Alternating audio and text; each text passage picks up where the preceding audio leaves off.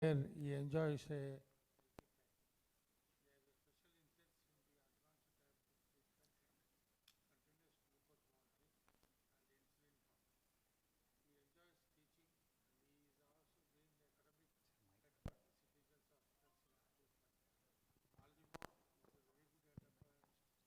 Check. Thank you, sir. Talk.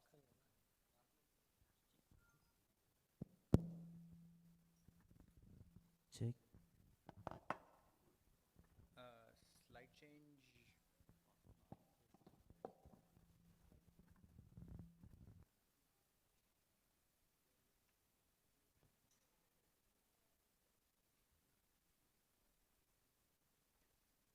Okay, good morning, everyone. So I'm going to be presented about thyroid and pregnancy. What are the latest updates on how to deal Check. with Check. hypothyroidism and hyperthyroidism during pregnancy? So, what are the lot of guidelines, lot of numbers. So we'll make it as simple as possible for non-endocrinologists to understand how to treat thyroid in pregnancy. It's very simple. The first is, let's see pregnancy. It's a natural state of stress for the thyroid gland. If patients have a normal thyroid gland, their thyroid output will increase by 25 to 50% during pregnancy. Because the women with hypothyroidism are not able to do it, we have to replace additional thyroxine from outside. So anyone who becomes pregnant, we have to increase the thyroid dose. The thyroid and the most common thyroid picture you see in pregnancy is a high total T4 and high total T3. So this is because of a high estrogen in pregnancy, which increases your thyroid binding globulin concentration, and therefore that causes the total T4 to go up, and the free T4 T3 concentrations will go down. So a high total T4, high total T3 is very normal in pregnancy. It's physiological. You don't have to do anything about it. The other thing is the HCG, which increases many-fold in pregnancy, has a similar homologous structure to TSH, and therefore HCG actually stimulates the T3, T4 receptors in just like the TSH, and therefore you have a HCG which goes up and TSH which goes down. And there is also an increased peripheral metabolism of thyroxine, needing to uh, low T3 and T4 levels. And important thing to understand is that the fetal thyroid does not function until 10 to 12 weeks time, and therefore we have to replace what we have to give that additional supplementation that the fetus require in the first trimester, especially in the first trimester. So this is the relation between the TSH and the HCG. As the HCG levels as the HCG levels go up in the first trimester, the TSH drops, and then once the HCG levels continue start dropping, TSH takes over. So they have like a synergistic effect, or you can say complementary effect, one against the other. Now, what is the thing that we are treating? What is the numbers that we are seeing? Is there's a lot of hypothyroidism. There's an epidemiological study done in 11 cities, and we found that using a TSH cutoff of 2.5 or less, we have almost 44, 44%, 32%, and 34% prevalence of hypothyroidism in pregnancy. So whether to screen or not, this is a simple thing. I'm going to skip this slide. A lot of meta-analysis have said that, and yes, we understand that thyroid is very common. We all know, you know, and we have to screen all patients. So the Indian Thyroid Society and the FOXI, which is the main society which involves the obstetric and gynecological societies of India, they suggest that all pregnant females should be screened for TSH in the first antenatal visit itself. So this is a common practice. It's good. 10 years ago, it probably did not happen, but now all women who come to the conception come to the antenatal or a prenatal visit, they all of them are having the TSH values checked. So that is simple. Screening, everybody gets a screening. What are the reference values? There are many guidelines, ATA, ETA, Indian Thoracic Guidelines, almost similar to each other, and we have like a cutoff of 2.5 for the first trimester and 3 or 3.5 sometimes for the second and third trimesters. So generally 2.5 and 3 are taken as the hard endpoints. And the ITS and FOXI guidelines also have the similar cutoff. So first trimester 2.5, second trimester 3, and third trimester 3. Then is the need to treat hypothyroidism in pregnancy? The first risk of hypothyroidism is miscarriage, which is not mentioned here for some reason, but that is the first miscarriage, first real risk that happens with subclinical hypothyroidism also. There are many studies to support this. Even a TSH of borderline high TSH will cause higher risk of miscarriages. The other risks are all there.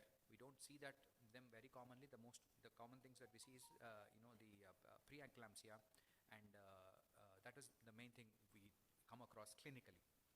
The fetal risks of cognitive development, neurological abnormalities, these are all there theoretically. There's no papers. I've gone through this extensively previously because we have to give the risk stratification to mothers who are newly diagnosed with hypothyroidism, and I've not come across any papers which said that there is actually a cognitive impairment. What they have studied is that in the past, where their mothers were not treated with hypothyroidism, they followed up the babies and they had slightly low IQ, but the babies caught on. They've developed a normal IQ a little later, but otherwise there is no real neurological abnormalities or developmental abnormalities with untreated hypothyroidism. Of course, we have to treat it because we don't know what the outcome is, but generally the earlier you treat in the pregnancy, the better. Then these are all the risks. If you see, overt hypothyroidism carries a much higher risk, especially of this pregnancy-induced hypertension.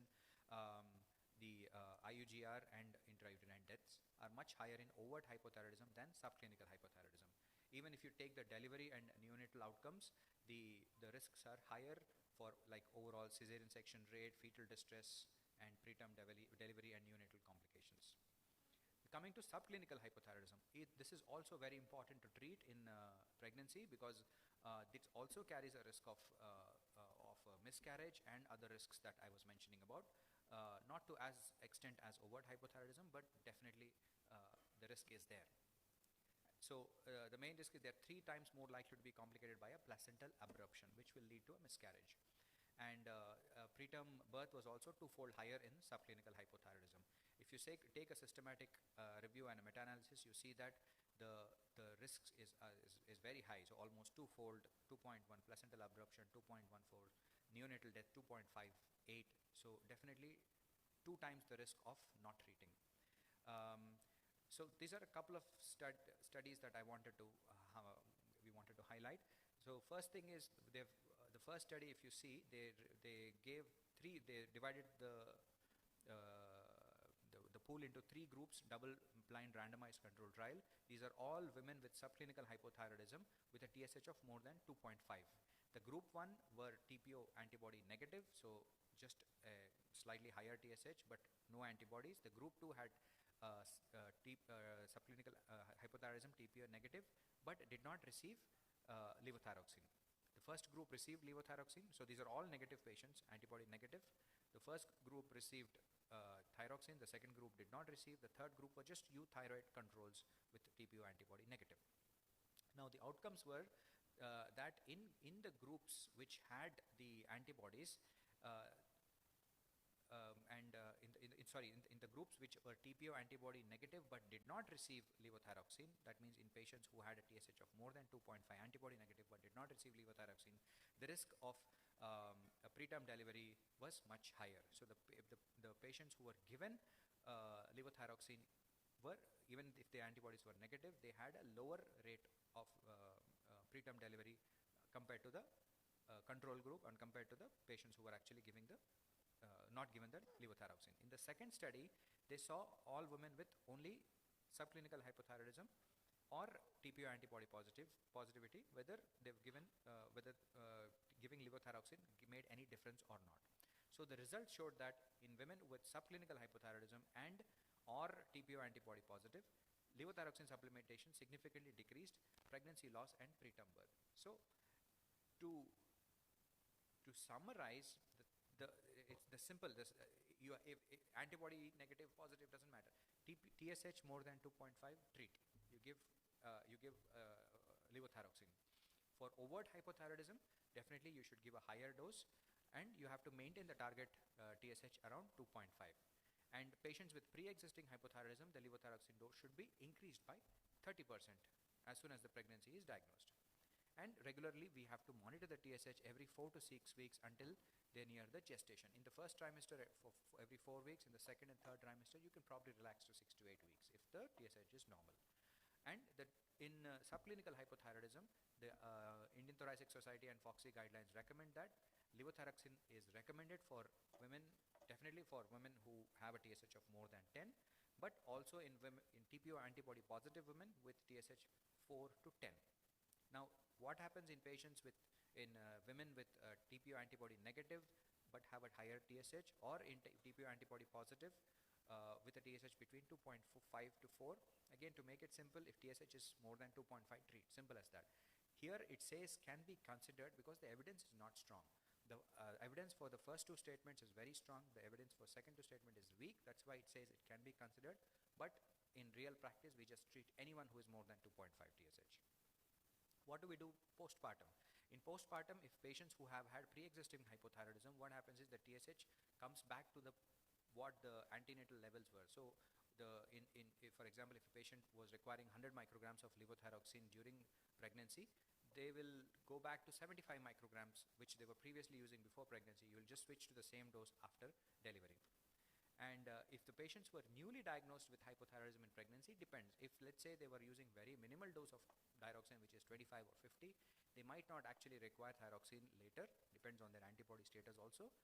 So you can wean off and stop and see if they actually require it. You can always recheck the TSH in a couple of months after delivery and see if they require the thing. But all these women require annual monitoring, because anybody who required pregnancy hypothyroid who required hypothyroid medicine or levothyroxine in pregnancy, they are prone to get hypothyroidism in the future.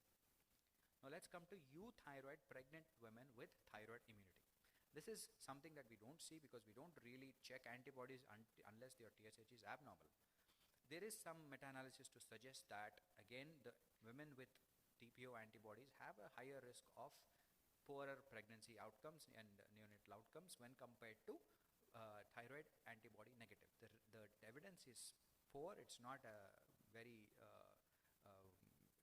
highly recommended evidence.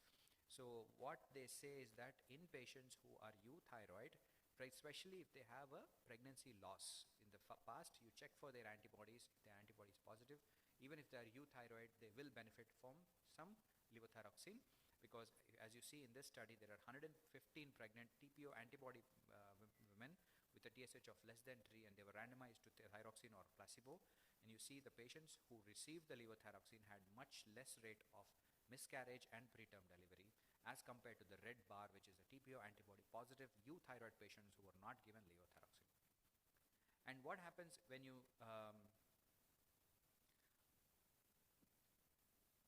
so we'll see the effects of levothyroxine treatment on pregnancy outcomes. It's the same thing. I think the preterm delivery and the neonatal admission risk is higher. So in patients who are treated, the risk is lower. In patients who are not treated, the risk is higher. So in lines with this evidence, the Indian Thyroid Society and the FOXI 2019 recommend the same thing. In patients who are euthyroid with thyroid immunity, you see who are euthyroid in the early stages of pregnancy, they should be monitored with TSH levels at least once in the trimester for at least up to second trimester. Levothyroxine can be considered in euthyroid pregnant women with TPO antibody positive, especially if there is a history of pregnancy loss. If there is no history of pregnancy loss, you can wait. Again, the evidence you say is 2B and C. It's not very strong evidence.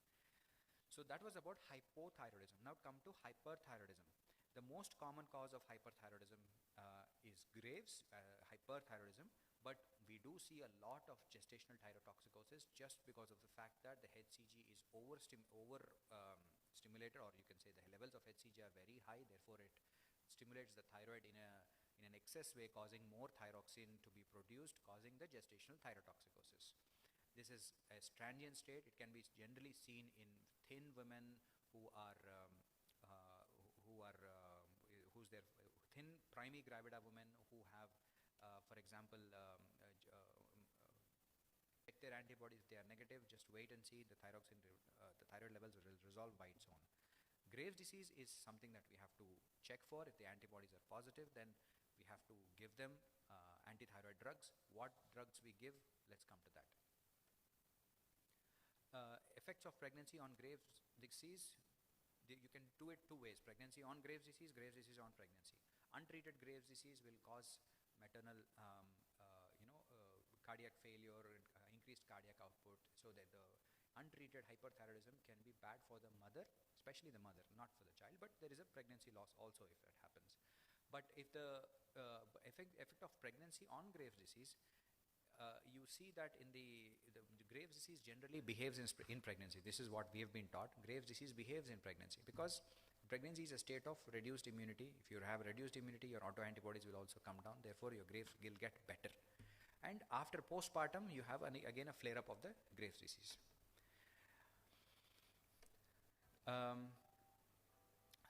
Now, how do we treat? We treat with either antithyroid drugs, either carbimazole or propylthiouracil. These are all the reports that have been shown as to what happens in patients who have been treated with any of the antithyroid drugs. And the evidence is just clear in the fact that carbimazole or methimazole, they have a higher risk of upper GI disorders. For example, if you see esophageal atresia, omphalocele, the aplasia cutis, these are the congenital abnormalities which were slightly higher risk in this group compared to PTU. PTU had a slightly lesser group. So in view of this minimal evidence that we have, it's still recommended that we should not use carbimazole in the first trimester. This is all from a Danish study which confirmed the same thing, that there is a slightly higher risk of birth defects, upper GI and the nasopharynx and the aplasia cutis. These are the main risks that were there. They were higher in the carbimazole group compared to the PTU group. So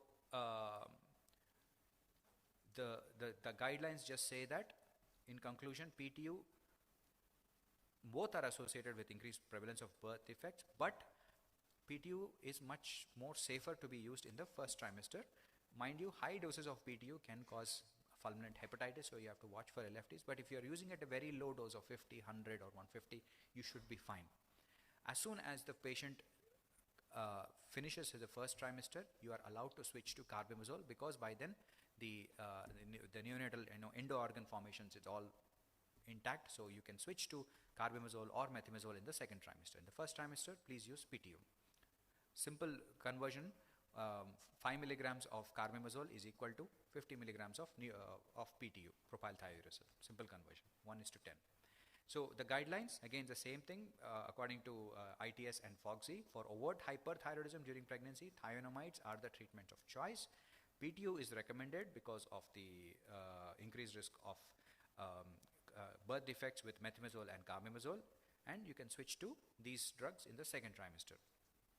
If patients who are on very low dose of antithyroid drugs prior to pregnancy, you can actually consider stopping it. You don't have to really treat it, because subclinical hypothyroidism or very low, very mildly raised levels of free T3 and free T4 actually do not cause any risk to the pregnancy. So if the patient is asymptomatic and very slightly thyrotoxic, you can actually leave it, do not need to treat this patient in the first trimester. In the second trimester, obviously you can. When is surgery indicated? Sometimes, when the patient has very bad thyrotoxicosis, not controlled with at least 300 milligrams of PTU or 40 milligrams of methimazole, you can consider surgery, but it is generally considered that the second trimester is the safest time for surgery. However, you have to take this into account. If the patient is going into a fulminant heart failure or any other risks, then you have to weigh the benefits and risks of surgery against medical management. Definitely I-131 radioactive iodine is not recommended in pregnancy or in lactation. And anybody who has an inadvertent exposure, so for example, I had a patient who went for radioactive iodine in spite of me telling her not to get pregnant. She got pregnant within 2 months of having the radioactive iodine. Unfortunately, we had to advise her against continuing the pregnancy, because it is contraindicated for at least 3 months after you receive any sort of radioactive iodine. So then if the mother is euthyroid but positive for thyroid receptor antibodies, there is a possibility of fetal thyrotoxicosis, because the thyroid receptor antibodies of the mother stimulate the baby's thyroid, and the baby can develop thyrotoxicosis. If baby's all other causes of fetal tachycardia are ruled out, then you can actually start the mother on methimazole and carbimazole to actually control the fetal thyroid production. Subclinical hyperthyroidism does not warrant any treatment. Don't need to do anything. Just watch it every 6 weeks. Make sure it is normal. If it is high, of course, going up, you treat. Otherwise, subclinical means TSH is suppressed, but free T3, T4 levels are normal. Nothing to do. Lastly, coming to thyroid nodules in pregnancy. Thyroid is the thyroid production, and the pre-existing nodules also tend to grow, or they can actually be more apparent because the thyroid inside is swollen. It pushes the nodule out. Most palpated nodules of the thyroid are hyperplastic, but 5 to 20%. The real number is almost about 8% are true neoplasms, which is malignancies or carcinomas, and which have to be operated.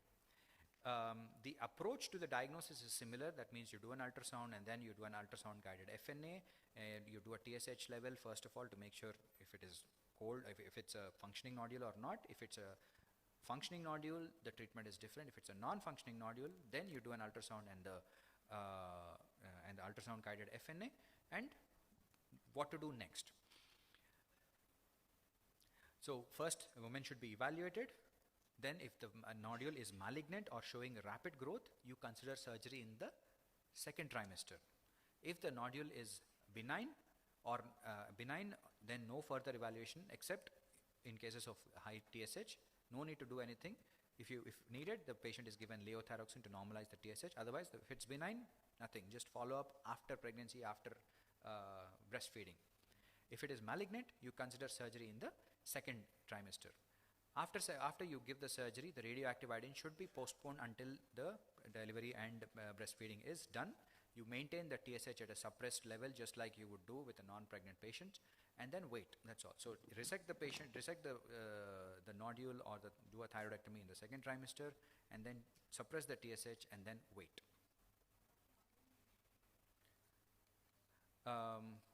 Thyroid disorders can also lead to a lot of infertility. So we have talked about thyroid replacement in pregnant patients. What about women who are seeking fertility?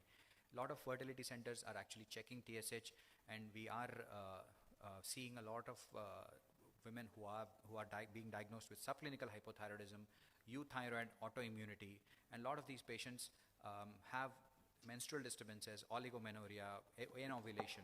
So in view of this, there are a few studies that have been suggested that levothyroxine treatment is beneficial in women who have subclinical hypothyroidism and who are undergoing assisted reproduction with anything, IVF, IUI, anything. So the studies basically show that if you have a higher TSH, you have a higher risk of, if you have a lower TSH, you have a significantly higher delivery rate, and especially if you treat it with levothyroxine, you achieve much higher success. Similar trials have confirmed the same thing. There's a lower miscarriage rate if you treat subclinical hypothyroidism or autoimmune thyroid disease with levothyroxine. You have a higher success rate of pregnancies. So the guidelines echo the same thing. We have to evaluate the TSH in all women who are seeking fertility. Levothyroxine should be given for infertile women with overt hypothyroidism, that is straightforward, 1B evidence. If the woman is subclinical hypothyroid who is attempting natural conception, you may give thyroid given its potential benefits, because the risk is very less. So you can give any woman who is autoimmune thyroid disease or subclinical hypothyroidism, you can give. And then the goal is to achieve a TSH concentration of less than 2.5 before they start for conception. Postpartum thyroiditis, very quickly. It is a painless thyroiditis. Some of it is because of a destructive autoimmune mechanisms. Some of it is just an inflammatory process that happens post-pregnancy. It can be associated with postpartum depression also. The best thing is to just wait and see. Don't do anything. It will resolve by itself. Check the antibodies. If they are positive, you may consider that it may be a subclinical Graves which was there and it has now flared up. You can present it in 3 ways. It can be either just hyperthyroidism alone, hypothyroidism, or a transient hyperthyroidism followed by hypothyroidism. is usually occurs with after 3 to 6 months of delivery, and it resolves within 1 year. So there is an initial phase of destruction of thyroid, which causes an unregulated large amounts of T4, T3 to be released into the circulation, which causes the hyperthyroidism, followed by a quick reduction. Once the inflammation is done, there might be a dip of the levels, therefore the THS goes up, and once the thyroid recovers, you come back to a normal. And there might be patients where there is a very high destruction of very high destruction of the thyroid gland, where the thyroid follicles will not improve, and these patients may end up with long-term levothyroxine.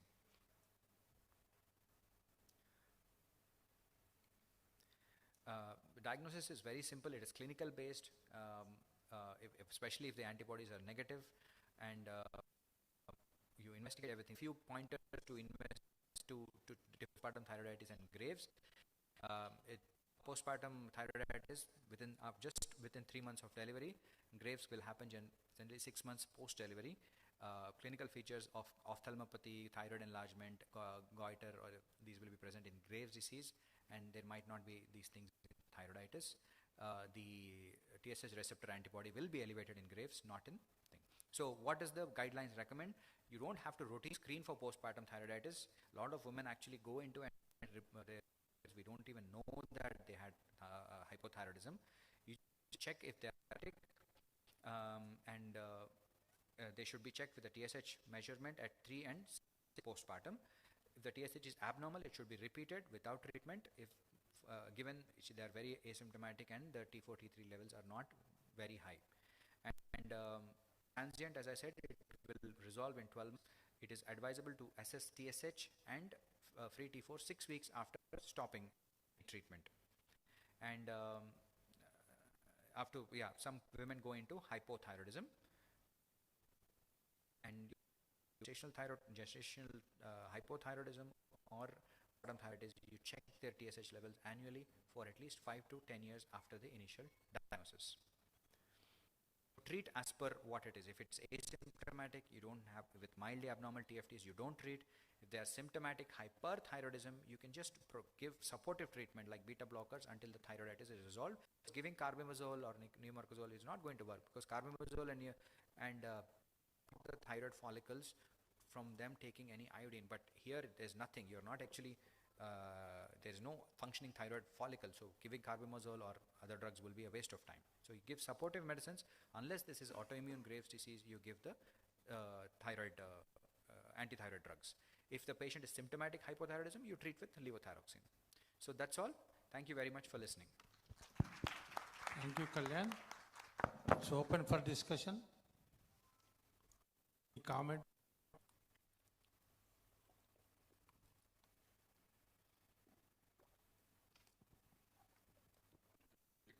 Audience have now era of AI. We know everything by AI. So, but the conference is for interaction. If there's no interaction, waste of time for everybody. So they're wasting valuable time. So we expect to get an interaction. And I request all the speakers, whenever there is a data is there from Hyderabad, India, try to present so that we are happy. I'm associate professor. We love to have teaching institutions, any paper presentation, try to present it. I request Rakesh Rai, professor of endocrinology. He has the data published in Indian Journal of Endocrinology from Usmania Medical College, pregnancy, thyroid. So we love to hear from all this thing, our data. If we will not present our data, who is going to? So there is a lot of, Rakesh, can you highlight the Usmania data of pregnancy, thyroid, so that we are happy to hear from you.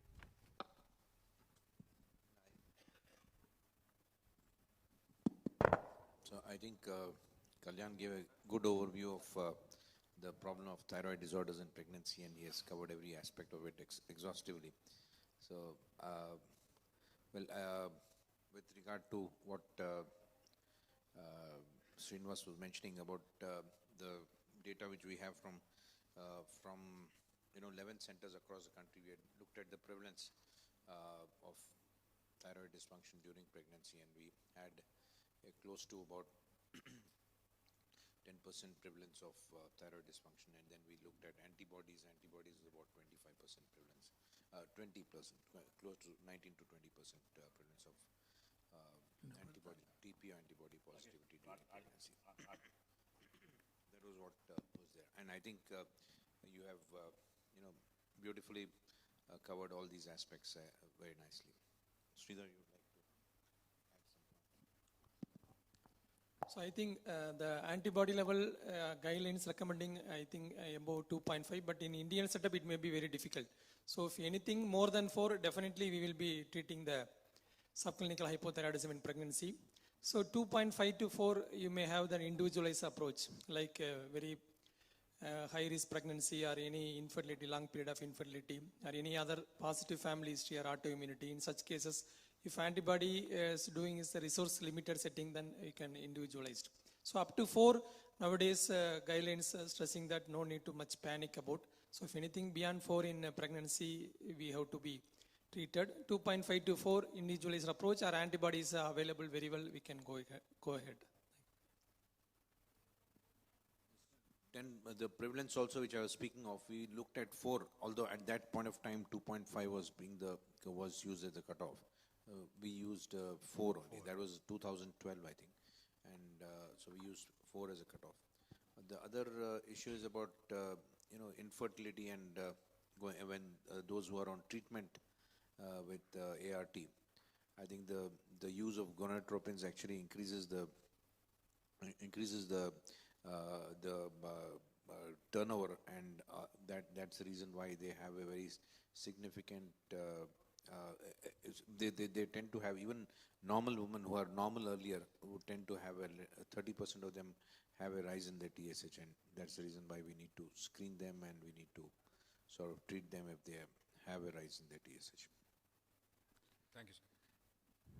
In my experience, I have not got any malformations or congenital anomalies in hypothyroidism on treatment.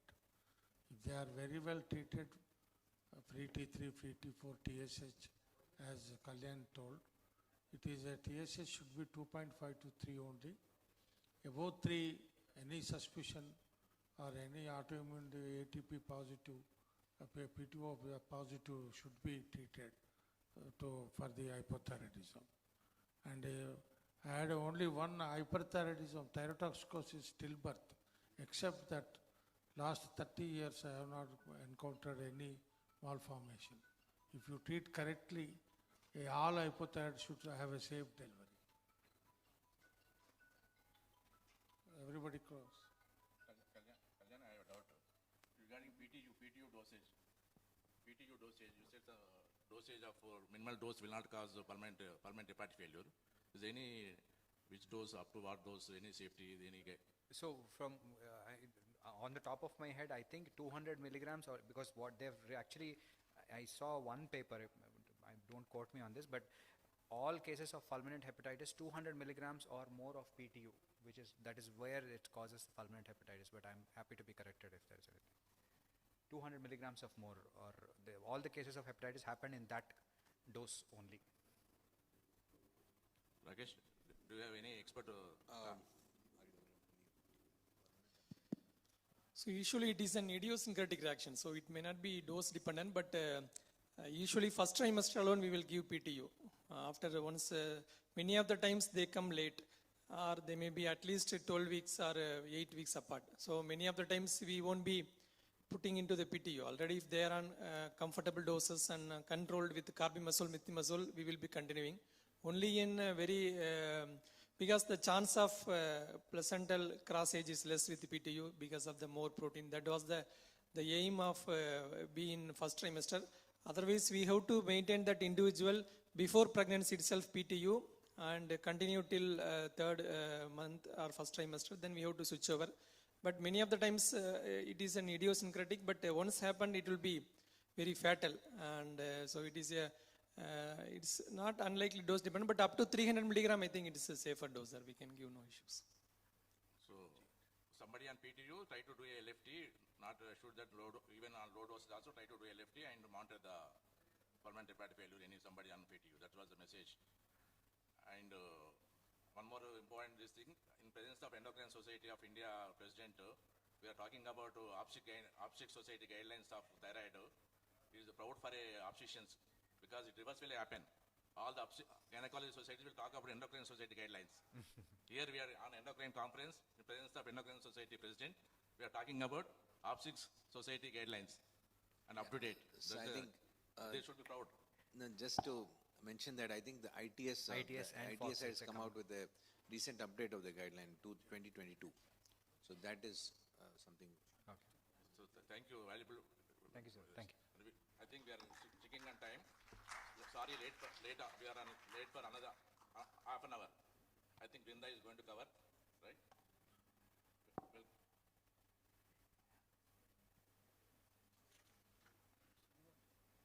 shall I welcome them, madam? You are going to welcome. You are going to welcome. So, you are going to welcome or I have to welcome? Vrinda Agarwalji. So please come to the dais. I am here, sir. Oh, sorry. So, I'm sorry. So, because I'm extremely sorry for. So, she's a senior consultant. She's senior consultant endocrinologist working in Care Hospital. She trained basic medical basic medical skills in India, and after that, post graduation in USA. She trained in USA. She has a lot of experience in all the field of endocrinology, and she has publications in all peer-reviewed journals. We're happy to hear from you, Irinda, and please scope up the time. Right? My pleasure, sir. Good morning, everyone. It's always a pleasure being here, and so I'll get started with the talk right away in the interest of time. So shifting gears here a little bit from thyroid and pregnancy, we'll talk about, type 2 diabetes. And I think, of course, we've come a long way, starting out with, traditionally used medications nowadays. We have the newer anti-diabetic medications like SGLT2 inhibitors. So, over the years, our understanding of diabetes pathophysiology has also improved. So today I'll be talking about glycemic variability in type 2 diabetes, cardiovascular disease risk, with a special focus on the drug, an SGLT2 inhibitor, remogliflozin. No surprise to all of us, of course, we see this every day in our clinics. Type 2 diabetes is a global epidemic, a sort of a pandemic, you could call it, and we shouldn't be proud of the numbers because India is definitely a large contributor to the same. We're talking about 8.3% prevalence of diabetes in India. Essentially across the globe, you could say that 1 in 11 people actually are living with diabetes. And of course, a tremendous burden on healthcare cost, morbidity and mortality related with this disease. So no surprises to say that we need to do a little bit better in diagnosing the condition, treating it better, dealing with the complications of diabetes. So, traditionally we've seen these patients, we've focused on HbA1c, we've treated their fasting sugars, asked them, what is your post-meal blood sugars? But increasingly we are also talking about glycemic variability, short-term glycemic variability, because more and more we are recognizing that people who have quite significant troughs and peaks of blood sugars during a day or, for a short period of time tend to have a higher risk for developing cardiovascular disease. So an HbA1c may not tell the full story as we see on the screen here, the many faces of A1C. So for the same A1C, there could be a person with a more flatter curve of blood sugars throughout the day, and one could be oscillating between highs and the lows for the day. So I think increasingly we need to focus on managing the glycemic variability, short term as well as long term for these patients. So as I was mentioning, the glucose fluctuations have a strong link with increasing the risk for cardiovascular disease. Patients in general with type 2 diabetes, we've learned this all along, that they have almost a 2 to 4-fold higher risk of developing cardiovascular disease. And more recently we've now got the data that higher glycemic variability, especially in patients who already have established cardiovascular disease, may define the risk of major adverse cardiovascular events, cerebrovascular events. And then when we talk about glycemic variability, postprandial hyperglycemia is a very, very important contributor to the same and needs to be addressed. On the same lines of talking about type 2 diabetes and cardiovascular disease, very recently we've seen studies come out, all the data on SGLT2 inhibitors talking about how they reduce the risk for hospitalization for heart failure. So increasingly we are talking about type 2 diabetes and risk for heart failure. And there definitely are certain common risk factors between the two entities, type 2 diabetes and heart failure. And I think we increasingly now talk about a more wholesome treatment therapy for our patients, not just focusing on glycemic control, but the benefits should be extending out to, say, cardiovascular benefit and renal benefit. So, a plethora of data around to, suggest or postulate what, in what ways SGLT2 inhibitors could be helping our heart and kidneys. And this is independent of the glycemic control that we talk about. So there's data to suggest that it decreases cardiac preload, decreases ventricular remodeling, decreases systolic dysfunction, improves endothelial function, and overall I think there is a reduction in oxidative stress and inflammation, which subsequently leads to these benefits, the clinical benefits that we see coming out of the studies with SGLT2 inhibitors.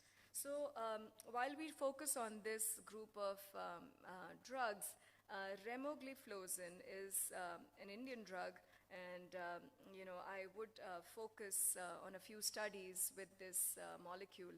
So the first study that I'm going to talk about presents a randomized controlled trial to compare the effect of remogliflozin versus dapagliflozin on 24-hour glucose profile as assessed by a continuous glucose monitor in Indian patients with type 2 diabetes. This was the REMIT-GV study, the glycemic variability study. Now, comes as no surprise to us. We love our carbs. So when you talk about the dietary pattern for us Indians, we eat a lot of carbs. So we're talking about, almost 65% of our total energy for the day coming from carbohydrates in a regular diet. And this is important to understand because, of course, when we talk about diabetes, we, every day talk to our patients, cut down the carbs, learn about good carbs, bad carbs. So carbs definitely have a very important role to play when we talk about, glycemic control.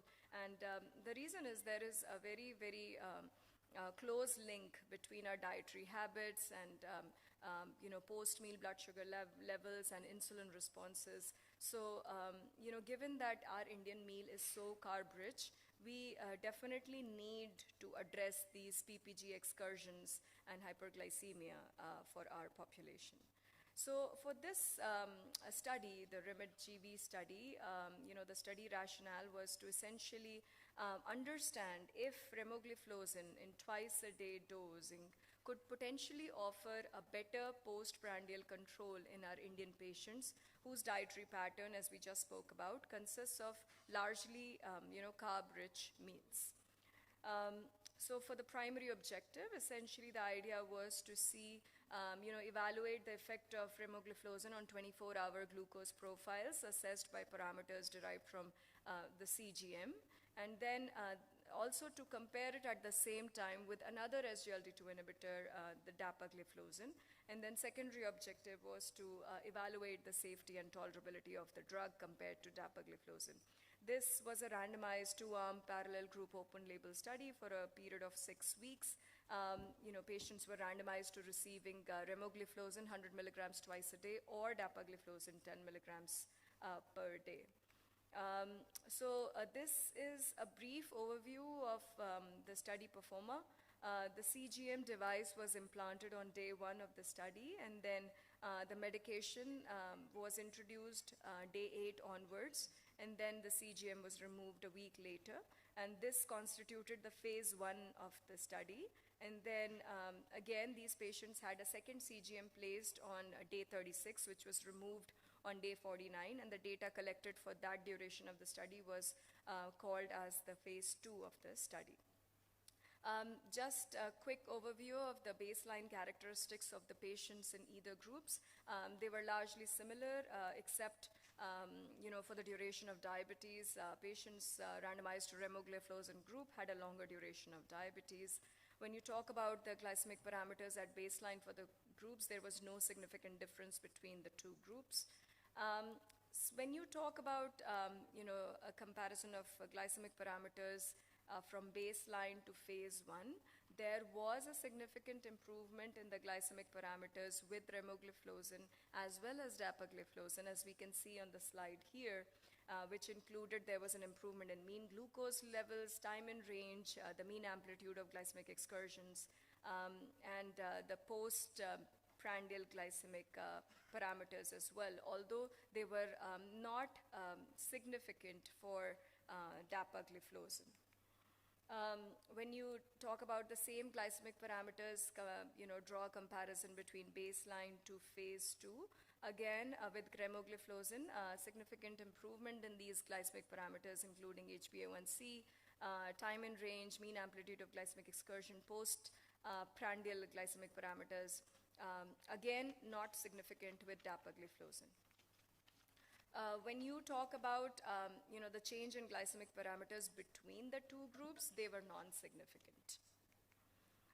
Again, when we talk about the mean change in time as defined by the time and range 70 to 180, there was a significant improvement from baseline to both phase 1 as well as phase 2 for both the drugs, remogliflozin and dapagliflozin. And again, to reiterate that between the groups, there was no significant difference. So there was no difference between the drugs, the remogliflozin group and the dapagliflozin group. When we also assessed the glucose profiles by the meals, by seeing which drug had a better impact on, say, breakfast, lunch, and dinner, we see that for the post-prandial glycemic parameters as defined by the mean PP glycemic excursion, the postprandial 1 hour as well as 2 hour change, remogliflozin tended to have an improvement which was defined as significant for each of the meals compared to dapagliflozin. And when we look at the glucose profile over a 24-hour period, again, remogliflozin tended to have a better improvement in glycemic control compared to dapagliflozin, including even nighttime blood glucose excursions. So more reduction was seen with remogliflozin compared to DAPA, especially at nighttime.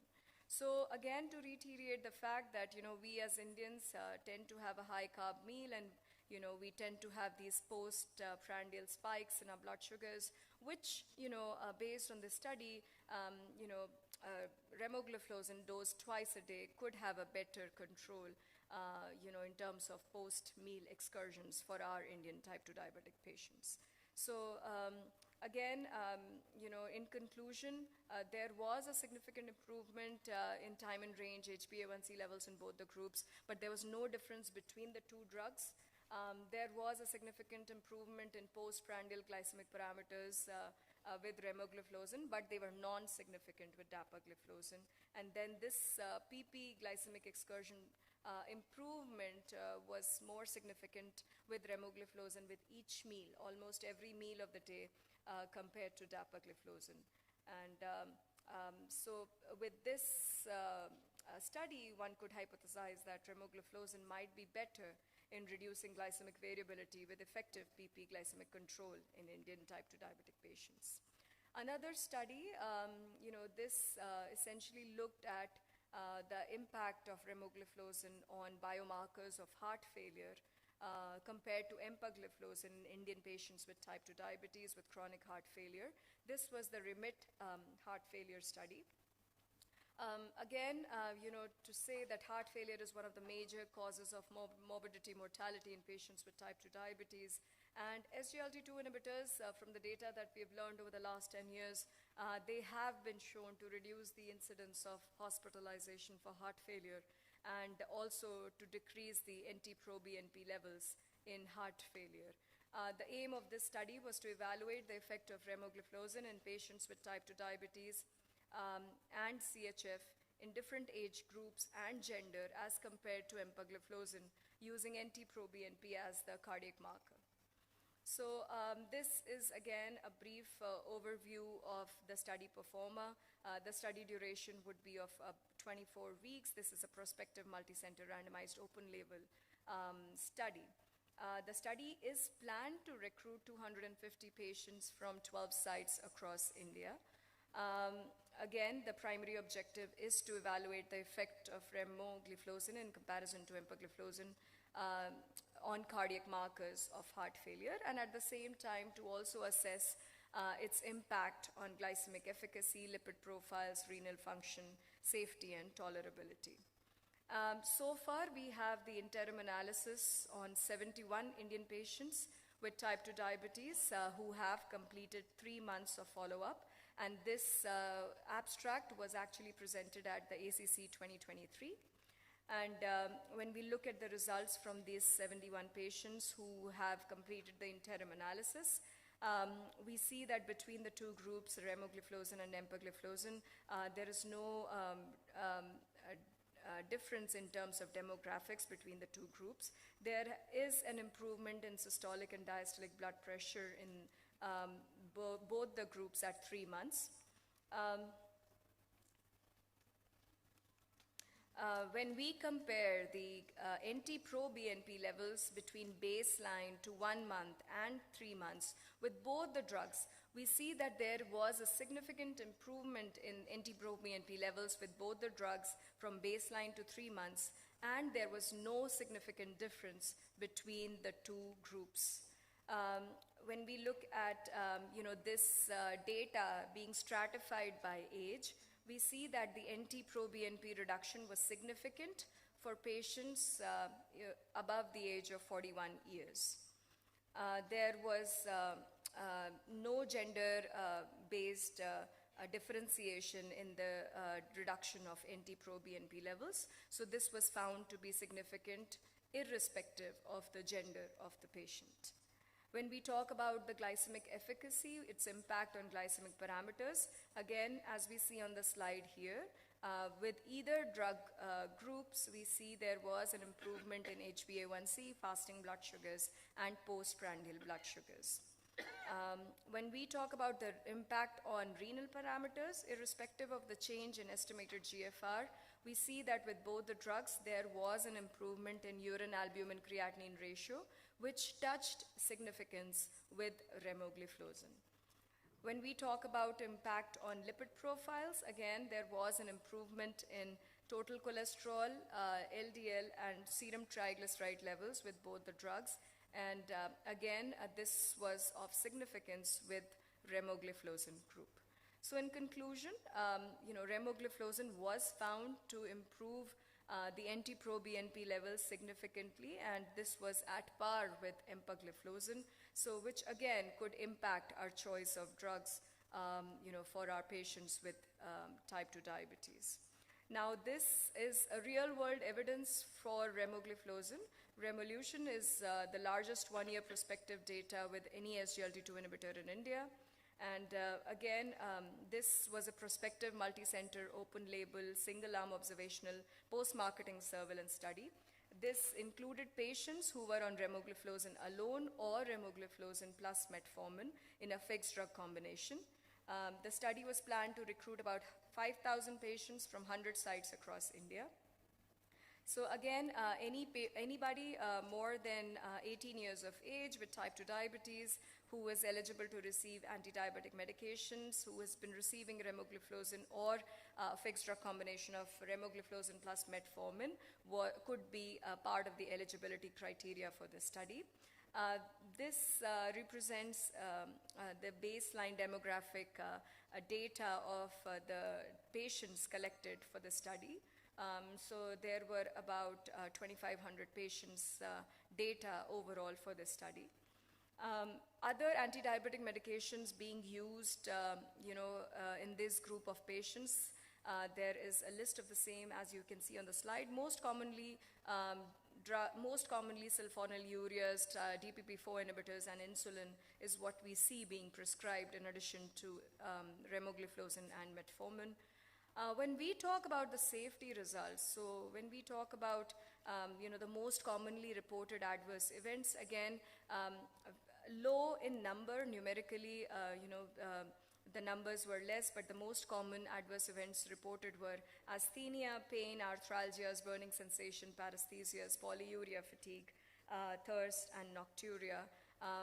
Hypoglycemia risk was 0.32%, UTIs were seen at 0.16%, balanoposthitis at 0.04%, and vulvovaginal infection at 0.04%. When we talk about serious adverse events, again, overall, the incidence was low. We are talking about cardiac disorders of 0.12%, sepsis 0.04%, pneumonia 0.04%. So overall, what we see that with this real-world evidence that the safety profile was acceptable with remogliflozin. When you talk about the efficacy results, again, good impact on improvement in fasting blood sugars, post-meal blood sugars, and HbA1c.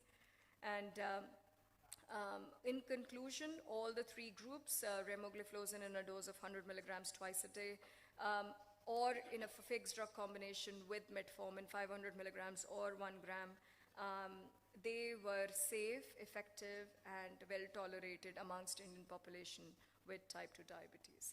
So with this, I reached the conclusion for my talk for today. Of course, there is data, ongoing data collection going on with the remogliflozin molecule, as well as, the data that we have so far to back up, the use of this drug in our Indian subset of type 2 diabetic patients. Thank you. Thank you, Rinda. Thank you, Rinda, for excellent talk.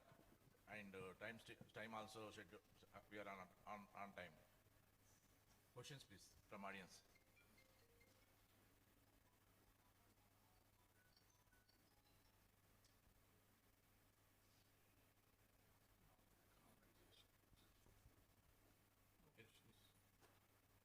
No, we expect at least 10 questions.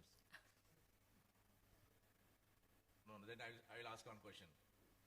Rinda, what is the reason for postprandial glucose control compared to other SGLT-inhibitors? What is the mechanism? Explain. Well, how the SGLT2 inhibitors work. So they prevent glucose. Compared to DAPA, why this remo is more effective in postprandial blood sugar control? Sir, for that particular thing, I am not sure if it is twice a daily drug usage, which actually defines the peaks of the drug.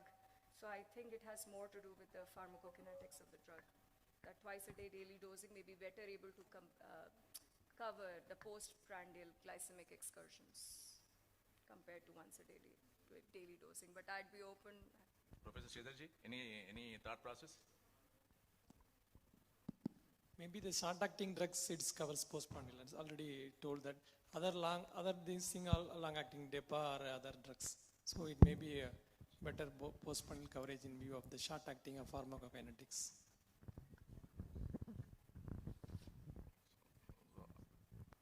One more doubt. What about HF heart failure study? How much dose they are given? 100 mg BD only? 100 mg BD. Even heart failure study also Yes. same. Yes.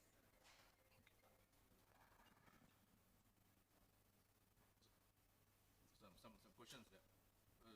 Amanil.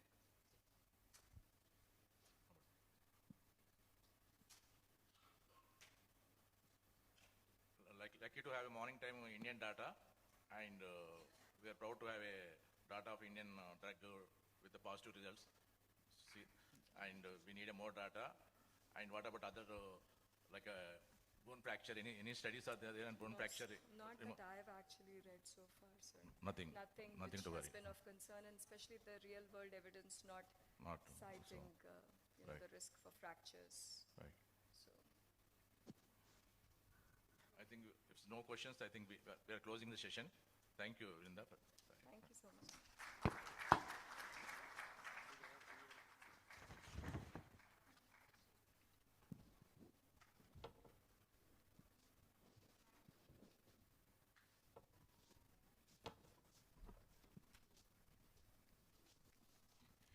Thank you very much, Professor Dr. N. Sudhakar sir and Professor Dr. P. Srinivas Rao. Moving on to the next session, I invite Dr. Uma Chakravardanula. Dr. Uma Chakravardanula is a dermatologist practicing in Idea Clinics, Hyderabad.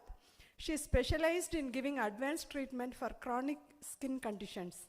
She presented and published papers at various national and international conferences. Also, I call upon Dr. Sandhya Jalabu. Dr. Sandhya Jalabu is a DM in endocrinology. She is the consultant endocrinologist in Endomedics Clinic, Hyderabad. She completed her specialist endocrinology training in Australia. I invite Dr. Uma and Dr. Sandhya Jalabu to the stage to chair the second session. Thank you.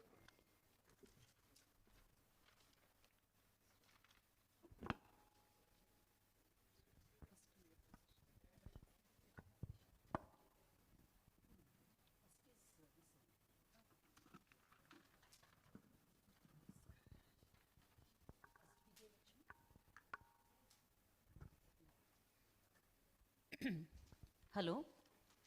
Yeah. First Vijayalakshmi and then this one. That's what. First is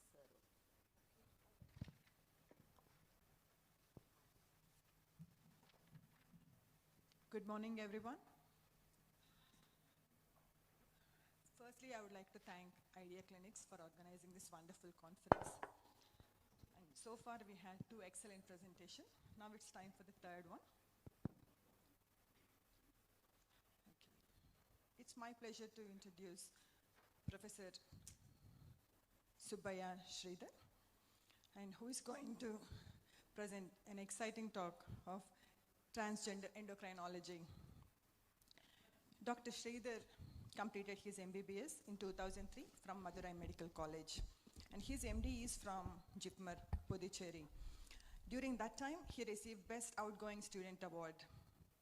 And subsequently, his DM is from PGI Chandigarh, which he finished in 2012.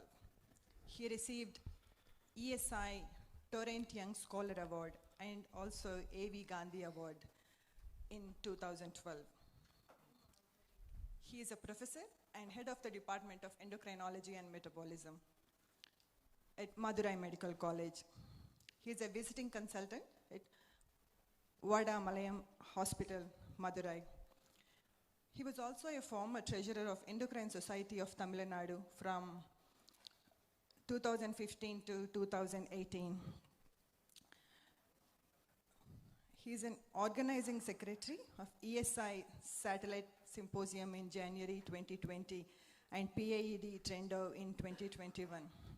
I welcome Professor Sridhar to come over to the stage, and so over to you, sir. Yeah, good morning, one and all. At the outset, I would like to thank Professor Rakesh Sagai sir for inviting me to speak on this topic, as well as the Idea Clinics teams, and I thank the chairperson madam for the nice introductions.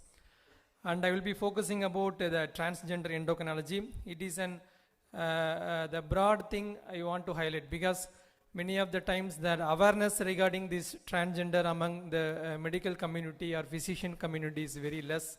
So just I will be highlighting, and we are running a clinic around it for the past 2 years under the government of Tamil Nadu in Madurai. So basically the sexuality and gender. So there are the various domains of gender and sexuality. So whatever the sex that is assigned at birth based on the external genitalia or the phenotype, that is either male or female, and the identity. So the one's self-identity, it will be appearing at around 5 years, but predominantly at the time of adolescence. And gender expressions, so the dress pattern and other thing, that is expressions. Orientations means that sexual attractions. So there are various domains, one should not confuse it, all are not same. So everything is a different assigned sex, identical sex, and expressed sex, and orientation sex. So everything is different, and it should be taken into the appropriate context. So this is the simple one, that is a anatomical sex or phenotypical sex. Based on the things we assign that either it is a male or female. and whenever it is not fixing or not matching or there is any discrepancy, we will call them as a intersex. But no one will give the certificate as intersex. We have to assign a baby to particular sex, whatever may be the intersex, but for the school registrations and birth certifications, we need some type of assignment as a male or female. We don't assign as a trans in a birth baby or a children. So it is all predominantly after 18 years of age, and there is some legal dilemmas are there in that situations. So basically this is the definitions of transgender. The recent terminologies are gender dysphoria or gender incongruence. That is that the marked and persistent incongruence between an individual's experienced gender and the assigned sex. So assigned sex may be a male, for example, but the experienced gender, that is identities, is going to be different. That is a incongruence between the experienced gender and assigned sex. It is known as a transgender. And many of them, they want to undergo or desire to transitions through the hormonal treatment and surgery. Maybe a minor group, maybe a 10-20%, they don't want to any treatment. So still maybe they may be a transgender. And so this is the intersex, otherwise known as a DSD, disorders of sexual development or differentiations. So predominantly this thing will be dealt by pediatric endocrinologists or pediatric surgeons. And so any discrepancy or atypical development of the chromosomal, gonadal and anatomical sex. So there is any discrepancy in these things, they will call as a intersex. So both are not similar terminology, both are different, intersex and transsex. And the transsex, otherwise known as a transgender, transsexualism, gender identity disorder, gender incongruence and gender dysphoria. So these are all umbrella terms, and it is being used by and various papers and various settings. So this is the thing. So for example, in a trans female, that is a most common transgender category. So the sex assigned at birth was male, and karyotype will be XY, and gonads will be testes and penis, and maybe a prostate also inside, and identity alone is different, that is a female. So that is known as a trans female, the opposite is vice versa. And the second domain is a gender expressions. So what they want to express, once in the form of name, pronouns, the clothing or dress pattern, the haircut, male pattern of hair or female pattern of hair, behaviors and voice or body characteristics. So these are all expressions that may be different in particular individuals. And orientation is the whom we are attracted physically and romantically, that is the orientations.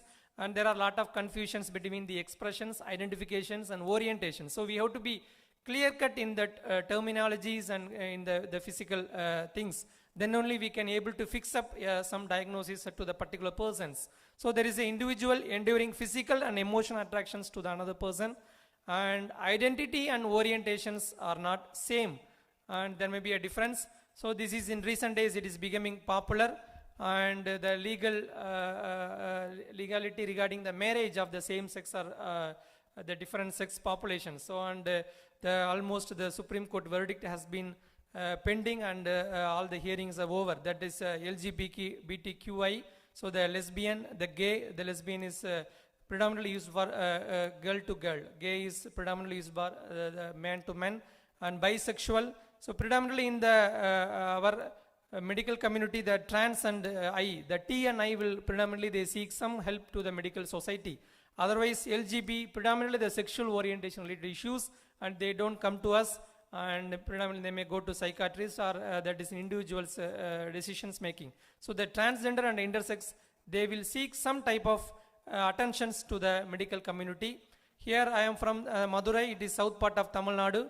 We cater us around 20 lakhs populations. It is one of the second big city in Tamil Nadu, and we have running a transgender clinic. It is almost the 2 years old. Last August 2021 it was started under the funding from the government of Tamil Nadu and the National Health Missions, and I hope that Professor Rakesh Sagai sir and other team, they are planning to start transgender clinic at Usmania General Hospitals, and hope we have given some guidance and other thing to help them to establish a transgender clinic. So we are around 3,000 bedded hospital, and it is a very old hospital similar to the Usmania 1, and we have gender guidance clinic also. So we running a clinic every Thursdays and every weeks, and it is a multi-specialty clinic. So myself endocrinologist, and in the clinic we have psychiatrist and plastic surgeons, urologist and gynecologist also in our clinic. So we have 5 minimum specialties are there, and dermatologist and ENT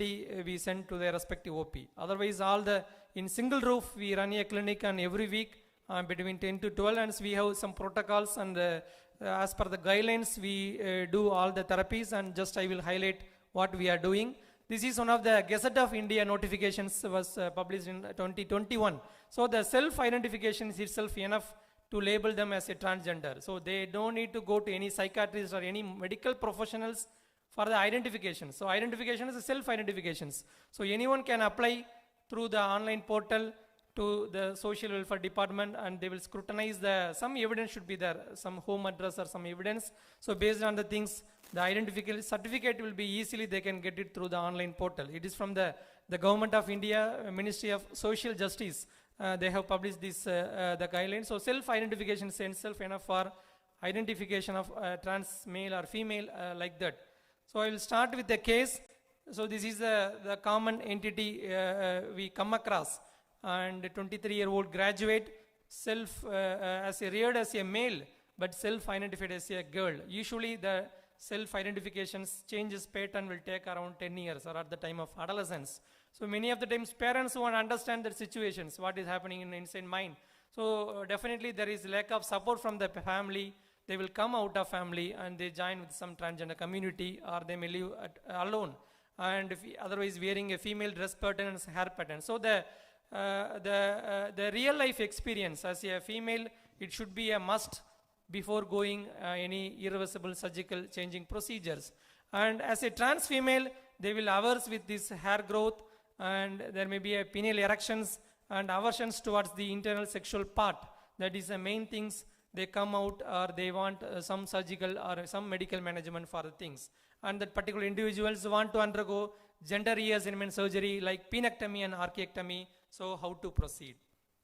So as a transgender management, we have fully reversible therapy, that is a hormonal therapy, and some amount reversible, that is a partial reversible like breast surgery removal or reconstructions. And the ultimate, the irreversible one is a surgical procedures like archaectomy or penectomy and hysterectomy or oophorectomy. So these are all irreversible interventions. So one should have mentally fit to undergo all these procedures. And this is the why psychiatry is having role, how any mental changes or mental stability is there, any substance abuse, any other thing is there for to address these irreversible interventions, whether this particular person is fit to undergo. And this is the protocol what we are following. So all the procedures will start after 18 years. If they want anything on adolescent period, we can give reversible therapy like GnRH agonist, like leuprolide. Otherwise, all the hormonal therapies and surgical, it is being approved only after the 18 years. That is a legal validity of that particular country that is being recommended in all the guidelines. And so the patients will approach to the clinics and will evaluate, and we will have the counselors also, and hormonal therapy will be done by endocrinologist. At least minimum of 6 months that is being recommended, and after the minimum hormonal therapy we will subject them for surgeries. So over a period of times we evaluate again and again that how much mental stability is there and whether they fit to undergo and all other situations. So before going or before doing or starting any hormonal therapy, we have to rule out all the high risk groups. Like example, any smoking, uncontrolled diabetes, hypertension or HIV or obesity and all any hypercoagulable state, all the things should be ruled out, because hormonal therapy also has high risk for development of all these things. And we do all basic workups. Many of the times transgenders, they don't go for any health checkup purpose, unlike the other populations in normal individuals. So we do all these routine health checkup, and including the lipid profile and liver functions and blood glucose monitorings and thyroid functions. Hormonal assays are not mandatory. However, for the intersex conditions or coexisting intersex conditions like CAH, congenital hyperplasia, partial androgen insensitivity syndromes, we do hormonal profile, and it same single samples we do all the things in around 3 to 4 ml blood samples. And coming to the male to female, that is a most common trans female hormonal therapies. In Shiv Shaktis in your the state or Tirunanga in our Tamil. And so there may be we want breast growth and they want breast growth and the testicular size reductions and the reductions and the erections. So that is the main aim. And we treat with these individuals with estrogen therapy. So the most commonly used estrogens are ethinyl estradiol. That is gynecologist is very well known about all these estrogen preparations. Even though the ethinyl estradiol also can be useful, but predominantly the literatures and evidences are more with estradiol valerate, 1 milligram or 2 milligram. You start with low dose, slowly escalate the dose over a period of 3 months or 6 months. Then the 2 milligram or 3 milligram or 4 milligram slowly escalate till adequate breast size has been developed. And simultaneously, so the absolute contraindications always we have to rule out. And simultaneously we start with anti-androgens also. So most common anti-androgens are spironolactone. It is quite cheap and well available, and start with 25 to 50 milligram and slowly escalate. We can keep it around 100 milligram at a maximum dose. And other options, other drugs are available, but commonly we don't use it. So the estrogens and anti-androgens, they are the more cornerstones in hormonal therapy for the particular individuals. And adolescents we use, otherwise it is a quite costly GnRH agonist. And there are a lot of changes we expect. It will take some time, like the hair growth reductions, the pineal erections reductions, and breast size development, the change in the body contour. So it will take some times, and we have to follow the individuals particularly over a period of times. And simultaneously we do monitor about testosterone and estradiols, and in not all, but ideally we have to monitor. And moving to the next subcategory, that is a female to male, that is a trans male. And the most common indications for them to come is a breast.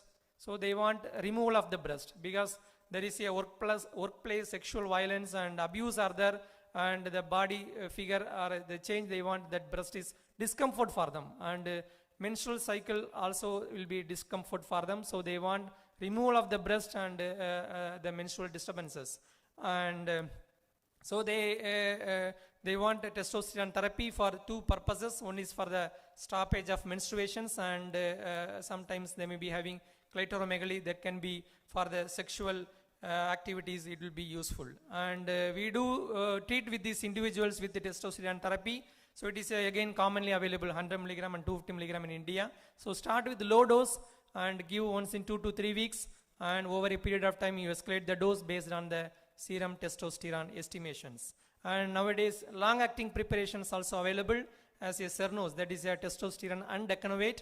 It is available as a 1000 mg, and once in 3 months is enough, this frequency of these long-acting preparations. Again, some expectations we may anticipate the clinical parameters like clitoromegaly. Stoppage of menstruations will be immediately within 1 dose or 2 doses.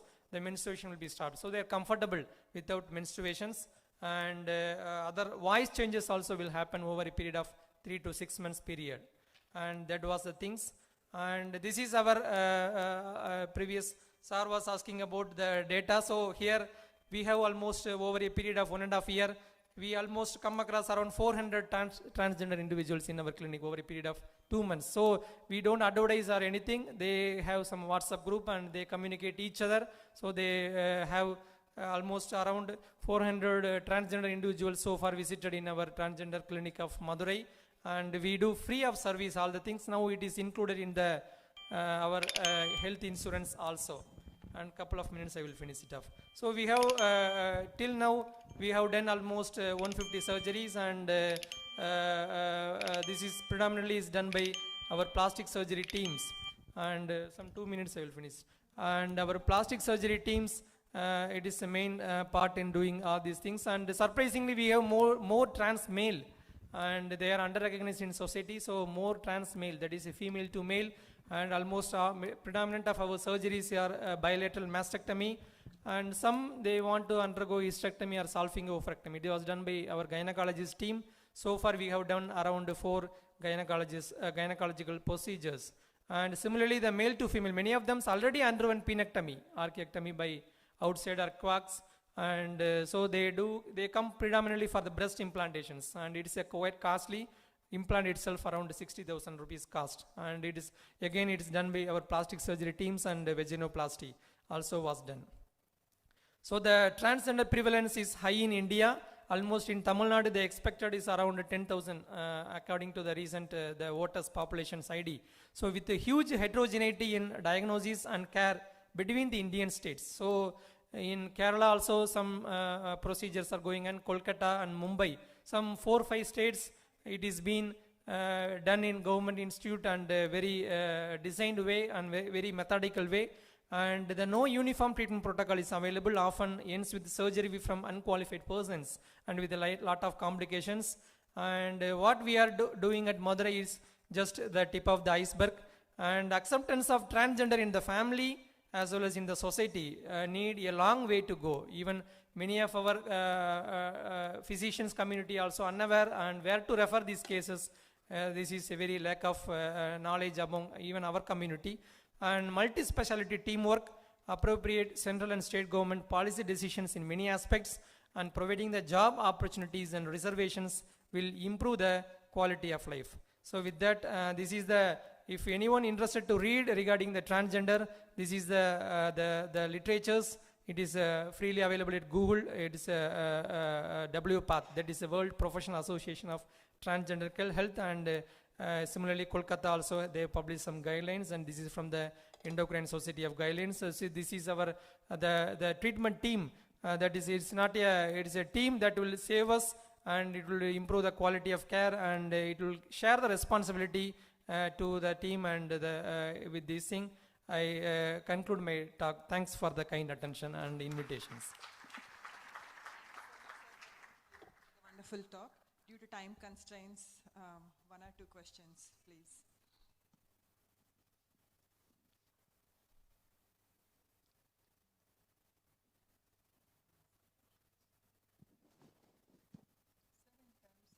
Surgical support, do you have that available at your service? Yes, madam. We have the plastic surgery team is well available, and neurological team also available, and gynecologist. We are almost we running a DM endocrinology. We have very old institute actually. So we have all the manpower available, but it is not exclusively given for transgender purpose. We do other support, other services and support like, and this is extra this thing, but we have involved in our each our department. It is not they have given not exclusive manpower support for anything, but as a routine work, we added at least from plastic surgery team, they do at least 2 to 3 surgery per week. That was their additional agenda, additional the case work this thing. Otherwise, the routine work, everything is going on, and they also have a lot of techniques and improvement in the technique and fine tunings of all the work, and it was being done. Thank you so much. Thank you. Any more questions?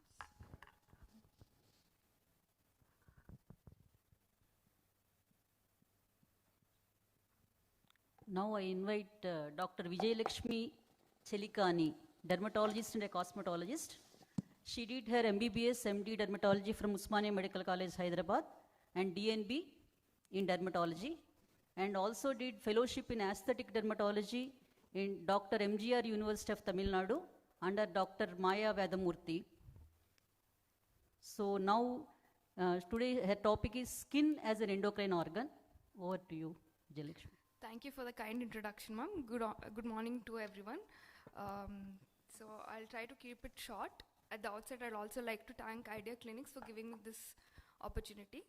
So I'm going to talk on skin as an endocrine organ. So we all know that skin is the largest organ, but it is also the most vital endocrine organ. Research shows that the skin has equivalence of HPA axis and the HPT axis. The appendages of the skin produce various hormones like vitamin D, sex steroids, and retinoids. So the skin acts both as a target and source of hormones. For example, the scalp hair follicles act as mini organs, which are target and source of some neurotransmitters, peptides, and hormones, which play an important role in the hair cycle. So the skin is made up of various cells like the keratinocytes, fibroblasts, adipocytes, and sebocytes. So these cells make up the epidermis, dermis, and the hypodermis. They act as a target and source of hormones. So they have intracellular and intranuclear receptors to which the hormones bind and express the biological activity. So these endocrinological disorders have characteristic cutaneous dermatosis which help in early detection of the underlying endocrine disease. So hormones are critical regulators of several physiological processes in the human body and play an important role in each system. The deficiency or excess, as seen in endocrine disorders, can result in numerous dermatological manifestations. The dermatological manifestations seen in these disorders can range from mild to severe forms and may or may not be specific. Some of these can occur early in onset and help in early diagnosis and treatment of the underlying disorder. So it is crucial to identify these underlying endocrine disorders to provide the corrective treatment for skin symptoms rather than providing symptomatic treatment. So this is a table that summarizes the various receptors that are present on the skin and the hormones that bind to them causing the effects. So for example, the corticotropin releasing hormone receptors, which are present on the keratinocytes, they coordinate the stress response and initiate the HPA axis equivalent in the skin. So this could provide a potential therapeutic agents in treating psoriasis and atopic dermatitis. The thyroid stimulating hormone receptor stimulates biological activity of keratinocytes, and the cutaneous manifestations are seen when these autoantibodies bind to these receptors. So parathyroid hormone or parathyroid hormone related peptide receptors, they regulate fibroblasts, for keratinocytes and angiogenesis. They also have a role in hair growth, which is why they could be explored in the field of treatment of chemotherapy-induced alopecia. So the melanocortin receptors again regulate the skin pigmentation and have immunomodulatory effects. So the alpha MSH and the ACTH usually binds to these receptors, and then we see increase in the anti-inflammatory cytokines, decreasing the pro-inflammatory cytokines, and also has a protective role over the hair follicle, prolonging the anagen phase of the hair. So prolactin receptors, these prolactin is responsible for possible sebum production, keratinocyte proliferation, and thermoregulation. So the increased levels of prolactin are seen in diseases like psoriasis, Behçet's disease, and other autoimmune conditions. So the role of bromocriptine comes here, which might prove a good therapeutic role in these diseases. Also, cutaneous manifestations in hyperprolactinemia are seborrhea, acne, hirsutism, and androgenetic alopecia, the acronym for which is SAHA. So vasoactive intestinal polypeptide receptors release histamine and cause vasodilation. The upregulation of these receptors might incite cytokines, causing inflammation in psoriasis and atopic dermatitis. So insulin-like growth factor, epidermal growth factors, and growth hormone receptors, they maintain homeostasis by cell proliferation and differentiation. So insulin-like growth factors cause increased inflammatory biomarkers and increase the sebum production by sebocytes, which cause acne. Coming to intranuclear receptors, we have these glucocorticoid receptors and androgen receptors. We all know they have multiple roles in keratinocyte differentiation, aging, hair follicle growth. And thyroid hormone receptors regulate the keratinocyte and hair follicle proliferation and differentiation. Estrogen receptors, estrogen acts as an anti-inflammatory and anti-apoptic role in the skin. Retinoid receptors, well, these maintain the skin homeostasis. They maintain the balance between keratinocyte proliferation and desquamation, which is why they are used as therapeutic agents in hyperkeratotic disorders like psoriasis, keratotic genodermatosis, and severe acne, and also in some cancers. So vitamin D receptors vitamin D helps in regulating the epidermal proliferation and differentiation. So this slide here shows the different hormones that are produced by the skin, which include the parathyroid hormone-related peptides, insulin-like growth factor, corticotropin-releasing hormone, urocortin, pro-opiomelanocortin peptides, gonadocorticoids like testosterone, dihydrotestosterone, glucocorticoids, and catecholamines. So steroids, these are produced in the skin along with sex steroids from either systemically derived precursors or through local conversion. So corticosterone and cortisol are not only produced by the keratinocytes, but also the epidermal melanocytes and dermal fibroblasts. So we all know that steroids have different roles to play. They help in keratinocyte differentiation. They inhibit the keratinocyte proliferation. They have anti-inflammatory, anti-proliferative actions along with immunosuppressive actions, which is why they've used in treatment modality in formulations of topical, intralesional, and systemic in various diseases. So the pilosebaceous unit can synthesize the sex steroids and convert weaker androgens to more potent forms, like the DHEAs are converted to testosterone, to dihydrotestosterone, which is 5 times more potent than testosterone. These androgens stimulate the sebocytes, and also they're present on the dermal papillae, which express different effects in different parts of the body. For example, the androgens on the increase in androgens stimulates the body hair growth, while the hair on the scalp reduces, and the eyebrows have no effect to androgens. So the estrogen increases the skin thickness, collagen content in different sites.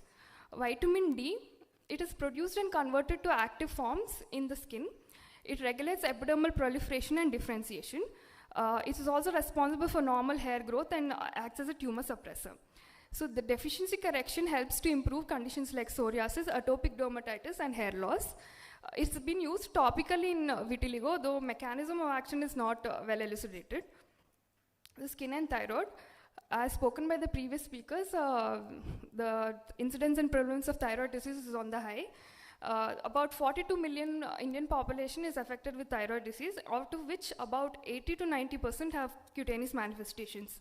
So these manifestations develop after the thyroid disease or could also be the first presenting sign and precede the diagnosis by many years. So the thyroid skin connection is a hot frontier in dermatoendocrinology. The skin changes, the typical changes that we see in hypothyroidism are xerosis, dry and coarse skin, which is due to the vasoconstriction. The hair is dry, brittle hair, medurosis, brittle nails, telogen effluvium, decreased sweating, poor wound healing, and sometimes candidal folliculitis. The typical characteristic cutaneous sign seen in hypothyroidism is mixed edema. Most recent data suggests that topical thyroid hormone may accelerate wound healing rate. So do these changes occur in subclinical hypothyroidism? Yes, they do occur in subclinical hypothyroidism, though they might not be as severe and more in number as in the hypothyroidism, but and when compared to euthyroid patients, these cutaneous manifestations are seen even in subclinical hypothyroid patients. So what happens to all these changes when, how do you treat these changes? So if the hypothyroidism is corrected, these underlying changes are also corrected. Hypothyroidism, the skin is warm, soft, moist, and smooth. And there's a persistent flush of the face, palmar erythema, hyperhidrosis, hypertrichosis, hyperpigmentation, pretibial mixed edema, acropachy, and pruritus. So the thyroid dermopathy is classically seen in 5 types, which include pretibial plaques, pretibial edema, nodules in and around the foot and ankle, dermopathy in the scars, and elephantiasis.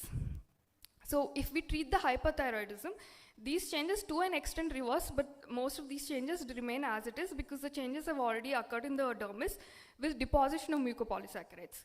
So thyroid autoimmunity and skin disease. So most skin conditions are associated with thyroid autoimmune disease or vice versa. Like we can see vitiligo, alopecia areata, chronic urticaria, bullous disorders, and connective tissue disorders. So vitiligo and alopecia areata precede the thyroid disease.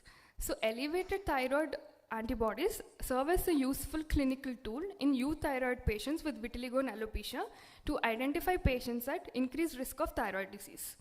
Recent studies demonstrated the expression of thyroid factor 1, thyroglobulin, and thyroperoxidase in human skin. Acne. So 85% of the patients that come to our OPD in the age group of adults and adolescents have acne, and most of it is hormonal acne. So what happens in hormonal acne? So there is an increased number and increased sensitivity of these androgen receptors on the sebaceous gland. There is increased peripheral conversion of hormones to the more potent dihydrotestosterone. The worsening of disease in premenstrual period in 60 to 70% of the women. Production of sebum can also be stimulated in periods of stress by neuropeptides and hormones, such as melanocortins and corticotropin releasing hormone. Neuropeptides, histamine, retinoids, vitamin D, and insulin-like growth factor have been described as regulators of sebum production. So do men get hormonal acne? Yes, men do get acne because they do have testosterone, and unlike women who have fluctuations in the hormones, Men also have fluctuations in the levels of testosterone depending on the activities like stress, exercise, etc. So that leads to formation of acne. So the basic pathology here is the sebaceous gland gets stimulated by the hormones and neurotransmitters. There is increased secretion of sebum under the influence of androgens, which blocks the follicular infundibulum, later on acted upon by Cutibacterium acnes, leading to the pathognomonic clinical features of acne. So how do we investigate hormonal acne? We do these investigations like testosterone, DHEAs, sex hormone binding globulin, prolactin, LHFSH, fasting and postprandial insulin levels. Treatment: acne presenting with cysts, nodules, sudden onset, widely dispersed lesions is often indicative of excess androgens. So this adult female acne is sudden in onset, exacerbated with acute stressors and triggers. This acne should be treated with hormonal therapies. So hormonal therapies are reserved not only for patients with biochemical markers of hyperandrogenism, but also for severe resistant cases, as well as patients who do not have higher levels of androgenism, but who have an unpredictable course and high frequency of acne bouts without hypoandrogenemia.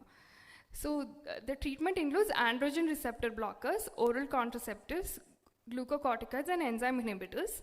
Of these, the recently FDA-approved drug is clascoterone. 1% clascoterone is an androgen receptor inhibitor. It's been approved in the year 2020, though it's not still available here. Studies show that it has a very good response, and also it is a topical medication which is better and more compliant with the patients. Skin and diabetes, well, 77 million Indian population above the age of 18 are suffering from diabetes, and nearly 25 million are pre-diabetic, and 50% of them are not aware of the diabetic condition. Of these, 30 to 70 patients have skin changes. And we all know how the skin changes occur. While most of them are explained by the underlying hormonal changes, but some of them are non-specific. So the hyperglycemia leads to the formation of non-enzymatic glycation of proteins, resulting in advanced glycation end products and decreased enzymatic digestion of collagen, which leads to thickening of the skin called the diabetic thick skin. Hyperinsulinemia, signaling through insulin-like growth factor 1 receptors on the fibroblasts and keratinocytes, binding of the insulin-like growth factors with the receptors causes cutaneous changes with epidermal proliferation, causing acanthosis nigricans. So these are the various cutaneous manifestations that we see in diabetic patients. The changes that accompany the acute gross metabolic disturbances are infections and xanthomatosis. The chronic degenerative changes include erysipelas-like erythema, diabetic rubeosis, diabetic dermopathy, neuropathy, bullous diabeticorum, scleroderma. The frequently seen changes, which are neither explained by the metabolic disturbances or the chronic degenerative changes, are necrobiosis lipoidica diabeticorum, acanthosis nigricans, granuloma annulae, pruritus, diabetic thick skin, and skin tags. The complications to therapy include insulin injections and oral hypoglycemic drugs. With insulin injections, previously lipotrophy and lipohypertrophy was observed, but with the newer insulins now, we hardly see these side effects. This picture shows eruptive xanthomas, malignant otitis externa, and candidal intertrigo, hammer toes because of diabetic neuropathy, erysipelas-like erythema, diabetic ulcers, gangrene, necrotizing fasciitis, and folliculitis. So the first picture here is that of necrobiosis lipoidica, dermopathy, skin tags, acanthosis nigricans, and bulla diabeticorum. Skin and stress. So stress brings about a lot of changes on the skin. The hormones that are usually increased in periods of stress are glucocorticoids, catecholamines, growth hormones, and prolactin. So the levels of cortisol are almost 9 times higher during periods of stress. Psoriasis, stress is both a consequence of living with psoriasis and also cause for psoriasis exacerbation. So in periods of stress, when the corticotropin releasing hormone is released, it results in lipogenesis and increase in cytokines, which causes acne. The cortisol brings about further damage in the barrier function of the skin, which exacerbates atopic dermatitis. Wound healing is also delayed in periods of stress. Catecholamines, cortisol, and cause DNA damage, which leads to premature skin aging. So PCOS, we all know about PCOS, androgen excess, insulin resistance, hyperinsulinemia. Clinical features are acne vulgaris, female pattern hair loss, seborrhea, hirsutism, and acanthosis. We advise weight loss and dietary modifications. Hirsutism and anti-acne anti-acne medications can be used. So treatment includes minoxidil and spironolactone. So what is male PCOS? If I tell somebody you have, if I tell a male patient that you have PCOS, I'm sure he's going to sue me. So there is a male equivalent of PCOS, which is characterized by early onset of androgenetic alopecia, that is less than 35 years, increased levels of LH, prolactin, DHAS, and low levels of sex hormone blinding globulin. These patients are at increased risk of metabolic syndrome, hyperinsulinemia, and carotid atherosclerosis. So melasma, again, this is another hormonal condition where hormones play a role, though exact mechanism is not known, because even nulliparous and pregnant both have melasma. So it is explained by the fact that there are increased estrogen receptors. Autoimmune progesterone dermatitis. This is a rare cyclical mucocutaneous hypersensitivity reaction to peak levels of endogenous progesterone in the luteal phase of menstrual cycle in women who've been exposed to exogenous progestins. Symptoms usually start 3 to 10 days before menstruation and resolve 1 to 2 days thereafter. So you can see reactions like urticaria, eczema multiforme, and other non-specific reactions. So these usually affect the body, and the treatment includes oral contraceptives, progesterone desensitization, etc. AGA, this is something that bothers everybody, both males and females, and hormones and genetics play a very important role in this. So the androgens, like I said, have different effects in different parts of the body, and increased levels of androgens help in growth of body hair, which we don't want. We want hair on the scalp, which does not happen. So this is due to increased androgens and increased dihydrotestosterone, both type 1 and 2. Binding of these androgens to the receptors results in miniaturization of the hair. They're again treated with various modalities like minoxidil, finasteride, dutasteride, and PRP. So coming to the summary or take-home message, I think everything is hormonal. Everything has a hormonal basis. And the skin-hormone connection is very complex. At least to me, it's been very complex. The skin acts as a mirror that reflects the internal hormonal milieu. Most endocrine diseases have cutaneous manifestations, which is why we need to know the underlying endocrine disorder to, we should know the characteristic clinical manifestations to diagnose the underlying endocrine disorders. So the field of dermatoendocrinology is very vast, huge, and complex. Maybe we'll need more fellowships and observerships in this field to improve our knowledge in both the fields. There is limited literature on skin as an endocrine organ, but the scope for future research, diagnostic and therapeutic implications is huge. Thank you. So any questions from audience?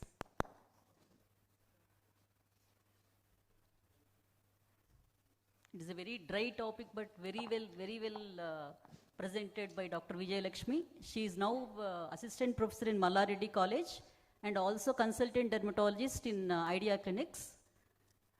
So I think if audience have no question, one question for you. What are the advanced treatments available in Idea Clinics in the dermatology aspect, the endocrine related? In general dermatology, ma'am, we have biologics, which are like the most effective and most useful agents that we have to treat chronic diseases like psoriasis and dermatitis, chronic dermatitis conditions. Yeah.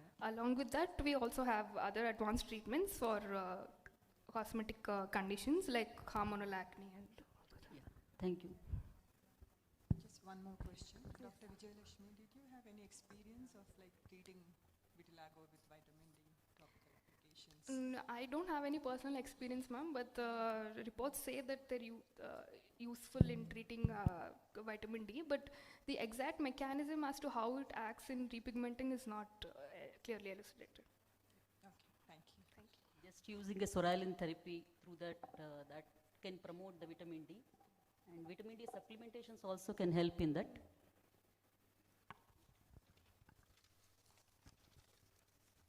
Thank you.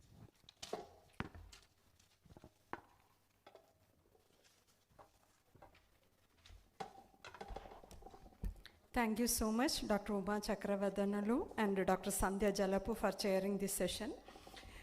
May I now request Dr. Chenchi Reddy, consultant endocrinologist at Idea Clinics, Kondapur. He previously worked as a consultant physician and endocrinologist at UK. He has over 10 years experience in the treatment of diabetes and other hormonal disorders in UK. Also, may I call upon Dr. Sridhar Bathula. Dr. Sridhar Bathula is an endocrinologist practicing in Warangal. He has graduated from Osmania Medical College, Hyderabad. He is a member of Andhra Pradesh Medical Council since the year 2010.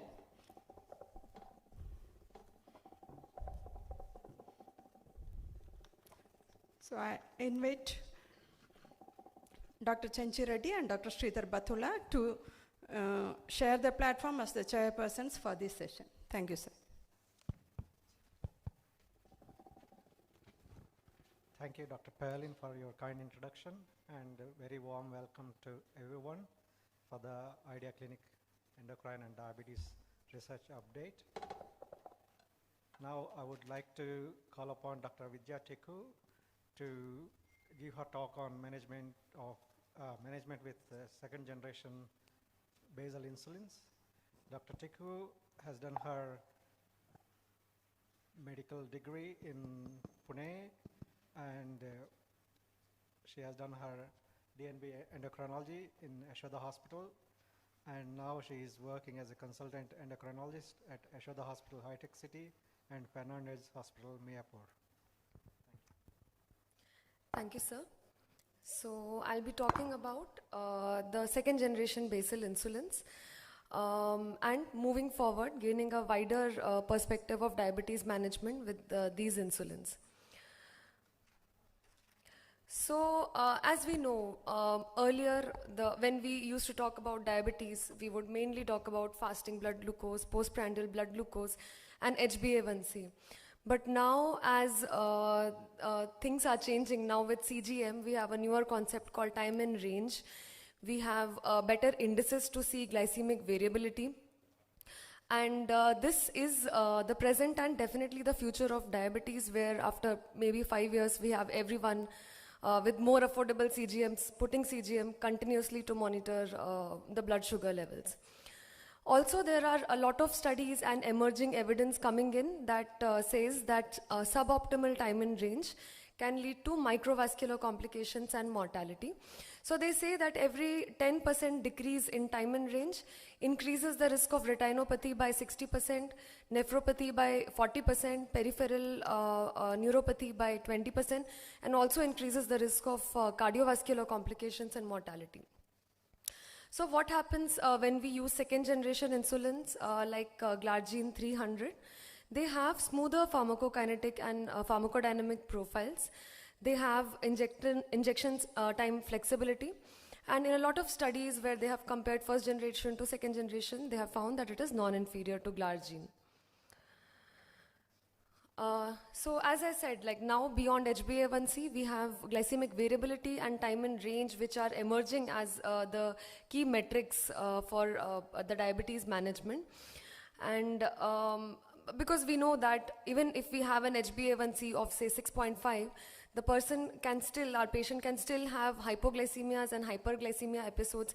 And glycemic variability is basically a combination of these, that is troughs and peaks in blood glucose.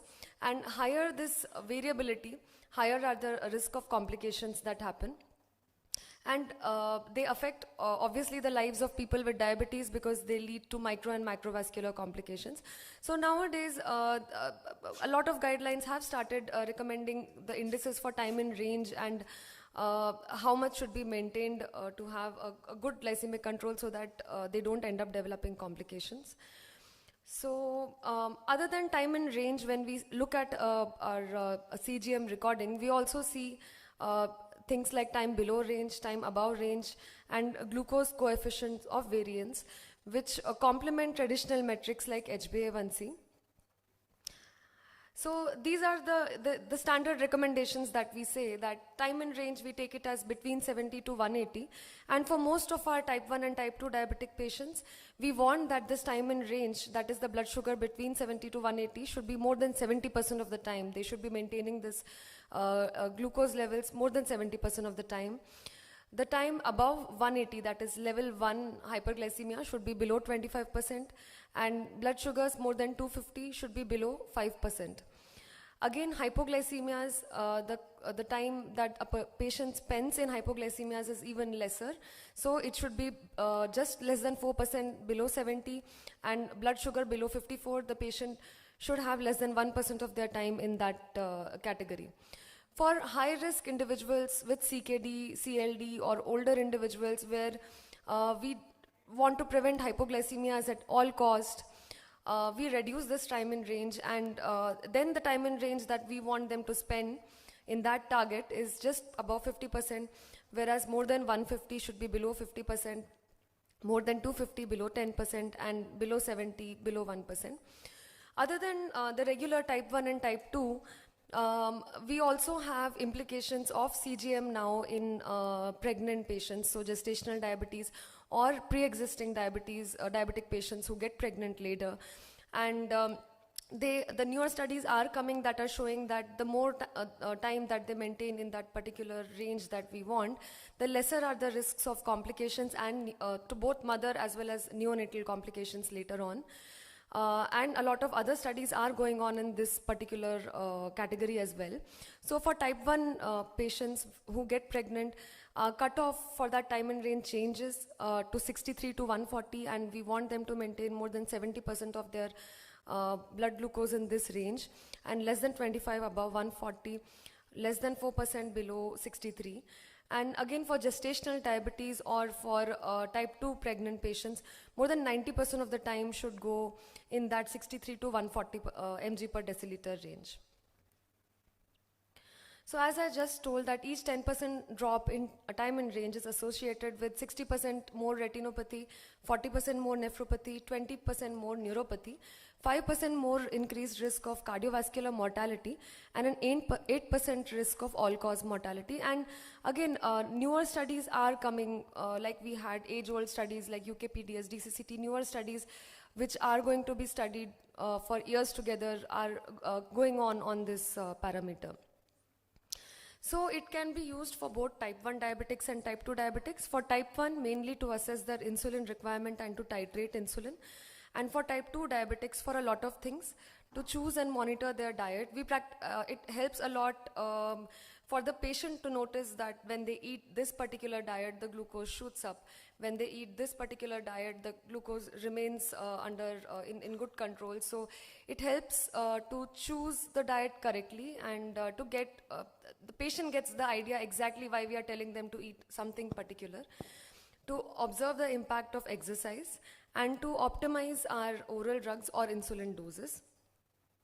So where we can use, if we think that our oral drugs are being inadequate, to see if there are fluctuations in the blood sugar levels, if our HbA1c and blood sugar levels are not correlating, if the patient is having a lot of hypoglycemias which is unexplained, or if the patient is at risk of hypoglycemias like autonomic neuropathy, CKD, help them to manage diet and lifestyle. And as I told, in gestational diabetes also it is coming.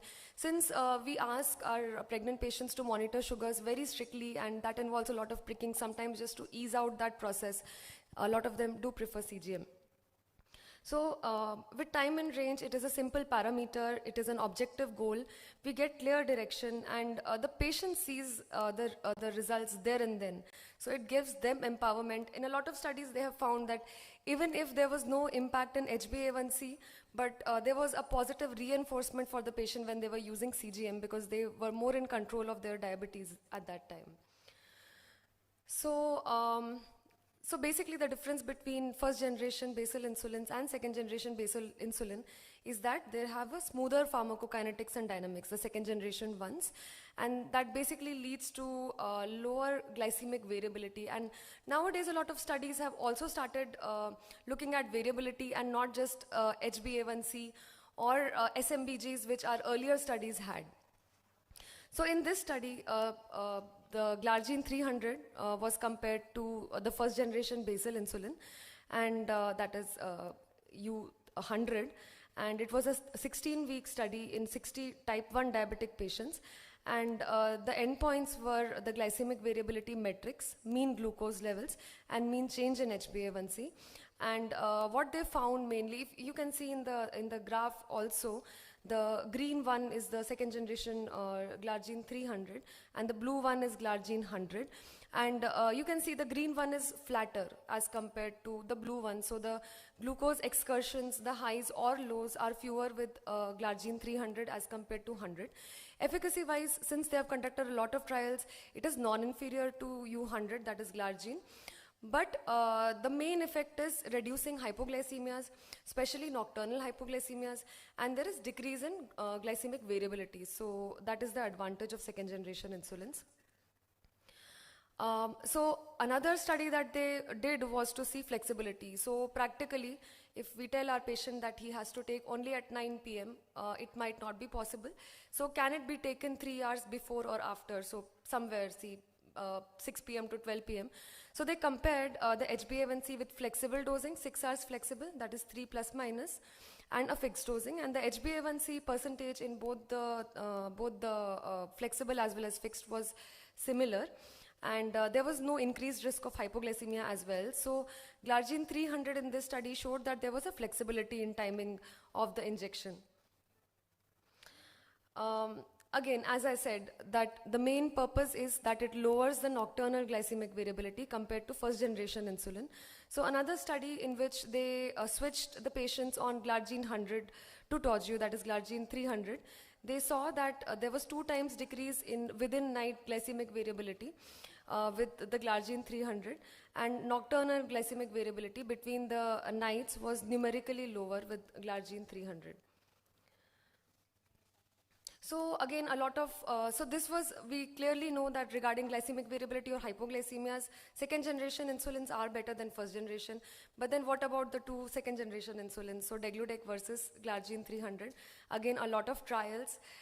Some have favored glargine 300, some have favored degludec.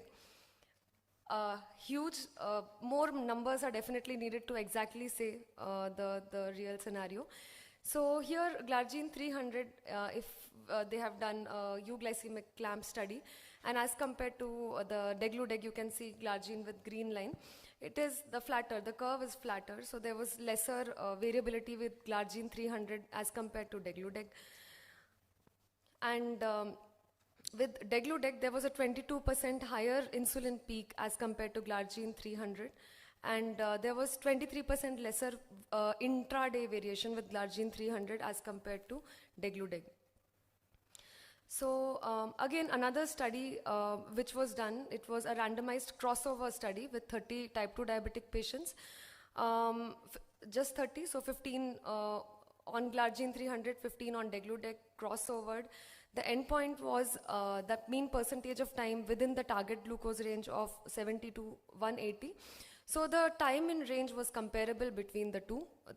Both had similar time in ranges. But the hypoglycemia, especially nocturnal hypoglycemia, was significantly low in glargine 300 patients who were using glargine 300. We have to keep in mind that it was done in 30 patients only. So that is a limitation of the study, the number of patients that were studied. So, but it did show significant decline with anytime hypoglycemia, nocturnal or severe hypoglycemia with glargine 300. So again, another study with the flash glucose monitoring in which they have studied 24 type 2 diabetic patients and measured the time as compared to degludec, as corroborating other studies. So this was in type 2 diabetics. In type 1 diabetics, again they have used CGM and seen the time in range. Again, with glargine 300 compared to degludec, here they have studied more number of subjects. So 100 were receiving glargine 300 and 95 glargine 100. And what they found was that the time in range time above range or below range profiles was similar, but what changed was the overall nighttime levels where people were having hypoglycemias was more in degludec insulin as compared to those who were using glargine 300. Again, they have compared a fixed premix insulin compared to a basal plus insulin, in which they have given basal with glargine 300 and glulycine as bolus 2 times a day. And what they have found is that time in range was better. So of course, there are a lot of other things here. It's not a fixed dose. So you can always adjust the amount of basal or amount of bolus separately. Time in range was more, there was 7 times less risk of hypoglycemia and 18 times less risk of nocturnal hypoglycemia in these patients. Another study in type 1 diabetics in which they have measured time in range, compared degludec with glargine 300. What they found here was that basically everything was non-inferior. Primary endpoint was glycemic control, that is percentage of time in range, which was non-inferior. Glycemic variability here in type 1 diabetic patients of glargine 300 versus degludec, the glycemic variability was also non-inferior. It was similar between the two, and similar occurrences of hypoglycemia were there with no unexpected safety findings. So it was non-inferior regarding the efficacy as well as safety profile.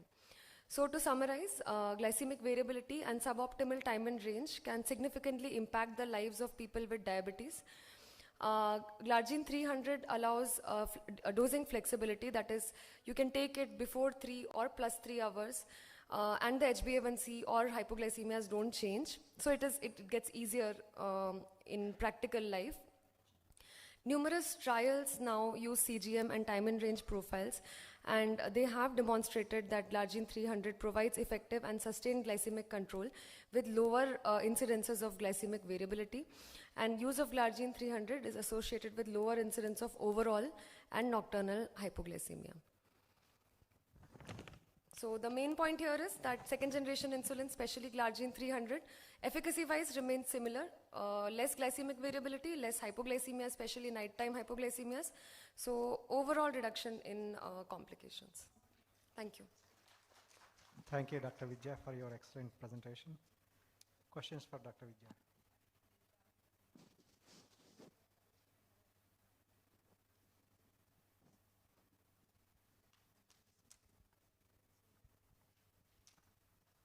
Okay, thank you. Thank you. Good morning, everyone. I thank IDEA team, including Sudhakar Rao sir, Rakesh sir, Shyam sir, Srinivas sir, and Ilavani madam, for giving me this opportunity to chair this session. Now, may I introduce Dr. Krishnamohan sir. Sir is a cardiologist, is the senior cardiologist at Continental Hospitals. Sir is also a member of the Royal College of Physicians, and he has a very vast career, and he has set up cardiology practice in various hospitals across the country. And he practiced in UK for last several 15 years. And he published in various world's leading and prestigious journals and has presented papers at national and international conferences. May I invite Dr. Krishnamohan sir.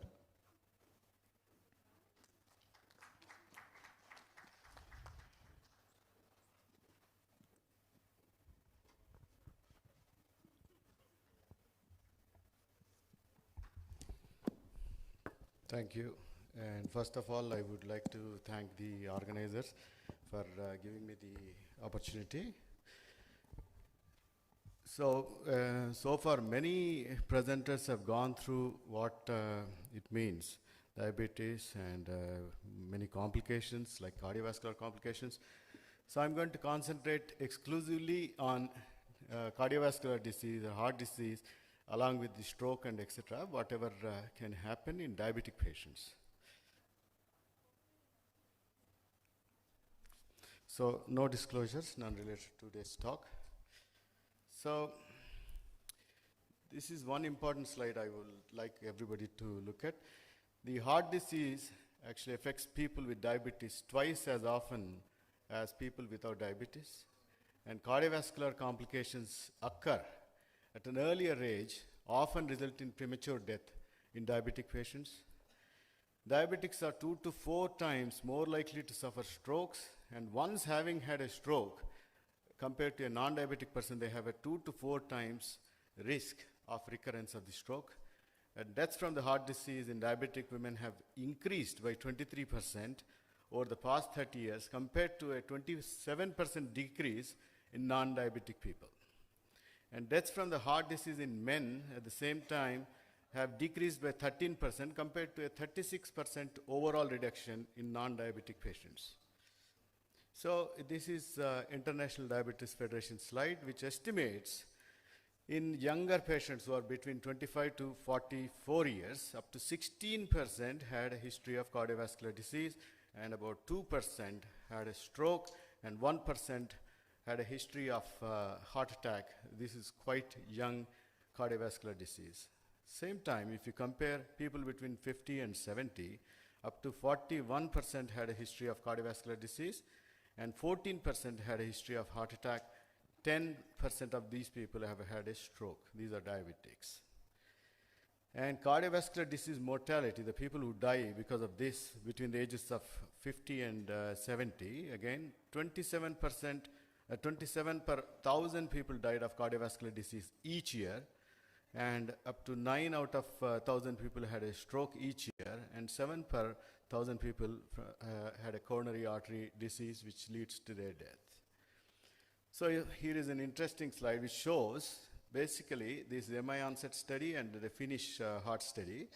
If you compare a person with no MI who had a previous, a non-diabetic person with a previous MI and a person, a diabetic without no MI, have a similar risk. And if you compare the same to same, prior MI in diabetics and non-diabetics, like 2.5 times higher risk. And the second study actually shows almost triple the risk of cardiovascular disease. Hafner's study was done over 20 years ago. It concluded that diabetic patients without previous myocardial infarction have a higher risk of myocardial infarction as non-diabetic patients with the previous MI. And it just is the study which concluded over 20 years ago, 2 decades ago, that a patient with a diabetes without heart disease should be equally treated as a person without diabetes and have had a cardiac disease. So this is Framingham study. It's a long study. When you look at it, total cardiovascular disease, and in diabetics, a coronary artery disease, cardiac failure, intermittent claudication, these all seem to be more in women compared to the men, except stroke, which actually is slightly higher in men. Fasting plasma glucose and 2-hour plasma glucose predict the mortality in persons not known to have type 2 diabetes in a DECODE study, which is a large study, wherein if you look at it, if you compare somebody with the fasting plasma glucose of less than 110 and a person with a plasma glucose of over 140, their risk is almost doubled.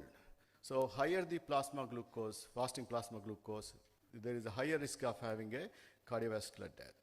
And similarly, 2-hour postprandial, less than 140 if you can manage, they're less likely to die, and if it is over 200, the risk of death is doubled. Same time, impaired glucose tolerance also increases your chance of cardiovascular death. And impaired glucose tolerance and diabetes are associated with increased mortality from the cardiovascular. This is again Funagata, Japanese study. And if you look at the EPIC Norfolk study in UK, HbA1c of more than 5 is associated with cardiovascular mortality. So as the HbA1c increases, risk goes up. So if it is less than 5, if you imagine as 1% relative risk, it becomes 5%, 5 times if your HbA1c is more than 7. And HbA1c also predicts MI in type 2 diabetes as per the Wikipedia study, which was done about 20 years ago. And if you look at it, HbA1c of less than 6, more than 10, you can see the trend of going higher. This is a study where people looked at, it's published about 20 years ago. If you check sugar in a person who had a first ever myocardial infarction, and 35% of them had impaired glucose tolerance, 31% had undiagnosed diabetes. That means it is the first time they ever actually looked at their sugars and they are found to be high, and it's nearly 2/3 of the patients undiagnosed diabetes can end up with the first presentation as myocardial infarction. It's a similar one. It's a huge study, over 117,000 patients aged between 30 and 55, nurses' health study. Basically, they continue to follow these people. People without diabetes, their risk of cardiovascular disease is actually lower compared to somebody who slowly developed over the period diabetes, or people who just got diagnosed, their risk is slightly higher. And nurses who had diabetes at the baseline, their risk is about 5 times compared to somebody who's never had any diabetes in the past. Type 2 diabetes, the macrovascular changes actually happen lot before your sugars are actually found to be high. That means they're slightly at a higher risk. Even before the diagnosis actually expresses itself, they start having the macrovascular diseases like arteries of your heart, brain, they can get affected even earlier. Whereas microvascular changes happen only when your sugar starts going up. So lowering the HbA1c reduces complications in type 1 and type 2 diabetes. If you look at the retinopathy, nephropathy, neuropathy, all these have been found to be better when you control the HbA1c and reduce it, and you reduce the complications in a patient who's already got cardiovascular disease. So the ischemic heart disease is a similar slide. So how are you going to do it? How this actually happens in this group of patients? Hyperglycemia are diabetic patients. They develop coagulation deformities and abnormal platelet behavior, and they are very sensitive to stimuli of any kind. A minor injury to the vasculature can also lead to a clot formation. And clot lysis, which is a natural process in a normal person, is inhibited in a person with hyperglycemia or diabetes. So higher plasminogen activator inhibitor 1 levels are found in diabetic patients compared to somebody who is non-diabetic. Fibrinogen levels are actually found to be elevated, and even the kinetics of the fibrinogen have found to be abnormal in this group of patients. So we all know about insulin resistance. How does it affect? Insulin resistance can actually affect your endothelial functions. It leads to endothelial dysfunction. It can also increase the risk of dyslipidemia, and it also increases the vascular inflammation, and it also can predispose to hypertension. So all these factors can predispose to atherosclerosis, thereby cardiovascular disease. Endothelial dysfunction correlates with the insulin resistance. So the higher the insulin resistance, the higher the endothelial dysfunction, higher chance of inflammation and cardiovascular disease. So HDL is a protective lipid in your body. It clears off your bad cholesterol or LDL and reduces the risk of cardiovascular disease. But in a person with hyperinsulinemia, compared to a normal insulinemic patient, your HDL levels are going to be lower, thereby your cardiovascular risk increases. So this slide basically from Framingham study shows that there is an inverse relationship between coronary heart disease and HDL cholesterol levels. So the absolute risk of myocardial infarction is higher in people with diabetes. So you can see those 4 lines, the non-diabetics at the bottom, diabetics at the top, self-explanatory. If you have diabetes, your risk of cardiovascular disease and death will be higher. So this is again same thing, but it's a 20-year follow-up study. And what do you have to do? So you need to actually look at the multifaceted management for a type 2 diabetes. So intensive multifaceted care actually lowers the mortality. So what sort of things you need to? You need to look at the glucose control, lipid control, BP control, healthy behavior optimization. So this you need to explain to the patient, and you also need to start some cardiovascular protective medications.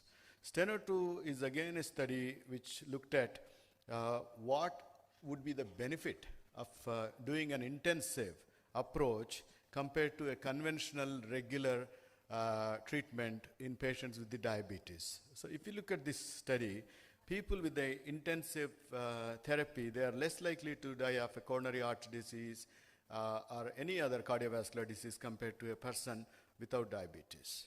So this again, the nephropathy, retinopathy, autonomic neuropathy, these are all found to be lower, whereas peripheral neuropathy has not been affected despite a tight control of sugar. So it's a 21-year follow-up data here, which shows that all-cause mortality is reduced with intensive therapy, cardiovascular mortality is reduced, cardiovascular event or status, that means the people who are going to become heart disease patients is also lower. Retinopathy progression, autonomic neuropathy progression is also reduced in intensive patients, as well as microalbuminuria. Thereby, your risk of developing kidney disease is also reduced. So what are we going to do in this group of patients or any diabetic patient who comes to your clinic? So there are 4 arms to the management of this group of patients. So first we take up the statins. So there is overwhelming data. I mean, like over the past 20, 25 years, there have been a lot of studies. One of those studies is earlier ones was heart protection study, where a simvastatin is used compared to the placebo. You can see it shows that people who've been on simvastatin have done better, especially the diabetic patients. CARD study is another statin for the primary prevention in diabetes. That means even patients without any previous history of coronary artery disease or any cardiovascular disease, as a matter of fact, they looked at 2,838 patients between the age of 40 and 75, no history of cardiovascular disease, type 2 diabetes plus 1 or more. So initially they looked at patients with any sign of any retinopathy, albuminuria, hypertension, smoking, and your intervention is just a simple small dose of atorvastatin versus placebo. And the outcomes they looked at is acute coronary syndromes, revascularization, and stroke. So all arms, if you look at it, everything is actually favoring the treatment with the atorvastatin as per the CARD study. So who should receive the statins? Which group of patients you need to give them? So any clinical cardiovascular disease, if you already notice something, please do give them statin. Age over the age of 40, non-cardiovascular disease, still try and give them a bit of statin for primary prevention. Microvascular complications, as mentioned, give them statin. And diabetics with the duration of more than 15 years, or if the patient's age is over the age of 30, they warrant therapy as per the 2016 Canadian Cardiovascular Society guidelines. But do remember before you treat a woman, because potentially this can cause problems in pregnancy. So anybody who wants to become pregnant, you need to withdraw the statin for the time being, or just advise good contraception for this group of patients. So what is the low level you need to achieve LDL cholesterol? So previously we all were happy for 130, then it came down to 100, then 75. Now the latest guidelines actually recommend in a person who's already got any cardiovascular disease, LDL cholesterol of less than 55 is the target. Improve it is another study wherein people looked at ezetimibe on top of simvastatin. So this actually is redone. So initial studies, ezetimibe did not do very well on its own. This was tried for people who are statin intolerant. But now when you look at it, along with the combination of simvastatin, compared in diabetics and non-diabetics. In non-diabetics, it made no difference. Whereas in diabetics, a combination has actually reduced the cardiovascular death, EMI, and unstable angina, rehospitalization in over the period of 30 days. 4-year study is evolocumab and add on to a statin. So this is high-risk group of patients, whereas in diabetics and non-diabetics, both of them it's actually got very good evidence. The downside is very expensive medication. The second group of medications we need to look at in diabetic patients is the ACE inhibitors or angiotensin receptor blockers. So if a patient is hypertensive as well as diabetic, your risk of death is much higher, which is well-known fact. And UKPDS looked at hypertension in diabetes, and it compared a tight control and less tight control. So the target initially they assumed was 140 over 80, and people who have achieved the target, they have done well in terms of cardiovascular event compared to somebody who's never had good control. Heart is hypertension optimization therapy. Here, people looked at controlling the diastolic blood pressure. So if you bring down the diastolic blood pressure below 90, the MI, stroke, cardiovascular mortality per 1,000 patients is 24.4 compared to 18.8 when it is less than 85. Less than 80, it's actually even lower. So the tighter the control, better it is. MicroHope looked at the ACE inhibitor, mainly ramipril, and primary outcomes of all-cause mortality, MI, stroke, cardiovascular death, all of them have been fine. So this is another study on target. Angiotensin receptor blocker rather than ACE inhibitor. It shows that it is as good as ACE inhibitor in a patient who is intolerant. So who should receive ACE inhibitors or ARB therapy? Clinical cardiovascular disease, age over 55, with an additional cardiovascular risk factor, or end organ damage like microalbuminuria, retinopathy, LV hypertrophy, and microvascular complications. Again, if given in a lady, be careful, it cannot be given in pregnant people. Certain anti-hyperglycemic agents, now you have overwhelming data. I'm not going to go through all these studies. I'm sure the other speakers are going to talk about this. Empagliflozin, liraglutide, canagliflozin, and there are a lot more other things. So, at diagnosis of type 2 diabetes, you need to look at targeting the HbA1c. If you are able to meet the target, no issues. But if it is, if you haven't achieved your target, and if there is clinical cardiovascular disease, do give the new generation drugs as per the latest guidelines 2019, not yet updated, still in phase. So you can give empagliflozin, canagliflozin, dapagliflozin, liraglutide, semaglutide, dulaglutide. All these drugs are recommended, whereas saxagliptin is not recommended. Aspirin is something which most of the people use, but aspirin has got contra evidence. There is no actual benefit in a patient who's not got any cardiovascular disease. So primary prevention of aspirin is not recommended. And so key messages, diabetes rapidly accelerates cardiovascular disease. Healthy behavior and pharmacological approaches can induce significant decrease in outcomes. And persons with diabetes less than 30 years, low 10-year cardiovascular disease, but still more than persons without diabetes. So do treat them more carefully like somebody with a cardiovascular disease. Historically, pharmacological vascular protection is focused on LDL cholesterol, blood pressure. Now it also includes anti-hyperglycemic agents with demonstrated cardiovascular outcome benefits. So you should treat both the immediate and lifetime goals. And then heart failure, even without MI or cardiovascular disease, an important cause of morbidity and mortality in diabetic patients. I want you to look at this one, ladies and gentlemen. ABCDEs are the target for your diabetic patients. A being HbA1c for optimal glycemic control with a HbA1c of less than 7. Tight blood pressure control, 130 over 80 or less. LDL cholesterol of at least less than 75. Drugs to protect the heart like ACE inhibitors, ARBs, statins, aspirin only when indicated, SGLT2, GLP-1 receptor agonists, DPP-4 inhibitors. So these are to be given wherever they are appropriate. Exercise and healthy eating, which is lifestyle modification, smoking cessation. Don't forget to do your part, protect your heart. Multifaceted approach and individualized therapy. So finally, I want to end with this quote by Abraham Lincoln. It says, it's not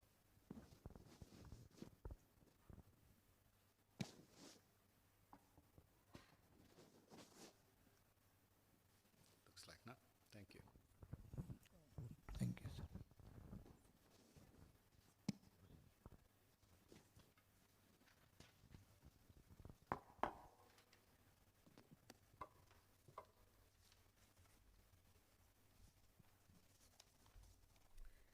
I would like to extend heartfelt thanks to Dr. Senchi Reddy, Dr. Sridhar Batula, Dr. Vidya Tikku, and Dr.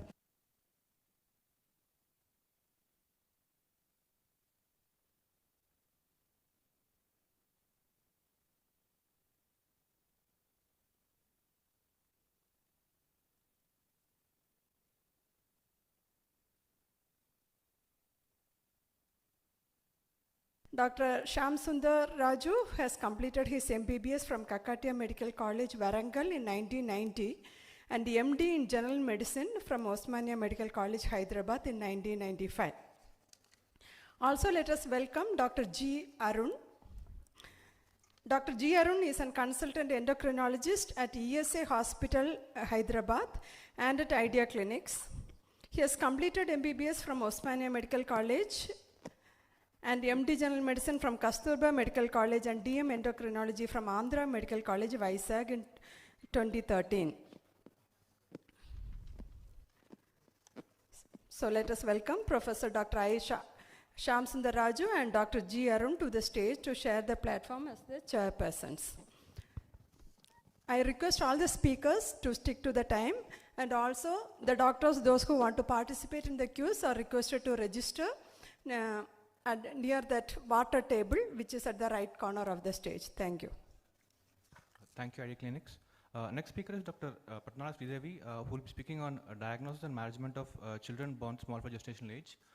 Madam did her DM Endocrinology from Osmania Medical College in 2009, and since then she's working as an endocrinologist at Apollo Hospital, Secunderabad. She was also assistant professor of endocrinology at Gandhi Medical College till 2017. Madam has special interest in reproductive endocrinology, gestational diabetes, and type 1 diabetes. She is also a member of the IMA and the Endocrine Society of India. Over to you, Madam. A very good afternoon to all of you, and I thank Idea Clinics for giving me this opportunity.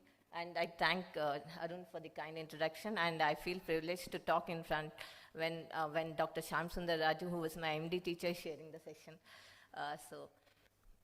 Today I will talk about with a topic which is not actually spoken in most of the conferences, and most of this you might find this topic new as well, and it's very important because nowadays the incidence, though we have better obstetric care and everything, but probably delayed age of marriage and delayed conceptions in women, so we are seeing a lot of preterm births and children born with small for gestational age, which is going to have a lot of implications in the future for the child. And so I will talk about endocrine management because there's so much about small for gestational age, it will take the whole day.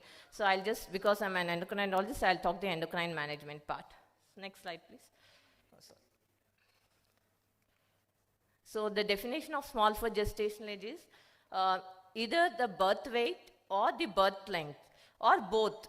If the birth weight or the birth length or both of them are less than 2 standard deviations, that is less than 3rd percentile for the gestational age, then the child is said to be born as small for gestational age. And for this diagnosis, it's mostly a clinical diagnosis. There's no particular, formulas or any investigations to prove that this is small for gestational age baby. So for this to be diagnosed, it needs an accurate gestational age, which is mostly by the correct last menstrual period or the ultrasound done at the first trimester, which gives the accurate gestational age. The accurate birth measurements, which unfortunately most of the discharge summaries I see from even the reputed hospitals don't mention the crown rump length or the birth length of the child.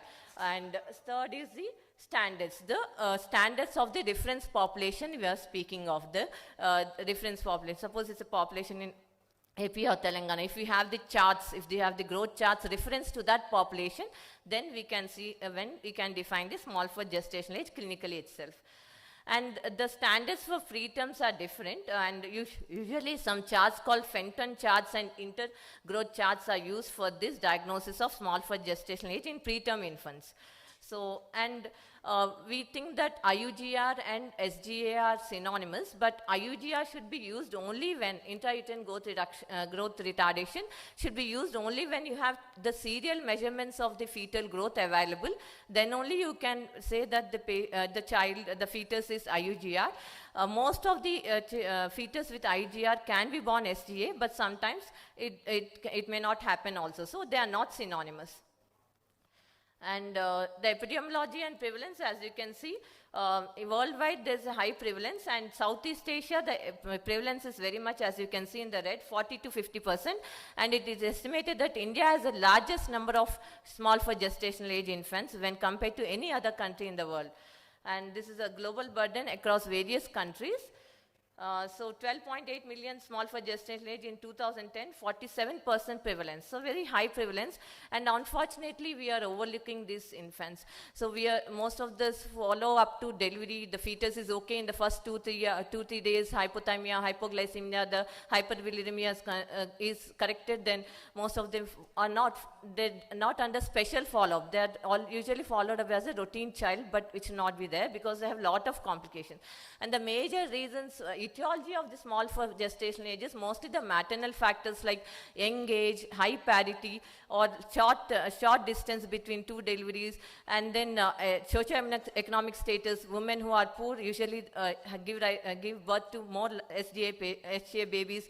Then also the maternal nutrition, anemia. So many factors influence are the reason for the SGA babies. And the placental factors, most common is the pregnancy-induced hypertension, preeclampsia, etc., and other placental insufficiency conditions. And fetal factors like genetic problems in the fetus, some syndromic deletions or DNA mutations which can lead to some syndromic causes of SGA. So the etiology is mostly from the maternal side, placental factors and the fetal factors as well. And so what are the complications associated with in a fetus or a neonate born with small for gestational age? So usually in the neonatal period they are more prone to hypoglycemia and hypothermia and also hyperbilirubinemia. And in the childhood, most of the patients, we'll discuss about this later, so growth is affected, and most of the children born SGA have early puberty, and in the adulthood, it has been now very established fact that children born SGA have a very high risk of metabolic disease in the future life, like diabetes, high risk of insulin resistance, atherosclerotic vascular disease, obesity in later life. So that's why a child with SGA should be definitely be under regular follow-up, and they need some special care as well, which I'll discuss. So normally in the SGA children, almost there will be a catch-up growth. That means the child will grow more than the expected growth velocity in the first 6 months itself. So growth rate is more than the expected growth velocity in that particular age, and it is actually defined by growth going in from the lower percentiles to the normal height range. So maximum catch-up growth will occur between 3 to 6 months, and this occurs in almost 80% of patients, but almost 15 to 20% of small for gestational age children do not have catch-up growth, and these children need to be followed up, and there are indications for growth hormone treatment, which I will discuss. And catch-up is usually more in weight than in length, and now we have very clear evidence that if there is a rapid weight gain, if there's more catch-up growth also, there's a detrimental effect on the future cardiovascular risk. So you have to have an adequate catch-up growth, not the excess weight gain as well. And usually the catch-up growth is more in weight when compared to the length. So 80% of children usually have the catch-up growth and they pick up the height and come to the normal percentiles, but 15 to 20% of SGA children do not have this catch-up growth, and they may land up in short stature, and short stature is a major endocrine manifestation of the SGA children. So, so weight acceleration, as I said, if there's more weight gain, then there's increased risk of metabolic complications later in life. So therefore overfeeding and overnutrition should be avoided. Lot of mothers, because they're born SGA, lot of nutrition supplements are given, which leads to rapid weight gain, and this has been shown to have detrimental effect on the metabolic complications in the future. And growth monitoring is very, very important. How frequently to do, we'll discuss about it. And what are the positive influences for this catch-up growth? So if there's a female child, the catch-up growth is usually more. If the multiple births, the catch-up growth is less. And if they're taller patients, then you can expect that the child may reach the catch-up height. And in small for gestational age children, their high risk of attaining an adult height below the target height, as I said, almost 20% do not have the short stature is a common manifestation. And it has been seen that age at menarche is on average 5 to 6 months earlier, and pubertal progression is also earlier. That's why these children also, so the short stature is because of some complications of not having catch-up growth because of the differences in the growth hormone IGF-1 axis, and early puberty again leads to compromised height in these patients. And these children also are prone to have precocious puberty and also premature adrenarche, early onset of menarche, and higher risk of problems like PCOS in the adolescence. So the prevalence of PCOS in SG women is twice as high as in adequate for gestational age women, and women born small for gestational age had a higher prevalence of PCOS, and menstrual irregularity and hyperandrogenism are also more common in these children. And also the fetal hypothesis of adult disease, the Barker's hypothesis. So there are some factors like genetic factors in the child and the maternal factors which influence, and epigenetic manifestations which do something called the intrauterine programming, and also the fetal nutrition and growth all leads to changes in the amino acid levels, glucose levels, IGF-1 levels, and all this predisposed to the greater risk of metabolic syndrome in the future generation. So that's why this is the fetal origins of adult disease. So therefore, whenever you see a small for gestational age, so you have to, whenever a child comes to us, that's why we start from the birth weight, the birth history, that's why it's very important. And the recommendations, these are from the latest consensus guidelines in 2023 from the international societies. Almost 14 international societies have joined this consensus to give this guideline. Children born SGA should be carefully followed up in the first years of life by a neonatologist or a pediatrician to evaluate their growth, weight gain, and neurodevelopment. Close monitoring of weight and length trajectories is needed to identify malnutrition, growth faltering, and excessive weight gain. It is recommended to avoid additional nutritional supplements. If the SGA baby is there and adequate weight is there, you should not overfeed the baby because it is associated with higher risk of metabolic complications in the future, as I've already discussed. And excessive postnatal weight gain should be avoided.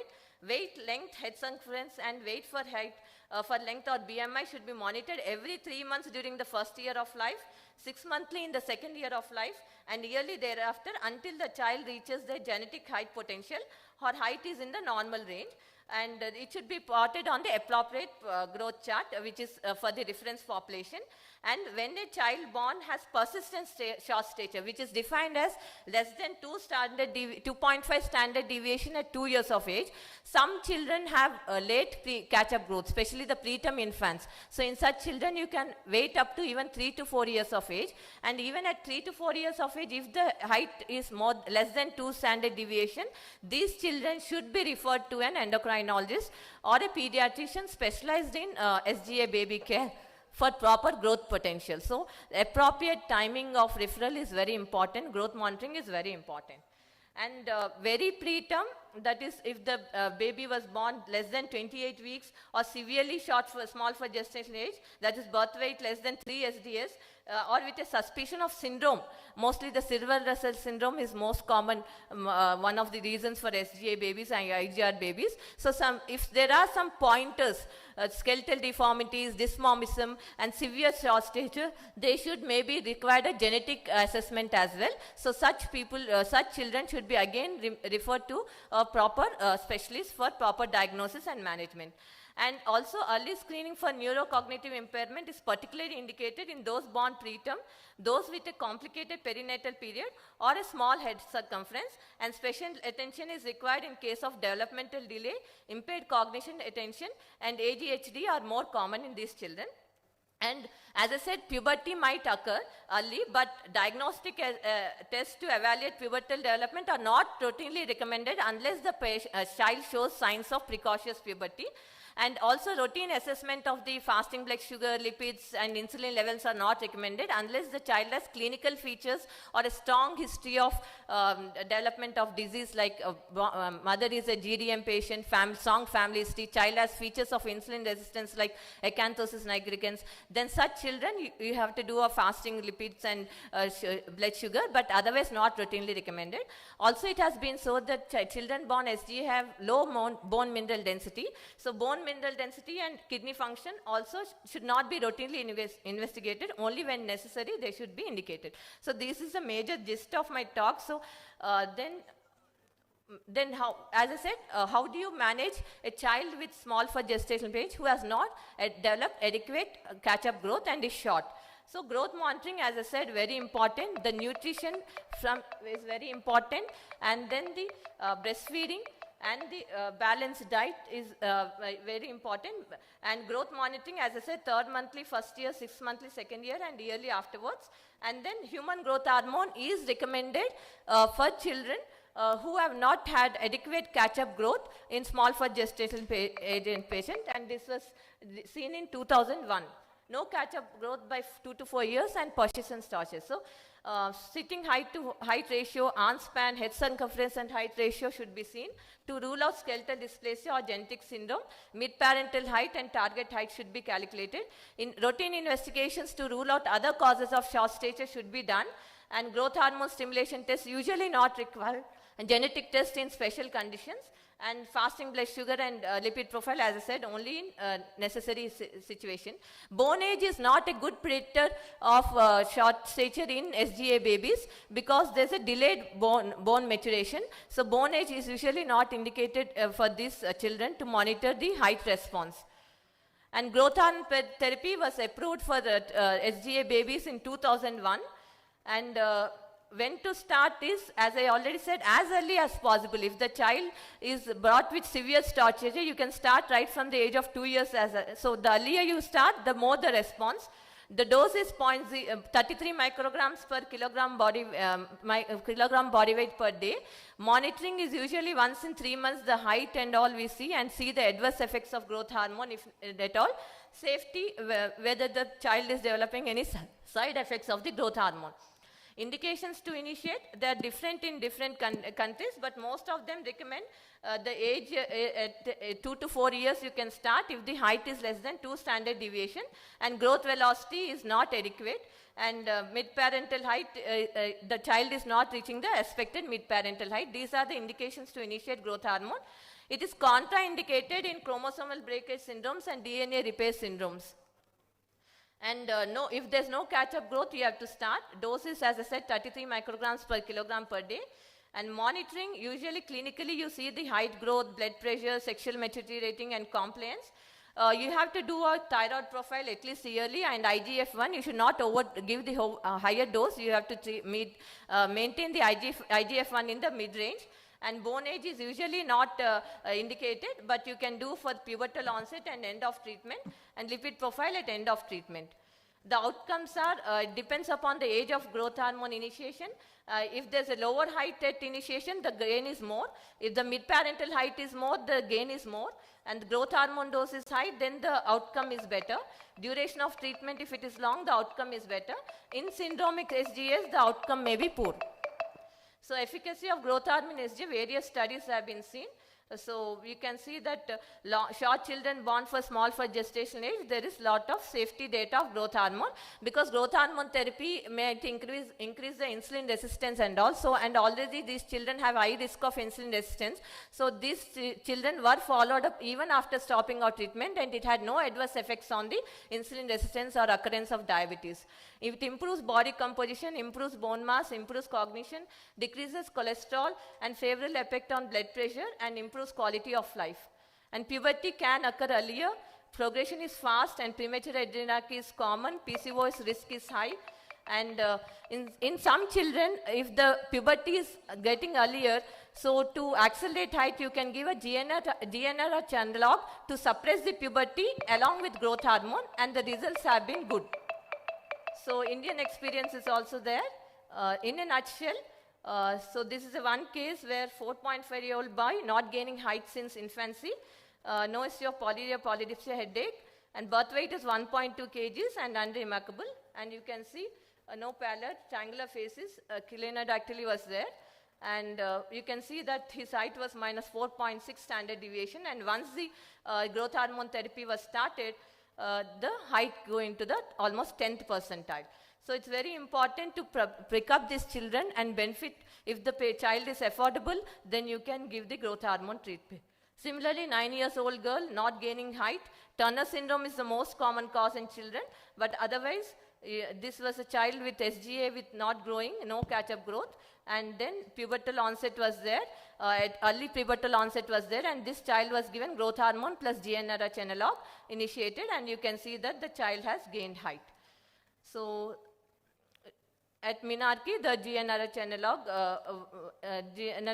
analog was stopped at 11 years, and she attended Minarki at 12 years, and at 12.6 years, growth hormone was stopped. So biggest challenge for growth hormone is lack of awareness.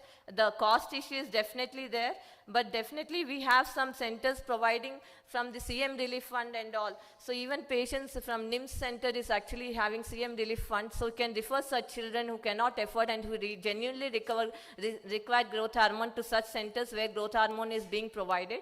And you should not deprive the child of the benefits of growth hormone when it is available.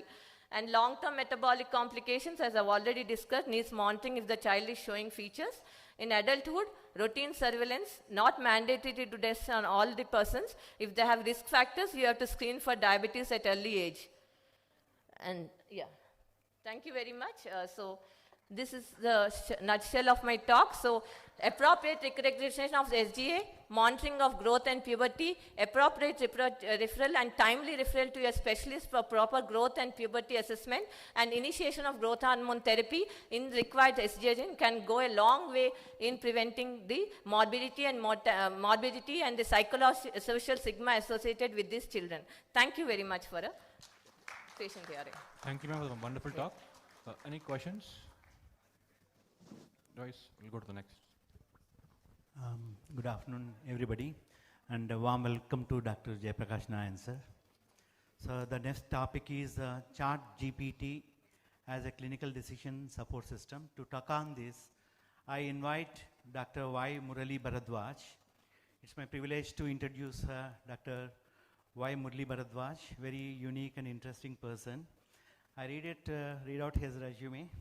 He's a medical educationalist, coached more than 2 lakh people, doctors for PG medical entrance. He is also a serial entrepreneur, a founder of Click to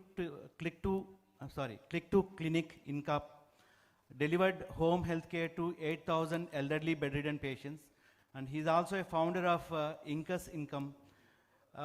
It's a scoring learning app. It's an AI-based personalized adaptive learning platform for USMLE and MRCP and NEET PG coaching. And he also has hands-on coder and a full stack developer for Java, Python, artificial intelligence, ML tech product, designer for AI-driven health tech and educational tech. Now I welcome Dr. Y. Murali Bharadwaj to speak on Chart GPT.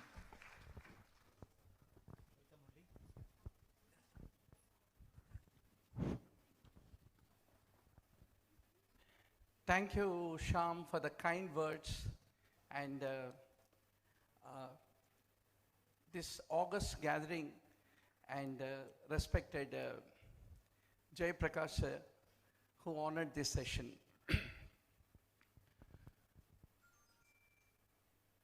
Once upon a time, inspection, percussion, palpation, auscultation used to be the traditional way by which the clinical medicine was taught. When they discovered the writing script, Pluto said, if you write, you stop thinking. So writing should be ideally banned because it stops the human thinking. Did we stop? No. Later, calculator was discovered. People said if calculator is there, we forget the multiplication tables. Did it happen? No. Later, the Excel sheets have come. And they said that Excel sheets will make the calculators redundant and the human mathematical computation redundant. Did it? No. So when we were the undergraduate students, lub, dub, drr is the mid-diastolic murmur. Zzz, zzz, zzz is the pansystolic murmur. Lub, like a respiratory sound, is the early diastolic murmur.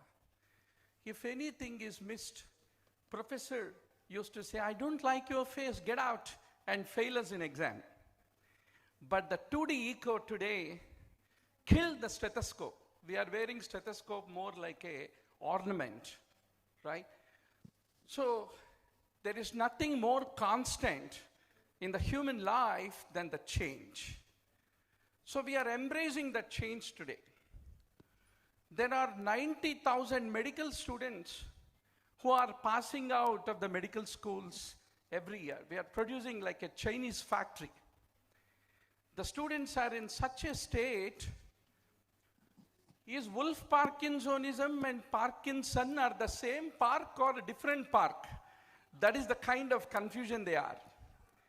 One student was asked to write a short note on ranula. So he started, ranula is a special cannula. So the times have changed. And we all used to carry Davidson, Harrison, everything in our elbow pits like a preterm baby carried. Nowadays students, hey prof, what's the matter? What's the matter with you? Saturday you're taking class, man. Are you having any problem, bro? They are asking. If you say, tell me the Glasgow Coma Scale. Oh, it's okay. They're opening Google and saying, this is the Glasgow Coma Scale. No big deal to remember what are the components of the Glasgow Coma Scale. So how do we train people massively to develop empathy towards the suffering, human suffering of the patient?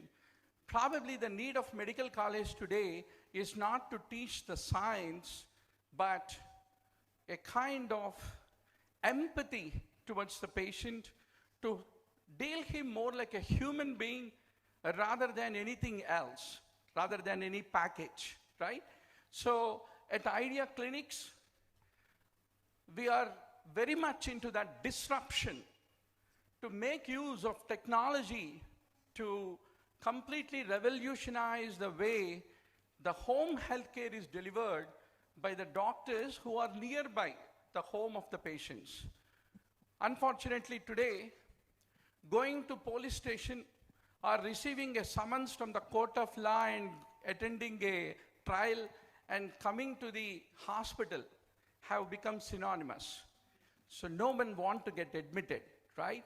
So whereas in the contrast, there are thousands of MBBS doctors sitting and preparing for the useless PG entrance, which really does not test anything but a routine learning of few facts to become the topper. I had a privilege of coaching almost 2 lakh medical students for the PG medical entrance. So we want at Idea Clinics these MBBS doctors whose resource is unutilized to become the grandchildren of the old man who had a fracture, who cannot be mobilized, of an elderly woman who has an osteoporosis in the home, who don't like to go to hospital. A grandchild like adjacent MBBS doctor can go to the patient's home and be able to manage. But who will train these, the so-called grandchildren who are confused about ranula and cannula? So there should be some way, right? So ChatGPT has revolutionized the natural language processing. So what is ChatGPT? Whenever we speak, we use a language. Whenever we use the language, there is an intent in that language. So suppose if somebody said, I have headache, vomiting, diarrhea, there's a language in that, right? So it understands the language, It will offer the associated symptoms with that presenting symptom, and once that is being chosen by the patient, it automatically creates the 5 most possible differential diagnoses, and what is the treatment plan, what is the clinical pathway, what is the follow-up, etc., is all being generated today by the artificial intelligence. But how artificial intelligence and machine learning know that? If you take in India, there are 4.5 billion consultations occur every year for a 1.3 billion population. That means 3x times the population will be the number of consultations required by the general physician. So if you take Hyderabad, we have 1 crore population. How many consultations needed? 3 crore consultations per year. That means per day, how many consultations are needed? 3 crore divided by 365 days is about 1 lakh consultations should happen every day. But 1 lakh OPD walk-ins can people do? Can they go to the prison or a jail to get evaluated? That's only possible if the Muhammad moves to the mountain rather than the mountain moving to the Muhammad, where the nearby MBBS doctor can be able to go, identify what is a possible cause of the fever, etc., and be able to manage the patients at the home. So that is where Idea Clinics has created a disruptive model empowered by the ChatGPT in the back end. So this is how a patient's console looks like. It will say, create a clinical case in which language you want to. In English, click. Can you tell some health problem that we commonly see? Can anybody volunteer? Just tell what a patient's complaint, some complaint. Headache. So he said that, hey, I have headache, I have body pain, I have fever. Even in Telugu, they can be able to type it. So it says submit. Then it will ask some basic questions like, what is your name? You entered some name? Yeah. Sita, Geeta, Pere Edaina. So Sita, what is your age? 40? Then there are few basic questions. In which city? Let's say Hyderabad. You said, how long ago are you fine? You said 10 days. Then you said, which services are you looking? Home health care, video consultation, visit clinic, visit hospital. I said home health care. Then what is your weight? 40 kgs or 60 kgs, whatever. Then what is your height? So why we are asking these silly questions is, once that initial presenting complaint is presented to the ChatGPT in the back end, it takes about 12 seconds time to create the clinical case summary and approach to the patient. So now the ChatGPT has given what are the possible associated symptoms with that initial presenting symptom. These are dynamically generated by the ChatGPT. Do you have fatigue? Do you have chills, sweating, nausea, vomiting, diarrhea, or sore throat or runny nose? Let us say the patient has chosen, please choose 4, 5, like cough, very good, sensitivity to light, yeah, giddiness. So whatever that he is having, this also will come in Telugu, Hindi, local vernacular for the patients. Now you say submit. It will say your clinical history is noted. Within a short period of time, our doctor is going to come to your home and be able to manage. But where is our doctor? Doctor is in the next lane, MBBS doctor, thinking Parkinsonism, Wolf Parkinsonism, are they one and same or not? For that doctor, earlier we used to go and ask assistant professor, how shall we approach this given clinical case? We used to go to Harrison's Internal Medicine textbook. We used to read approach to the headache, approach to the fever, etc. Now there is no need. The ChatGPT, yes. Once you click on view the clinical summary, the ChatGPT prepared the clinical summary. Sita is 40-year-old, typically developed what are the positive symptoms, what are the negative symptoms that Sita has developed. Now, let's see the doctor's side. So the doctor has the app. Patient has a web and the doctor has an app. So in this, can you go to My Consults? So in the My Consults, it is the home health care, where the Sita's case of headache, body pains, and fever is visible. And on the side, the Sita's phone is also there for the doctor nearby. Now he clicked, he has the case summary. Can you go down? A little more? Yeah. Now he is having the investigations, what need to be done on the Sita to approach. Then can you go down a little bit? You are also, the MBBS doctor is also having what is the treatment plan for this patient when he meets the patient beforehand. It's like a legal attorney preparing for a case before he is going to the judge. In this case, the judge is the patient. Then you have come down, what should be the follow-up questions, what is the clinical pathway, how we should approach stepwise to this particular patient, Sita, who has a body aches, fever, along with the associated symptoms. So this way, you don't need to be even MBBS doctor. Ultimately, with 30 medicines that we frequently write, I'm wondering, so the doctors to become more useful doctors, the only thing that artificial intelligence cannot teach is how to embrace the patient, give you a shoulder for her to cry when she is in pain. That is the thing that a human need to have, and the knowledge we can leave it to the artificial intelligence to prepare a note about how to manage the patient. So thank you so much for a patient listening.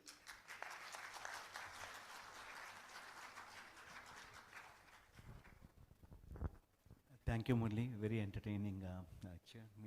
I hope at least this stimulates some of you people to ask any questions.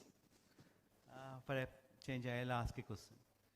How does, because most of my patients who come to me generally are psychosomatic. They exaggerate the symptoms. Sometimes they downplay the symptoms. How can this app recognizes that? No, because most of the people, they either exaggerate or they downplay the symptoms. So if you ask, they'll tell all the symptoms. They'll pick up all the things. So many patients, nearly at least 30% of patients of mine are somatic disorders. So how can this app recognize those people? It's a good question. Like, leading questions are often asked in the cross-examination, but not in the defense, right? Whenever there is a trial. When you tell the patient that probably do you have photosensitivity, fatigue, everything, patient may feel that he has all that. That is obvious, there is no doubt on that. But the point is, this list of associated symptoms that it has suggested is the array of the possibilities. A genuine patient will report what really bothering him, and we can restrict it by saying maximum a presenting symptom can be associated with 2 or 3 associated symptoms.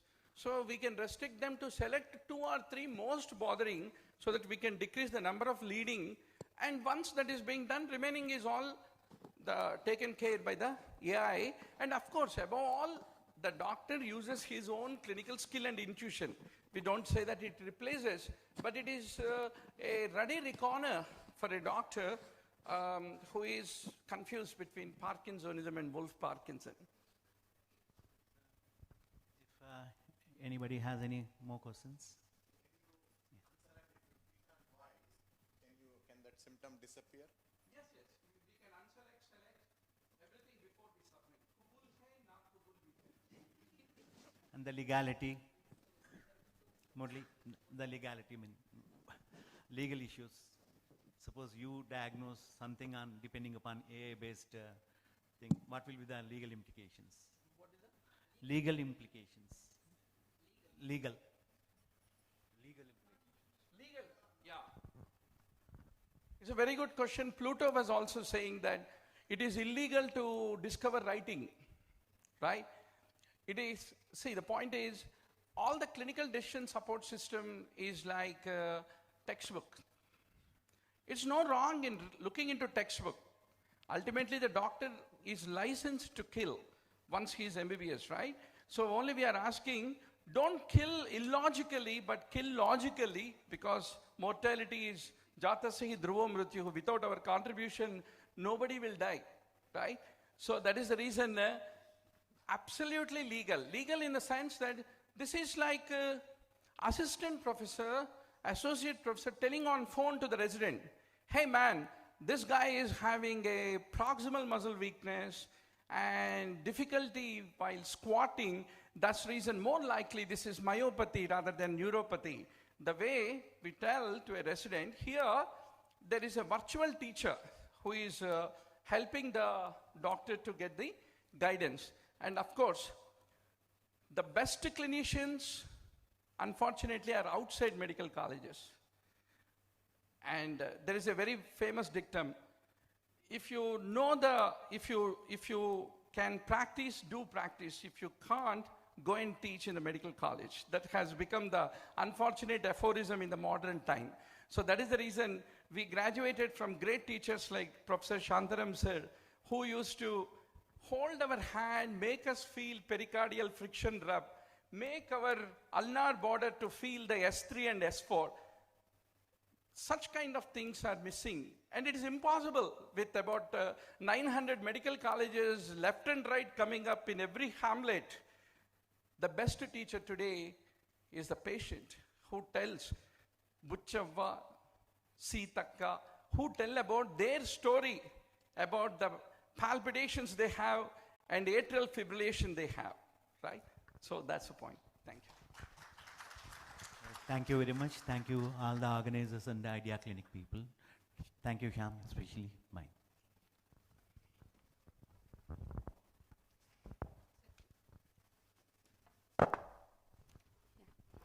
Yes, it's true, Dr. Murali Bharadwaj. Men have become the tool of their tools. Thank you, Professor Dr. Shyam Sundar Raju and Dr. G. Arun for chairing this session. Light symbolizes victory over darkness and defeats ignorance. It marks the beginning of the auspicious moment and events. First and foremost, I would like to invite to light our traditional oil lamp, our chief guest, the President of Lok Sabha Party, the founder and the General Secretary of Foundation of Democratic Reforms, Dr. Jayaprakash Narayan. He will be followed by Professor Dr. N. Sudhakar Rao, ex-MLA, senior-most endocrinologist, former HOD of Endocrinology, Osmania Hospital, and Professor Dr. Rakesh Sahai, HOD of Endocrinology, Osmania Hospital, Dr. Shyam Kalavalapalli, senior endocrinologist of Idea Clinics, Dr. P. Srinivas Rao, assistant professor, Gandhi Hospital, Dr. Bhavani Kalavalapalli, consultant pediatrician, Idea Clinics, Dr. Suresh Damodaran, consultant endocrinologist, Coimbatore, and Dr. Uma Chakravandula, consultant dermatologist of Idea Clinics.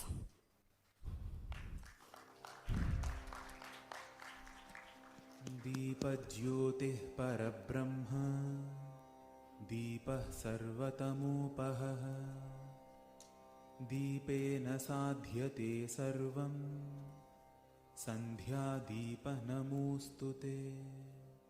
It is the light of a lamp that pervades all existence. A lamp removes all darkness. It is by a lamp that one can achieve everything. O lamp that denotes transition, I bow down to you. दीपज्योतिः परब्रह्म दीपः सर्वतमोपहः दीपेन साध्यते सर्वं सन्ध्यादीपः नमोऽस्तु ते.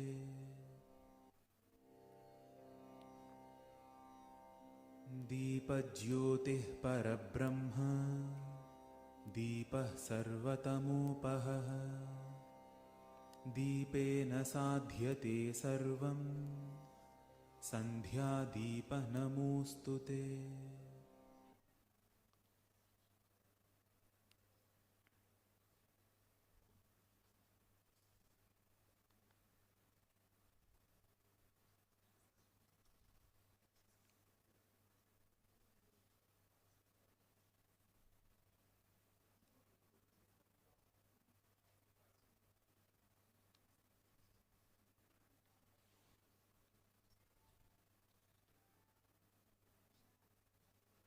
Now is the time I would like to invite our chief guest, Dr. Jay Prakash Narayan, to the stage, followed by Professor Dr. Sudhakar Rao and Professor Dr. Rakesh Ahai, Dr. Shyam Kalavalapalli, Professor Dr. P. Srinivas Rao, and Dr. Suresh Damodaran. Dr. Jay Prakash Narayan is a physician by training and served as a member of the Indian Administrative Service for 16 years. He had a tremendously successful tenure and held many important positions in the government of South India state of Andhra Pradesh. During the course of his service, he acquired deep insights into the Indian governance process and the problems afflicting the nation.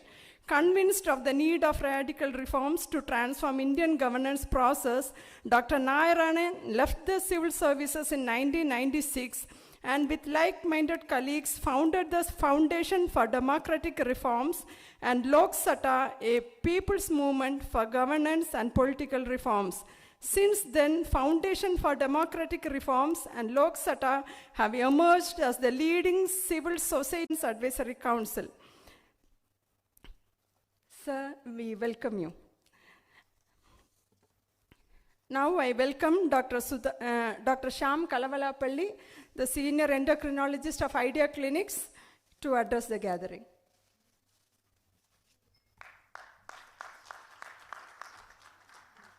He's a true believer of teamwork.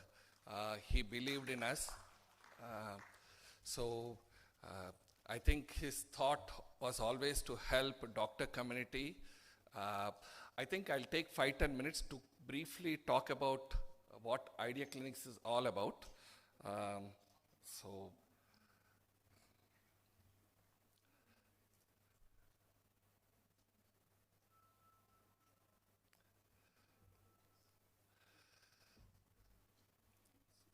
So Idea Clinics, the acronym stands for Institute for Diabetes, Endocrinology and Adiposity. We started few years ago. We believed in true teamwork. See, if you look at the present day, most doctors work in hospitals and evenings they run their small clinics. I think things are changing. The world is changing. We are becoming a global power. So as doctor community, what should we be doing? So there are 3 topics I'm covering in the next 5-10 minutes. What is Idea Clinics? Why we should have Idea Clinics? And how we are trying to execute Idea Clinics. That's the big picture we are trying to execute. Because by profession we happen to be endocrinologists, almost 80% of healthcare needs can be addressed in we cover the preventive healthcare concept, and we believe in healthcare should be outside hospitals, the way Dr. Murli was talking about, and we believe it's time implemented.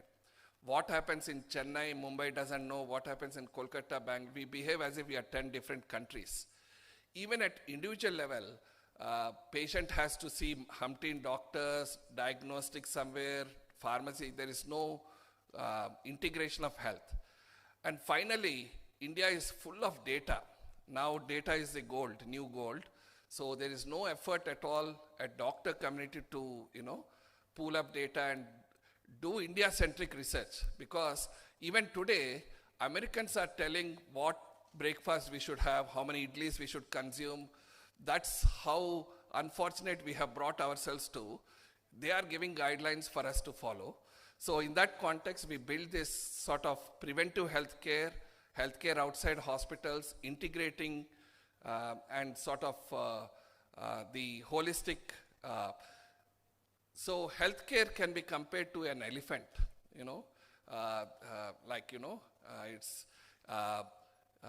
there are different stakeholders. There are a lot of business community getting into healthcare industry. There are diagnostic chains, pharma chains. But as doctors, we should be looking after the healthcare, because as doctors, we look at professional aspect. We are interested in research and academics and skill development and all that. So hospital care is like a white elephant. It's expensive, it's inconvenient, patients will lose freedom, and half of our population cannot afford private healthcare. And middle class Indians, they stopped going to government sector. That's the reality of today. So we need to try and see whether we can deliver healthcare as much as possible outside the hospital setting. Hospitals should be limited for emergencies and major surgeries. That's the reality. So what we are doing is, some of the top doctors across the country, we are getting together from different cities. We have Dr. Suresh Damodaran from Tamil Nadu. There are a few others. We all are working together to build an integrated, our own Mayo Clinic, Oxford, Harvard equivalent sort of healthcare. So that's and the uniting factor for us is technology. We are building our own softwares, our own electronic health records.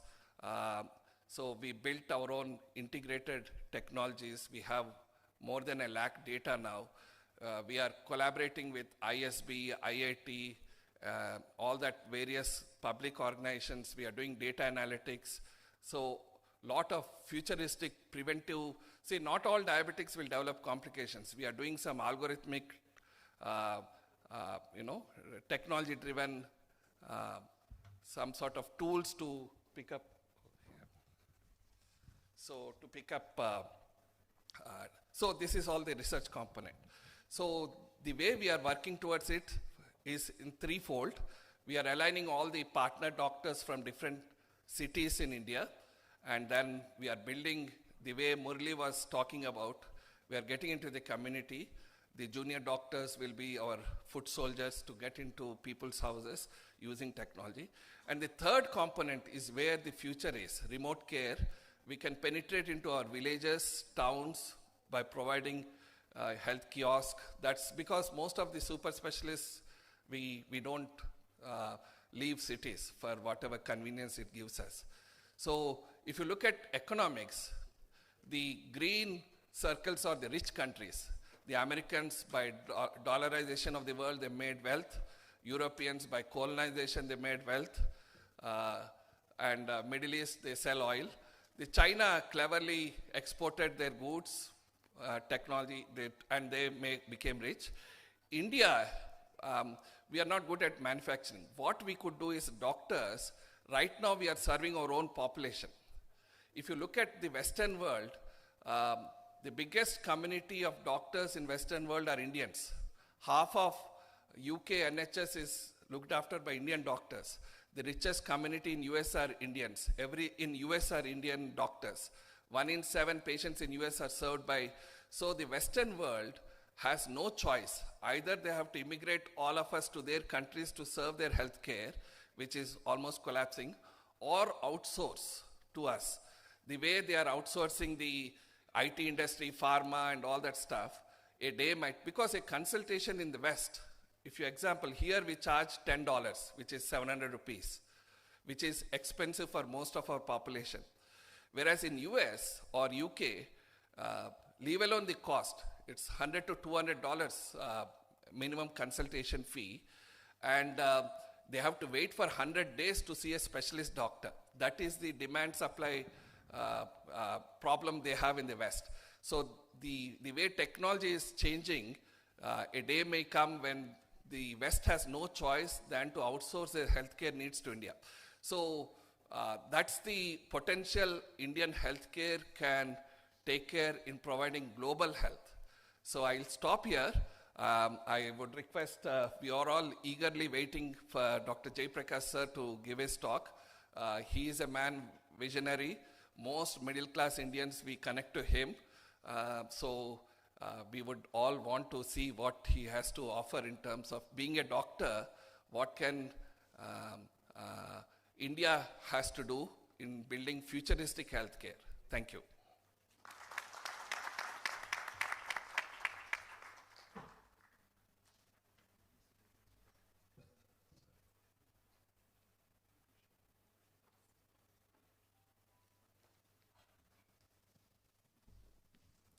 Thank you, Dr. Shyam Kalavalapalli.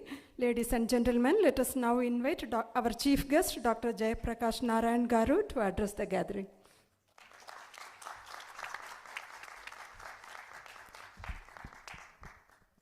Friends, until I came here, I did not know what to expect. I expected a group of very accomplished medical professionals, many of them trained abroad, particularly I think in the United Kingdom, doing remarkable work in this country. I expected a lot of serious focus on medical care, but I did not really expect a deep reflection on health care. But after Dr. Shyam's presentation, I am completely bowled over. There's not a word on which I would disagree. The vision you have is completely in consonance with what India needs. So really, I have nothing more to say, to be honest. I'm delighted that a group of high-quality professionals are looking deeper. I'm particularly happy that he said a doctor's role should not be limited to medical care. You have to be champions of healthcare in this country. I've been talking ad nauseum about it, and today I see it in practice. Thank you, Dr. Shyam, and all of you for doing what you're doing. You are an example of the good things happening in India in healthcare. Dr. Murali Bharadwaj talked about the irrelevance of clinical medicine in the normal sense, the inspection, palpation, percussion, auscultation, etc. I believe, as an old-fashioned guy, they still have a lot of relevance. But that apart, what he's saying is absolutely true. We read a lot of wonderful things in medical textbooks, but we hardly saw anything in practice.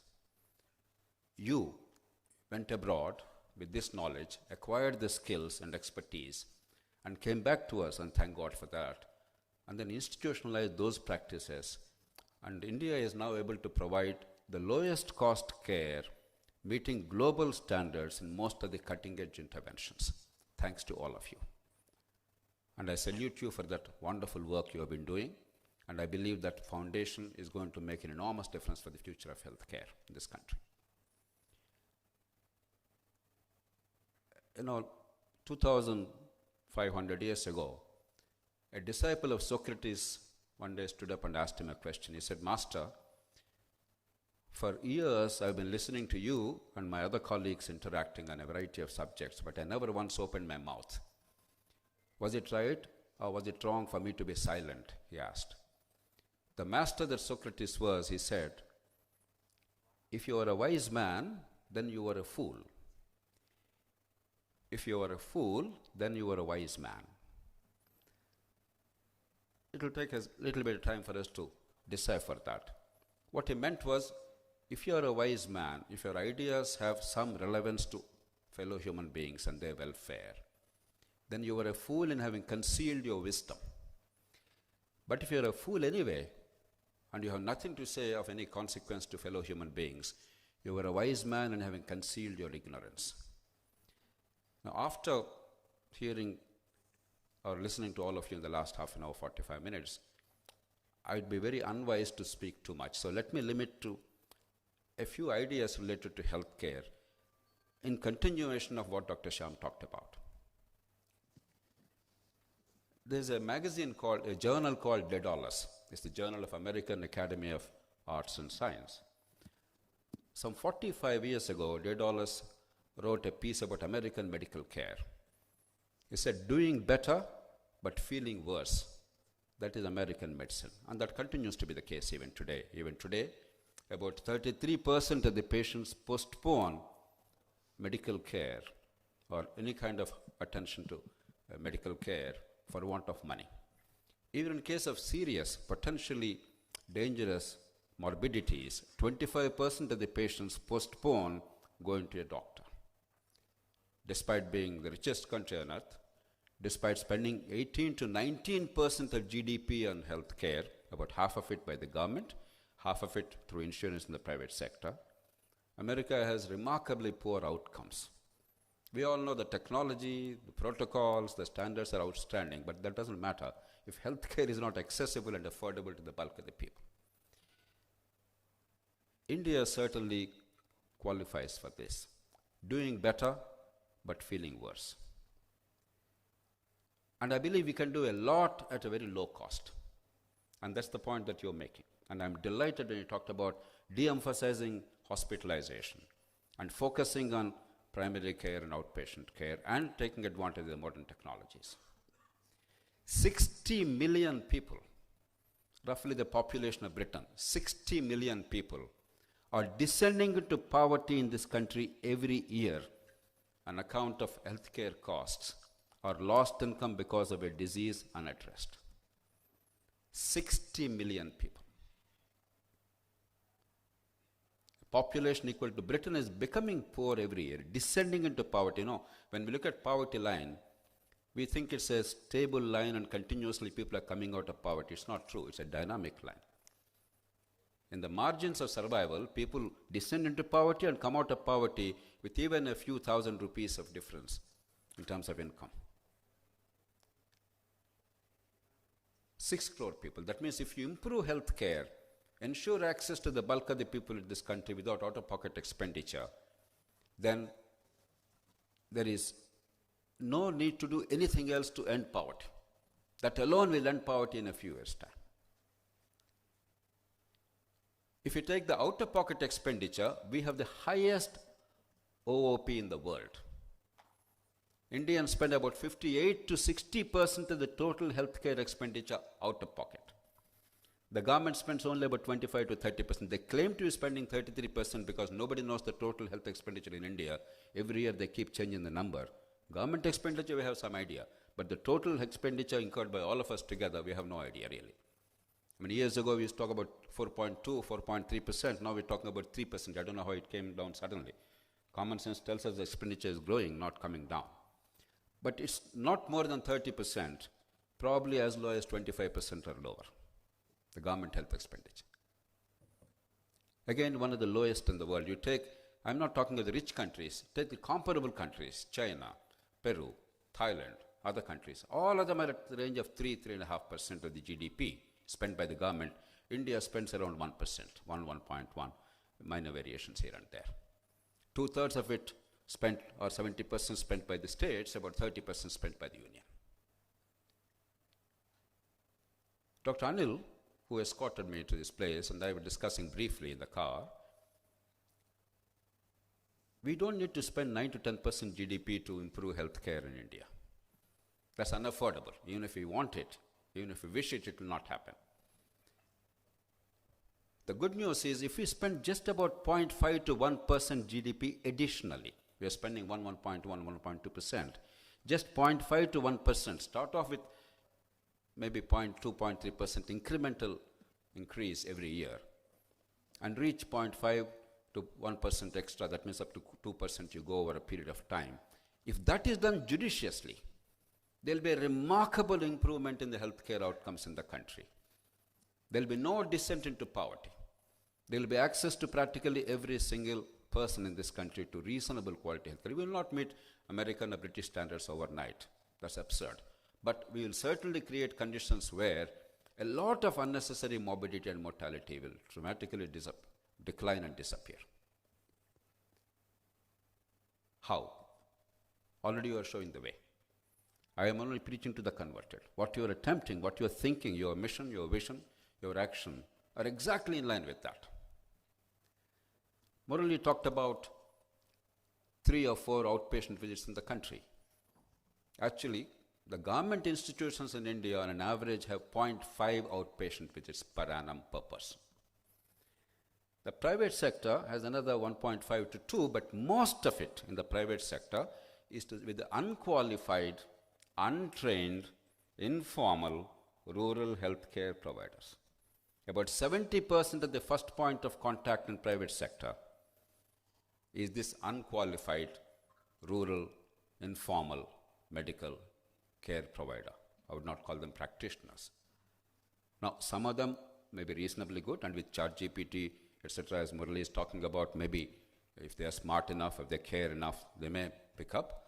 But I think the bulk of them, patients are surviving because nature has been very kind. As Ostler said, if you recall, the old-fashioned book of Ostler, he said with great humility as a great surgeon, I only dress the wounds, nature heals, or God heals. Thanks to the propensity of nature to save most of us most of the time, these people are surviving not because of medical care attention. The first point of contact to me is what you're trying to do. How do we improve the first point of contact, the primary care for the people across the country, utilizing a variety of things, human interface. I don't believe that whatever happens to technology, human interface will disappear, nor should it disappear. I believe without that there's no medicine. How do you improve access with available resources? How do you utilize modern technology, including telemedicine and ChatGPT and 100 other things, but without compromising quality, with adequate supervision and monitoring and accountability? That is the heart of the issue. The good news is we have remarkable strengths in the system. Again, as Murali said, China is the only other country that produces larger number of doctors. We produce 90,000 in the country and about 15,000 graduate outside the country. Remember Ukraine? How many people have you brought back to India or Russia or some other country, even China? 100,000 doctors a year. Numbers-wise, there's no problem. Quality-wise, again, as has been mentioned, certainly there's a decline in the clinical skills at undergraduate level. For whatever reasons, I don't want to go into details. You know, I know. We all understand what's happening. But numbers are not a problem. Same the case with the nurses, with physiotherapists, with pharmacists, with others. There's an enormous number in this country. Numbers are not a problem. Unlike countries in Africa, other parts of the world, their problem is where are the human resources? We don't have that problem. Improvement of quality, we can easily do it. For instance, we can improve medical education, undergraduate education, by simply adapting the British practice of objectively structured clinical examination, OSCE, or things like that. We do have 50% weightage for clinical methods, but in reality, nowadays, if I'm not mistaken, there's nobody who feels that he has to master clinical skills in order to graduate in medicine. When we were all going to colleges, particularly my generation and Dr. Sudhakar's generation, 50-60% flunked. Mostly because clinically, while examining a patient, we did not get the right kind of skills. But today, it's almost unthinkable. We made it so easy. And therefore, while there is a theoretical knowledge, they're coming out without much of clinical exposure, which is a sad thing. Our graduates, medical graduates, don't feel the confidence. But that can be easily addressed, so I'm not going to do that now. We have enough number of people. That's the point I'm trying to make. I'll come to that presently, a minute later. Our pharma industry is a world champion. We produce the world-class drugs. Spurious medicines are different. That is because of poor regulation, but the actual genuine medicines, we are world-class at the lowest cost in the world. The moment our people went into AIDS therapy across the world, ART, the drug prices globally plummeted by about 90 to 95%. That's just one example.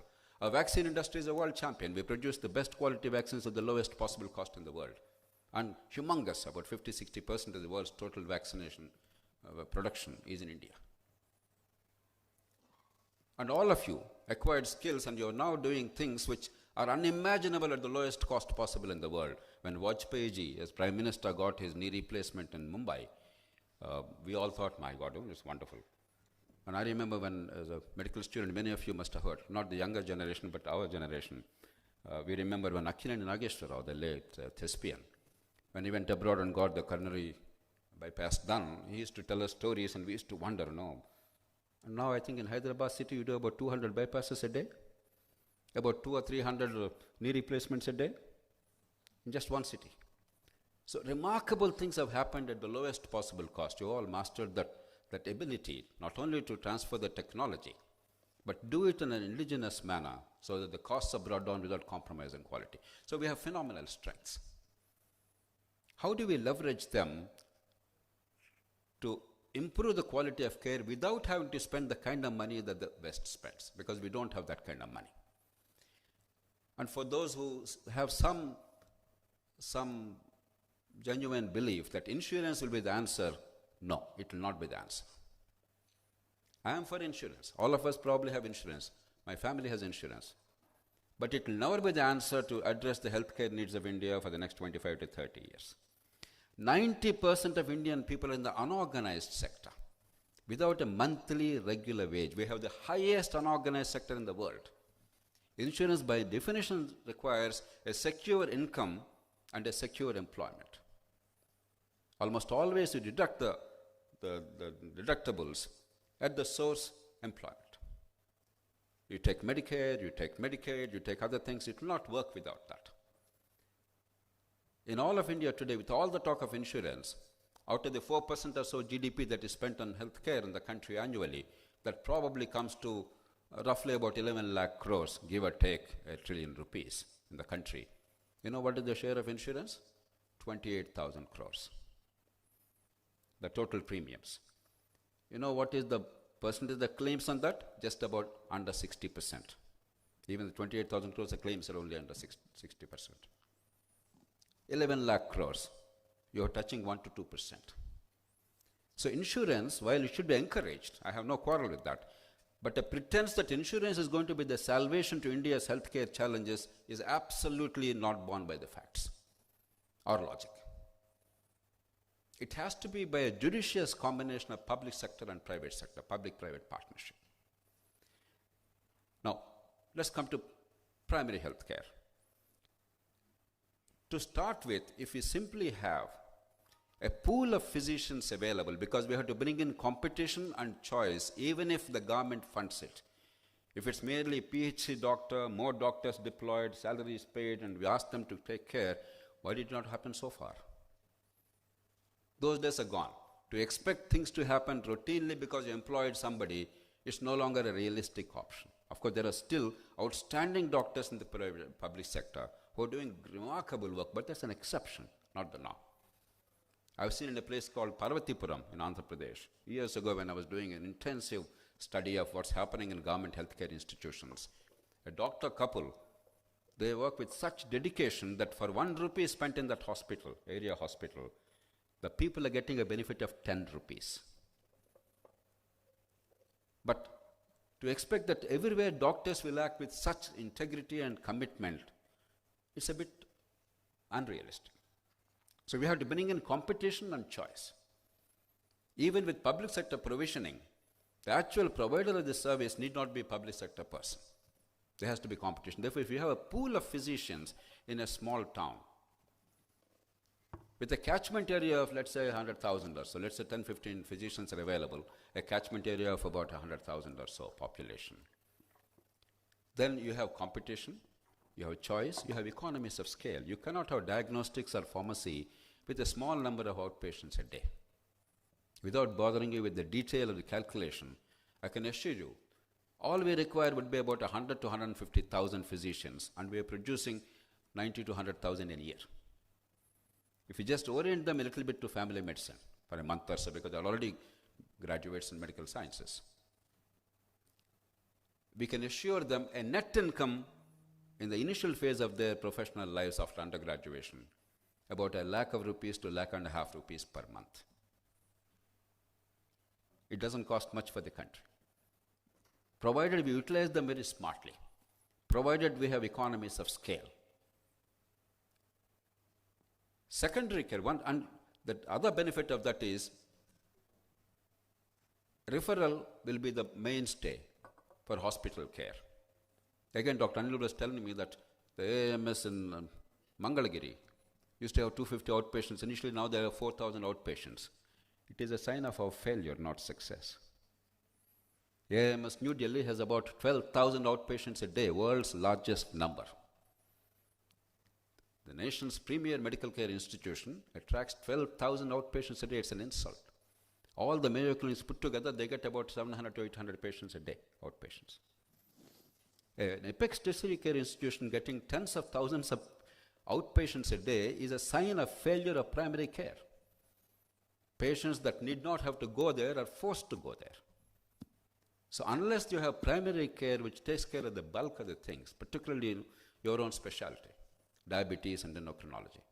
I remember years ago when I was in King's College, London, I chanced upon Dr. Michael Edwards, the great diabetic foot specialist. The moment he heard that I was from Hyderabad, he said, the diabetic capital of the world, he said. South India, diabetic capital. I didn't know until that time that we have very high incidence of diabetes.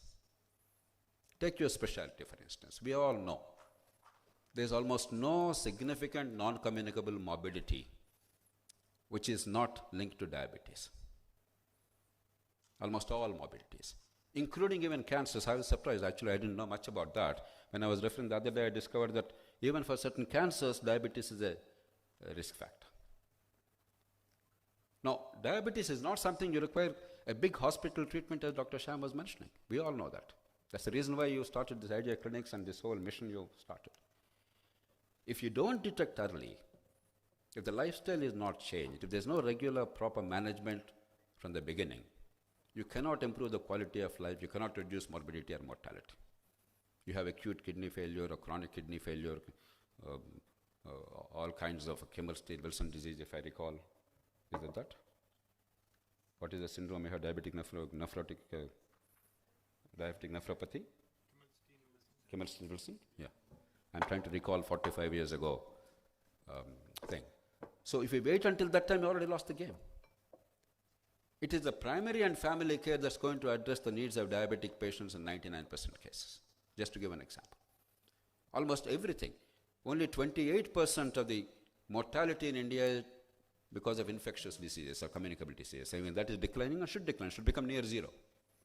And it is going to become close to zero. But 72% already in the non-communicable diseases. And they cannot be addressed with dramatic interventions on day one, unless you allow them to fester into crisis and then have high cost but low impact interventions, causing enormous strife and cost to the society and to the families. We're not going to really address the challenges. So once the family care is taken care of, let there be a referral system unless it's an emergency to go to hospital. And we already in the public sector have the framework. It's not working very well because government is not deploying enough resources, but the Arogyasri and Ayushman Bharat framework is the sound framework, the basic idea, competition, choice, and guaranteeing quality because of competition and choice. If you deploy more resources and expand this care to almost every intervention, minus the high-cost tertiary interventions, and that's where I believe it's wrong, because eventually, if you allow high-cost tertiary interventions to be dealt with in this manner, it will be a bottomless pit. The costs will go up, the benefits will come down. That's not the way forward for a country which is scarce in resources. But this Arogyasri framework, with properly deployed and universalized, I believe universalization is necessary, not because everybody will use it, but unless some of the middle classes start using it with voice, accountability will not be there in the quality of service. If the service is only for the poor, eventually the service will become poor. It will not improve. And the cost will not go up for the government because ultimately about 25-30% people, again Dr. Sham said, the middle classes of India, most of them will not use government facilities. My daughter was born in a government maternity hospital, probably the last child born of a civil servant in a government hospital in the country. Out of sheer idealism, she was born there. She's a doctor. She's now applying for residency in the US. So it's unlikely that middle class is usual, but if at least some people utilize it, if some people with voice are also stakeholders, then the system is more likely to deliver better. And therefore, you must make it universal in concept. You cannot parcel out healthcare only to some segment conceptually. Last element, tertiary care. I believe you must separate the high cost, low impact, but sometimes vital life-saving technologies, sophisticated technologies with multidisciplinary approach, enormous cost of intervention. They must be separated from the private sector as far as the government is concerned. That's where the good quality teaching hospitals are important. There are about 300 government medical colleges. Of them, about 140 or so are the old colleges, relatively better, but poorly resourced. I was doing some quick study. Again, Dr. Sham made the point, I don't have to repeat that. On an average, the cost of maintenance of a bed, hospital bed in a high-end tertiary care hospital in India is about 1.15 crores per year. Obviously, it's high-end. Maybe if you are cutting costs, it comes to 60-70 lakhs, the middle-level hospitals, but 1.15 crores is the cost. The billing per bed is about 1.3 crores per bed. One day I remember I was in Niti Aayog, my friend's chambers, secretary to Niti Aayog at the time, and the chairman of one of the high-end hospital chains, he was there. Then I asked him, what is the capital cost of investment per bed for hospital care, tertiary care. It's at say about 1 crore. This was about 10 years ago or so. I said, what's the billing per year per bed? He said, so 1 crore. You know how much the government colleges are spending, medical colleges, on an average? Including the teaching component, including a nursing college, including the college component, not merely the hospital cost, it is coming to typically about 10 lakh rupees per bed per year. Now, how can you give quality care in the tertiary hospital with 10 lakh rupees per bed? We can't make it 1 crore, impossible, but we can easily make it 25 to 30 lakhs over a period of time, because government has advantages of infrastructure and pooling and economies of scale, and therefore even 30 lakhs will significantly improve the quality of care provided, and that's important proviso. Again, Dr. Murali Bharadwaj is right. Where are the quality clinicians in government hospitals now? Very rare. You find 1 out of 10 who really have the skills and who engender confidence and who have the credibility. Most others are merely, they're there. Unless we create a framework in which many of you find it attractive to give some time. You can't be government employees. You cannot give full time to teaching. But certainly I'm sure many of you would be delighted to be teachers. And that's what the rest of the world does. If the best practitioners are outside the government, not utilizing their talents to teach the next generation is ridiculous. If you give a reasonable framework in which you have the autonomy, and you don't want to make much money, at least your costs are covered for those hours that you spend there, you'll be delighted to provide the care there and teach. So the benefits are, A, you enhance the credibility of the public system, and therefore patients are more likely to come, and B, you improve the quality of teaching and training of the undergraduate students. You can design it beautifully. There are ways of doing it. All this together, my ballpark estimate, and fairly detailed analysis and study you have done, is about 1 lakh crores per year. And we can do it incrementally. Start off with 30, 40,000 crores, but properly, judicious expenditure, not merely more expenditure. In 3 years' time, you reach that level. After that, as the economy is growing, India, luckily we are now, the economy is growing at 6-7%, and unless we bungle very badly, in the next 20, 30 years, we're likely to grow at that 6-7%. So as the economy is growing, as demand is picking up, as politicians realize the political value of this, the political incentive of this, they can put more money. So now if from 1% we go to 1.2% now, we go to 1.7, 1.8%. Slowly we'll go to 2.5 or so in 10 years' time. It's not a big deal. That kind of resources we have. We cannot go to 7 or 8% in 10 years' time. Not even if God appears on earth. We have a pragmatic approach possible because you made it possible. The existing system made it possible. With all its imperfections, you made it possible. If we think smartly and do things wisely and adapt to our conditions, for instance, in the outpatient management at the primary care level, I looked at the British model. What is the model of payment to the physicians there? Per capita. X number registered, per registered patient, X amount. In India, it probably will not work. Therefore, make it simpler per outpatient visit. So there's some adaptation required to suit our conditions, our unique requirements. These are relatively minor in the larger context, but some application of mind is required. If we do that, this is not something that nobody has attempted. Sometimes in India, we pretend that our problems are unique, that nobody on earth has these. No, we are not so exceptional, we are human. All other societies grappled with these problems. If we learn lessons just like medical science, we learn so many things from the rest of the world, and then we're applying them to our conditions. Similarly, in the management practices, building a healthcare system, if we simply learn from the rest of the world and adapt it to our conditions, not blindly adopt it. Like we said, for instance, there's no real possibility of insurance becoming the mainstay of healthcare financing in India, for good reasons. So adapt it to our conditions smartly, leveraging our strengths, overcoming our weaknesses at a relatively low cost. Because even at 1.5 or 2% of the GDP, India government will be spending the lowest amount in healthcare. There's almost no significant economy which is spending less than 3% of GDP on healthcare from the government. Even then, we will be the lowest costing from the for the government. But outcome can be significant. One last point. Again, Dr. Shyam mentioned.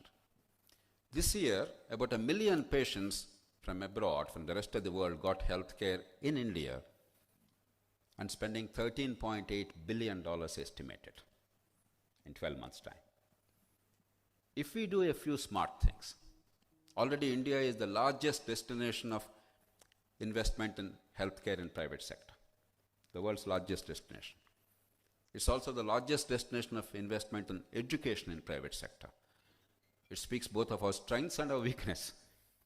Weakness because they are convinced that government will never do its job well, and therefore the demand will private sector keep growing, and therefore let's invest money. But let's take advantage of that. If you do a few smart things, it will easily reach in the next 7 to 8 to 10 years $100 billion in a year. Easily. I mean, that's a conservative estimate. As Dr. Shyam said, globally the costs are skyrocketing, aging populations, people want high quality care, and there's no way those societies can afford that care at their costs. If we do things right, now we're attracting from the middle income countries, but not from the very rich countries yet. But if we do things right, all the big insurance companies, they'll line a queue. And even NHS and others, they'll be more than happy to come here, at least in select interventions. We'll make it $100 billion. And look at employment. India employs about 3.2 million workers in the total healthcare system, from pharmacists to doctors to nurses to lab assistants to all kinds of people. 3.2 million people for a population of 1.4 billion. Britain, with a population which is about 4.5% of India's, employs 1.6 million people in NHS. United States, with 1/4 of our population, less than 1/4, employs about 10 million people in healthcare system, public and private. The 3.2 million is public and private, the Indian number. Now, we cannot probably employ people on that scale for healthcare. About 2.8 to 3% of the population employed in healthcare is a little too much. We can easily reach about 1.5% because we need it. If we build the system right, there are so many externalities. At least 10 million new jobs will be created in healthcare sector. Not everybody needs to be a doctor. Healthcare sector requires a large number of people, all of you, in your clinics, in your hospitals, elsewhere. It's a huge employment generator. So if we think smartly as a country, enormous opportunities await us in healthcare sector, and what you're doing is phenomenal. I salute you for that. You're generating the ideas, you're putting it into practice, you're spreading it as a movement among physicians, and above all, the doctors who only think of a patient and patient care are now, for the first time, I'm very delighted to note, refreshingly looking at the healthcare system and becoming champions of the healthcare system. And if the physicians don't take charge of this, don't take the leadership, increasingly in our society there's a gulf between the patient and the physician. When 40, 50 years ago, when we were in medical schools, doctors were literally worshipped.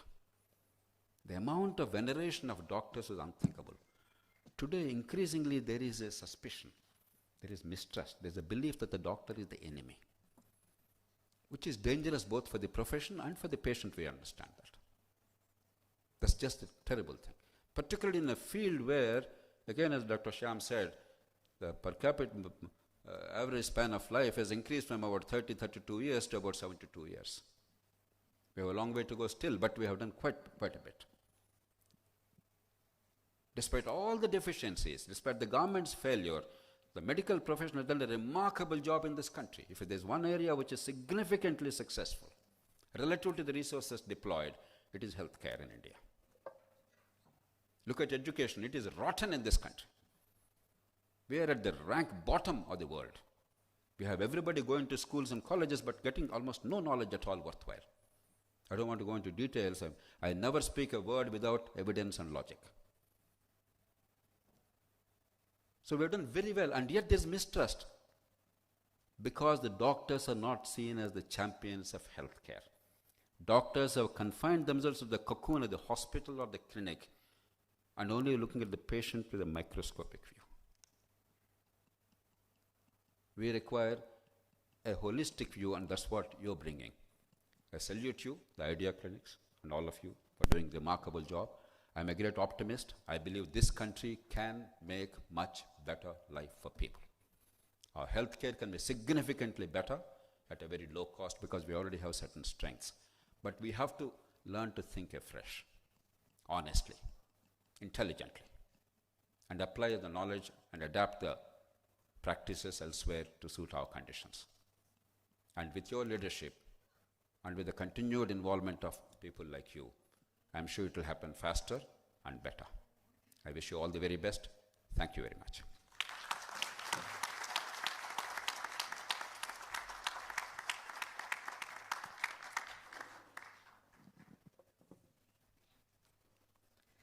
Someone rightly said, knowledge shared is knowledge squared. Thank you very much, Dr. Jayaprakash Narayan Garu. Your presence here is much valued for us, and know that you are packed with tight schedule, but nevertheless you made your way through here. Thank you so much, sir. And to present a token of appreciation on behalf of Idea Clinics team, it is my pleasure to invite Professor Dr. N. Sudhakar Rao, sir, and Professor Dr. Rakesh Sahai to present the token of appreciation to our valued chief guest.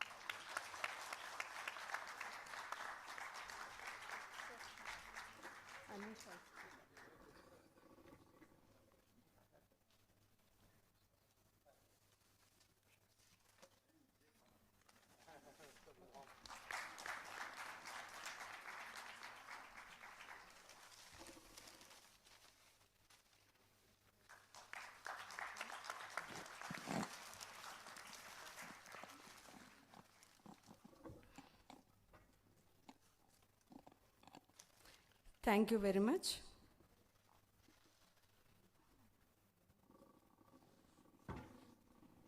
Now I request our chief guest, Dr. Jayaprakash Narayan, to felicitate our IMA doctors, Dr. Jatin Kumar, IMA President, North, and Dr. Surendranath, IMA Secretary, North Branch. Please come to the stage.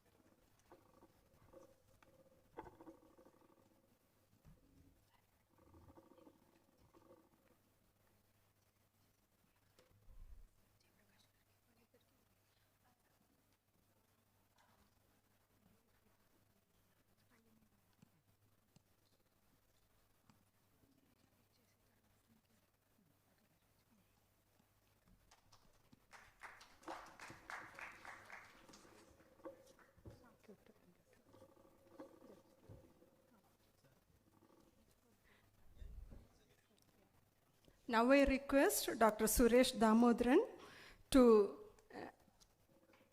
present our handbook of Idea Clinics to our chief guest, Dr. Jayaprakash Narayan.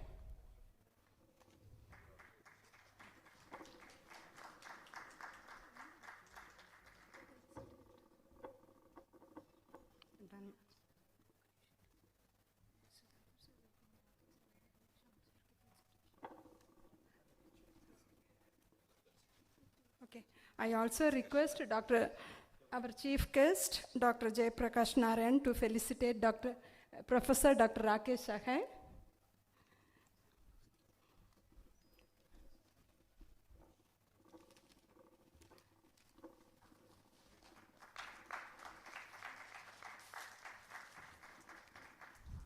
And to felicitate Dr. Suresh Damodaran.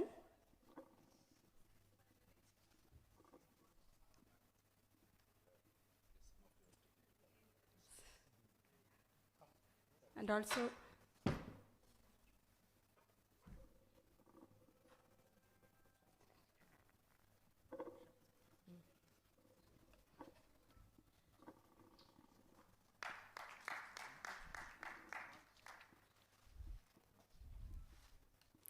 I also request Dr. Jayaprakash Narayan to felicitate Dr. Shyam Kalavalapalli.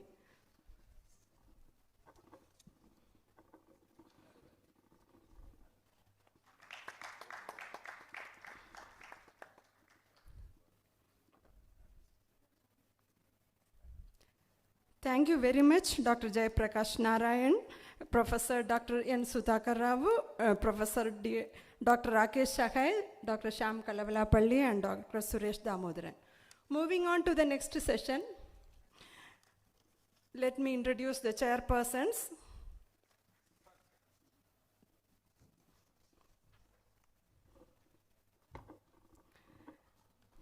Professor Dr. Neelaveni. Dr. K. Neelaveni is an endocrinologist currently teaching at Osmania Medical College and Osmania General Hospital as an associate professor of endocrinology.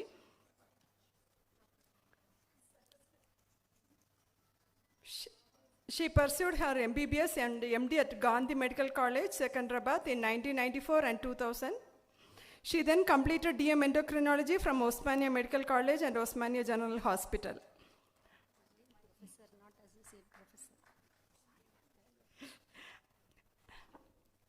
Sorry, professor, not associate professor of endocrinology. I also invite Dr. Kalyan Chakravarti, senior endocrinologist at Idea Clinics, to chair this session.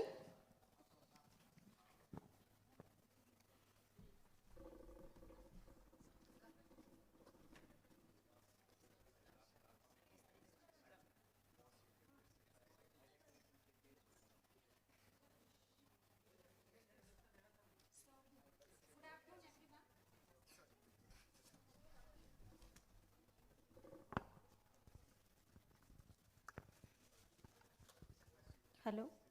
Good afternoon, everyone. And I think lunchtime, we are lagging behind the schedule. So quickly, I think we will finish off this session before going to the lunch. And for that, I invite Dr. Maithili, who is well known to all of us, and who is former professor of endocrinology from Andhra Medical College, Visakhapatnam, and she does some social activities. She is a founder secretary of the Diabetic Child Society, Visakhapatnam, an NGO which supports the needy children with type 1 diabetes.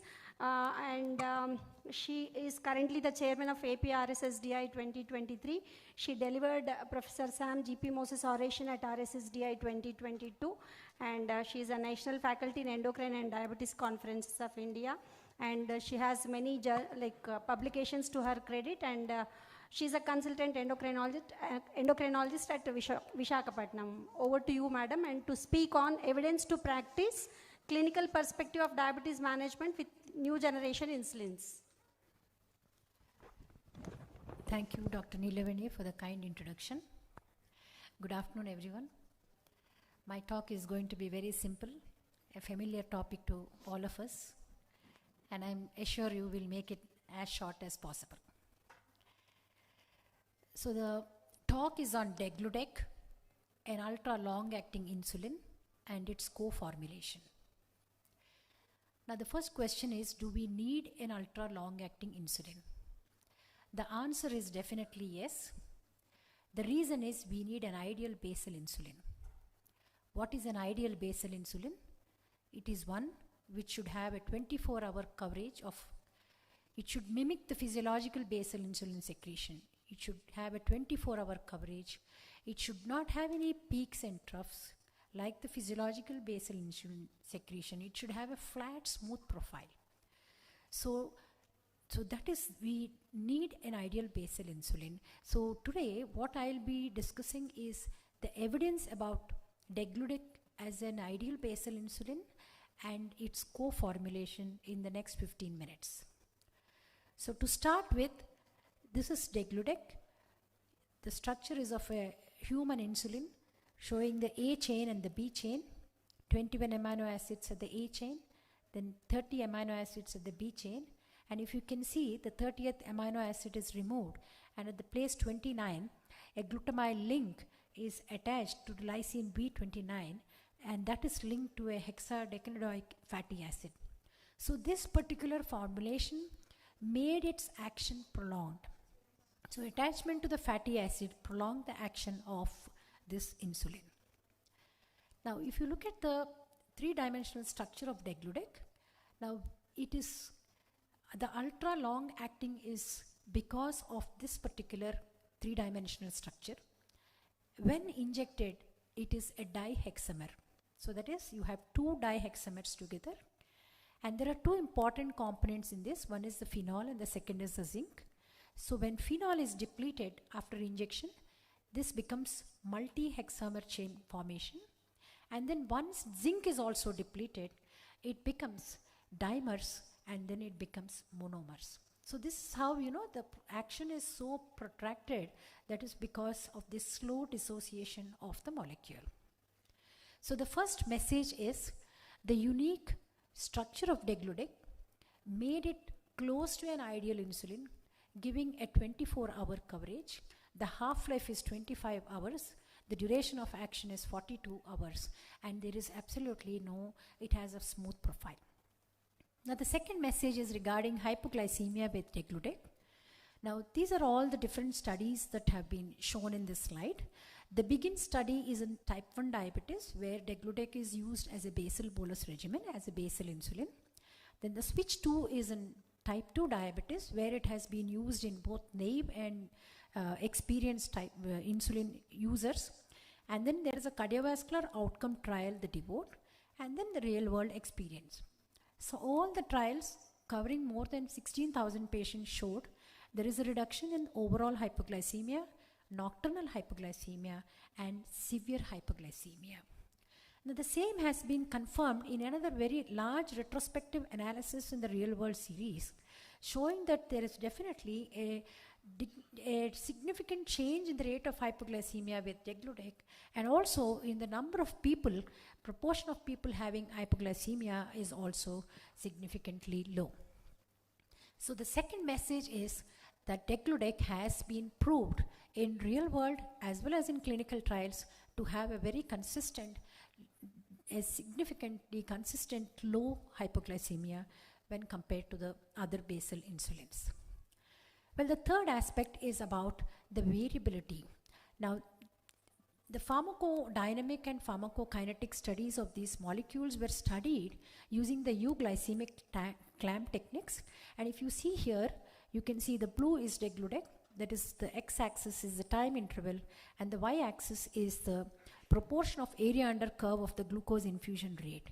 Now if you see across 24 hours, you can see that the glucose infusion rate is quite constant. That is how it says that it has a better 24-hour coverage. And the same has been depicted with glargine U300 also, that there is definitely a lower within day variability. So in a given day, there is a less variability, and that is how it also contributes to less hypoglycemia and a 24-hour coverage. Now what about between doses? Between different days also, degludec has been shown to have a low variability. So the third message is that the variability of the glucose lowering effects, the variability in the absorption, all these have been significantly lower with this long-acting insulin. So this is again, now CGM and degludec again have been studied. So with CGM, what has been found is that there is a better time in range and there is a lower nocturnal time below range. So we want an improvement in time in range and we want a less time below range with CGM. and that has been showed with degludec both in clinical trials as well as in real world evidence. So the potency, yes, the molecule is potent. The given doses are, the basal doses are much less. And one important aspect about degludec is the better fasting control. So if you look at we said there is a lower nocturnal hypoglycemic effects. So this has been achieved along with the reduction in the fasting plasma glucose across various clinical studies. And of course, the adherence of this molecule is very good. This is because it has a flexibility in dosing because of its long duration of action and long half-life. Now, in summary, the insulin degludec is a 24-hour long-acting insulin, a flat peakless activity profile, minimal hypoglycemic events, and of course minimal variability and good flexibility is there. Now, a word about its co-formulation, that is a combination of degludec with another insulin. There are two different insulins that are mixed in this, that is, one is degludec and the other is aspart. So this is what is called a co-formulation. Now, what is the importance of this co-formulation for us? In an Indian scenario with a diet where there is a high carbohydrate diet, all the Indian societies uniformly said that when you initiate insulin in type 2 diabetes, it need not be a basal. You can also give a premixed insulin as an initiation. This is because you need to target not only the fasting but also the postprandial excursions because of a very high diet rich in carbohydrates. Though we mentioned about the carbohydrate intake, practically this study has proved that 60 to 70% of carb intake in Indians is through carbohydrate even today. So there is a need for an insulin which covers both fasting and postprandial excursions. So the postprandial excursions have to be addressed when you want to need an A1C control. It is not just fasting is not enough. Now this is the structure of the co-formulation insulin. So the green one is the degludec, which is 70% in the combination, and of course 30% is the rapid acting insulin analog aspart, and both have been combined together in a single syringe. So the two insulin components, they do not interact in the solution, and in the subcutaneous tissue they still retain their individual properties. And this is what has been depicted in this particular study, again using the euglycemic clamp study. Though both were mixed together, you can see that degludec retained its flat profile and aspart retained its prandial coverage. Now the clinical recommendations, where do you use this insulin? As I already mentioned, you can use it at initiation of therapy in type 2 diabetes. You can use it for optimization and also for intensification of therapy in type 2 diabetes. The combination is simple so that you, with the one device, you are able to intensify the therapy. So the same comparisons have been done with this molecule compared to the basal insulins. Definitely this is a premixed.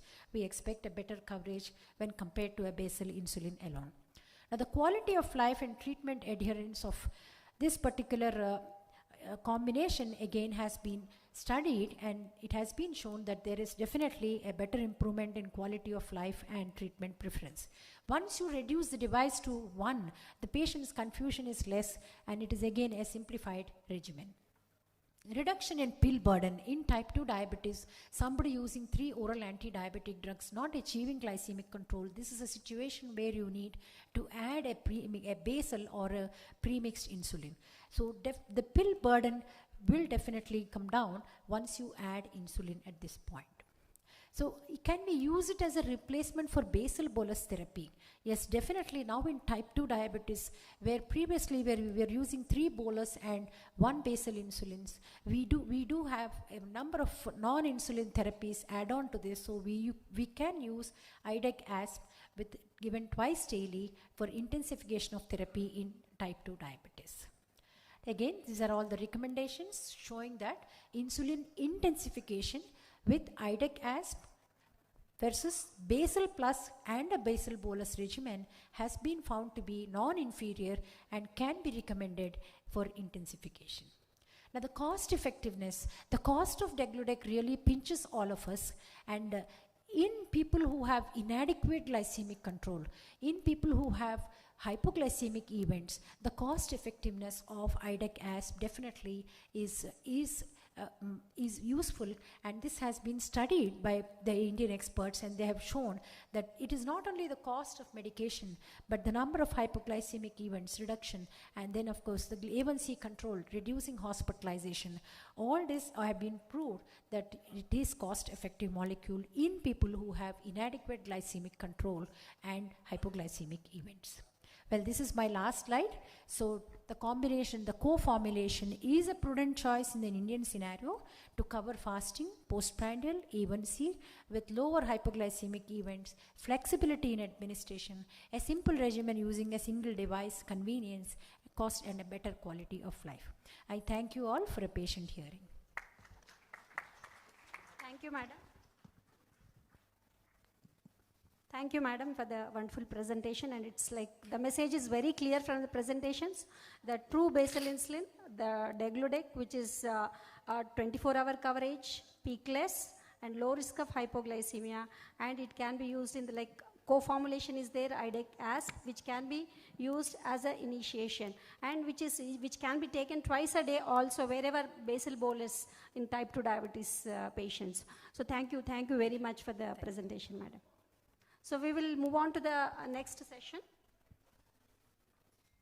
So I welcome Dr. Suresh Damodaran from Coimbatore to chair this session. So Dr. Suresh Damodaran is a consultant in diabetes endocrinology at Sri Ramakrishna Hospital in Coimbatore.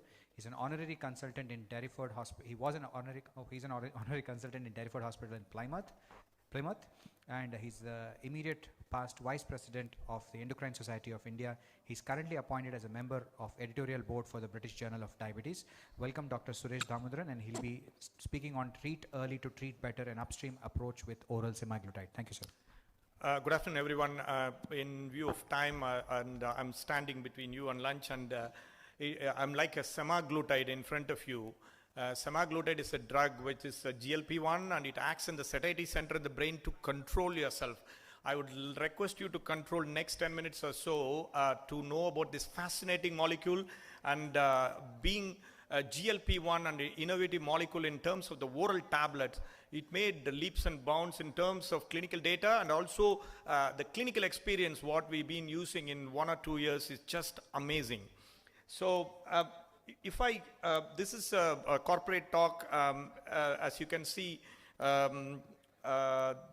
the sponsors are no one orders, but the people of type 2 and obesity has been increasing, and the mortality has been really going up, almost like a 7 times mortality in terms of micro and macrovascular complications of diabetes. And then we know about the thin fat theory that has been developed, and also how we compare to the Caucasian population, that being thin, how much risk we are in terms of cardiovascular disease. So we need to understand the mechanism. You must have heard in multiple talks, but the baseline is there's quite a lot of challenges. It's not 1 or 2.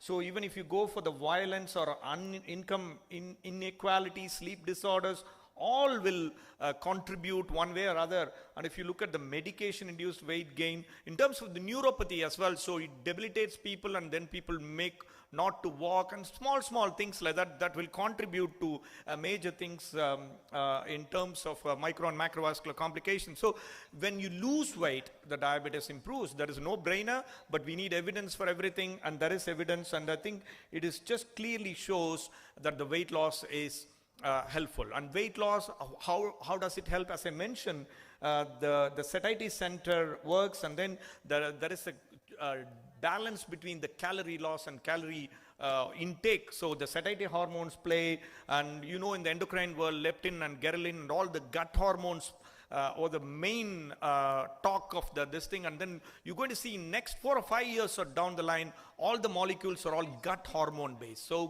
gut hormones are the areas to watch, and what is going to come of Wegovy, or you take about anti-ghrelin, anti-serum, or quite a lot of drugs are going to be gut-based hormones. So maintaining weight loss, it plays a huge role. But what is the treatment option available? We know about the pharmacotherapy, lifestyle behaviors, a lot of AI things have come in. We got an excellent inauguration today today, how it is going to be infiltrated to the society, but lifestyle and behavioral with technology help, it has gone up leaps and bounds. And pharmacotherapy, we got few drugs, but that all, naltrexone, bupropion, and few ADA approved drugs, FDA approved drugs are not available in India. It's available in black market, but it has got no approval from Indian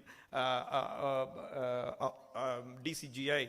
So weight loss surgery, it has been there for a while, and quite a lot of premier centers. And in Coimbatore, we got GEM Hospital, which is one of the premier centers for weight loss, and I'm one of the advisors for them. But there is quite a lot of data is being produced by that center and throughout India. As our chief guest was saying, we're doing an enormous job in terms of surgery and cardiovascular. Do the lifestyle modification, they come back, and 5 years down the line, they are not, this thing will back to samosas and they just changing the remotes and the back to square one. So if you do with the bariatric procedure, and again the same thing, if you don't do the basics right, you will end up in trouble. So you can do hi-fi surgery of one bypass surgery of stomach, and it has got an excellent result. There is no question about it, but the recurrence is also bad when you don't do the things right. And there is the element of there's trials of with GLP-1 is given post-bariatrics are all happening,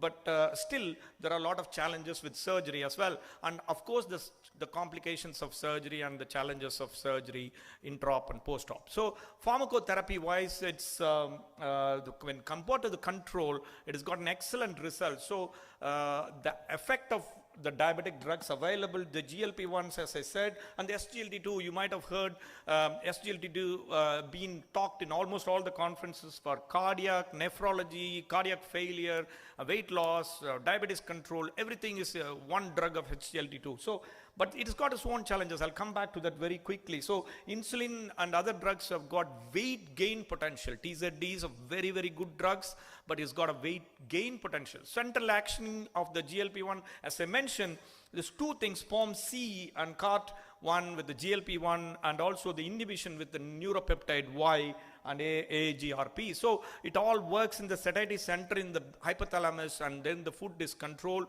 and it just says to the brain, control. Suresh Damodaran talk is going another 5 minutes. So that kind of thing is will be done by GLP-1. But what happens to, I don't want to go over basic of SGLT2. We might have heard in 10,000 lectures with multiple pharma companies, but there is a challenge between calorie loss and compensatory food intake.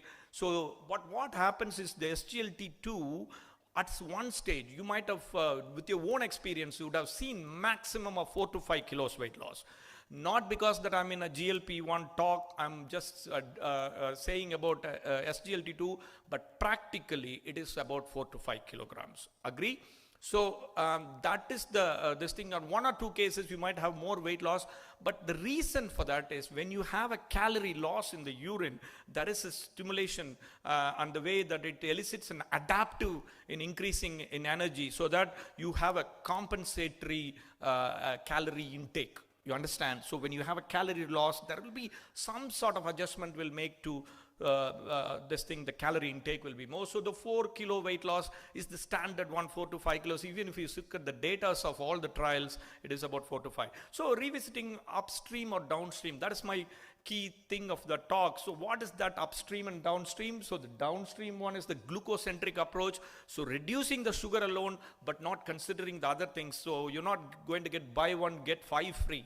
So you're going to get a weight loss, lipid control, blood pressure control, and then arthritis improvement. You're not going to get all that, but you just focus on blood sugar control, get it right. So, but we are going to be much more proactive when the weight loss happens. OSA improved, non-alcoholic steatohepatitis, which is the major thing for a woman in this country and also throughout the world, with obesity growing, and the NASH has become more than an alcoholic thing in few countries. So osteoarthritis, dyslipidemia and other things also improves when you do an approach where there is a diabetes control along with weight loss. So importance of the weight loss, incidence control and remission. So if you look at the weight loss prevention in quite a lot of trials, including DPP trial of 2019 publication. So risk of type 2 falls significantly with reduction of body weight, and weight loss and diabetes, even with the modest weight loss, the glycemic parameters improves in a big way. And this includes the fasting postprandial along with the A1C control. So weight loss almost of 46% of the patients intervention grouped with the type 2 remission. So those are the days are gone. We're controlling diabetes alone is gone. Now it comes to remission of diabetes through AA and technology, through drugs, and one of these drugs is semaglutide. So when you reduce the weight and achieve the holistically what you want to achieve, and you try to do a remission of diabetes, and which is not been spoken 10 years ago when metformin and sulfonylureas are the drugs that is being used.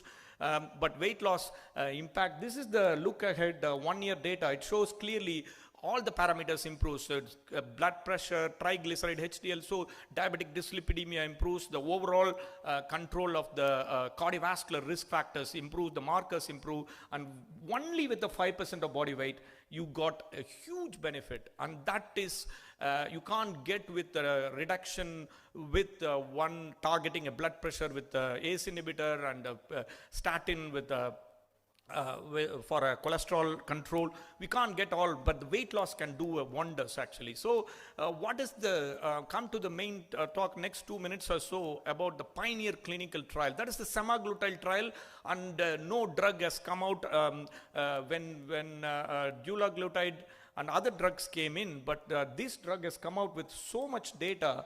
Oral showed A1C reduction versus range of competitors in the Pioneer program. It has been compared with all the drugs available in the market. So monotherapy versus EMPA, sitagliptin versus liraglutide, and with insulin, all been compared. And you know what? I think almost 1.5% of A1C reduction. You take any DPP-4 or SGLT2, it's 0.7% reduction. So here you got 1.5, almost double of it. The reason being is the weight loss. So change in baseline for A1C, almost 2.6%. So that is also a really good number. When it's a treatment naive patients, you get almost 2.6%. So you get a 9% A1C, you get it to 7.5. So it shows the weight loss almost like 5 kilos as a standard. But there are a lot of other weight losses and personal experiences of variable. I might be able to show one of the data of my patients. So significant reduction versus empagliflozin, that almost like weight loss of more than 70%. So waist circumference, doctor, you're talking about weight loss, but whether it's useful for Asians, because the Asians or anybody, the waist circumference are very, very important. If you look at the data, you really need 80 centimeter for a female and more than, not more than 90 centimeter for a male if you don't want to be obese or overweight. But that, just put an inch tape in your front of your belly and you can just measure yourself. You don't need to go for a BMI calculator. So for 45% reduction in waist circumference when compared to empagliflozin, that tells you it is not the lean mass only, the visceral fat also goes off. So the quality of weight loss, it's very, very important. When you lose weight, and I've shown you data to show there are a lot of people after the diet and exercise, they come back again in few years, they're not following it. And when you do lose weight, this is going to be a huge challenge when drugs like Wegovy and new Lilly drugs are going to come in, where there is a 15% weight loss. What happens when you lose 15% of your body weight? Then there is huge structural changes in the body, and that will be a challenge. And we have to bring in the concept, which I'm trying to do, like building the muscle. So that is a different topic altogether. But the quality of weight loss with semaglutide is very, very important. So the body weight and body composition, so the fat reduction is really significant. So look at the associations. All are going with, even the latest ones, they avoided metformin, which you can't do. But there is a significant role of GLP-1s and SGLT2, especially with the GLP-1s in terms of weight loss, along with other contributory reductions. So this is a very quick case scenario. I got 1 minute or so. So confirmatory test shows 8.1% A1C reduction. Pavan is from Hyderabad. So you can say metformin plus sulfonylurea he's on, and he's got diabetic dyslipidemia, and yeah. Okay. So the progression of type 2 to prevent the complications are very, very important. And in 3 years, he's got some lifestyle changes, but I think he's got the changes with atherosclerosis, and that is a huge challenge.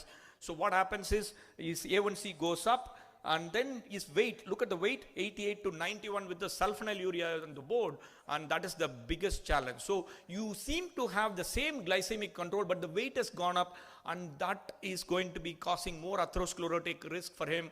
So the GLP-1 got introduced along with statins, and what happens next, this like bingo, A1C reduction happened, and also the total cholesterol and the whole lot of things improved, and it is like Telugu movie ending with a nice sort of climax. So this is possible with this group of drugs, and it is not possible previously. So we can control the blood sugar, but we can't prevent, and we can't get buy one get five free. So preventing complications and also managing the risk factors. So with that, I think upstream approach is the main way. So in the last 15 minutes or so, I just covered that GLP-1 is a significant group of drugs that will control not only glucose-centric approach, and it's got an upstream, it's got multiple CV risk factor improvement, weight loss happens. Because of the weight loss, the risk factors again improve. Therefore, we need to select the group of drugs that will be beneficial for the patient. Thank you very much for the wonderful opportunity.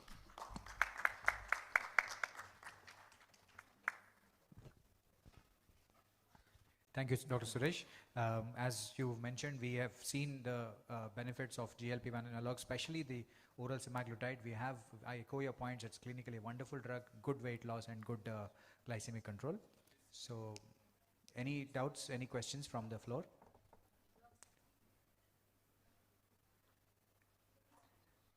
If none, then we can break. It's all lunch.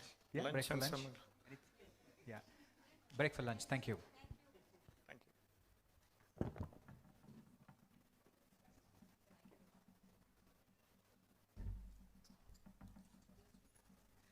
Thank you, Professor Neelavani and Dr. Kalyan for sharing this session.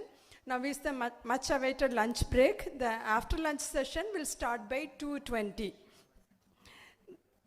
The doctors, those who want to participate in the quiz, you are requested to do the registration right side of the stage over this table.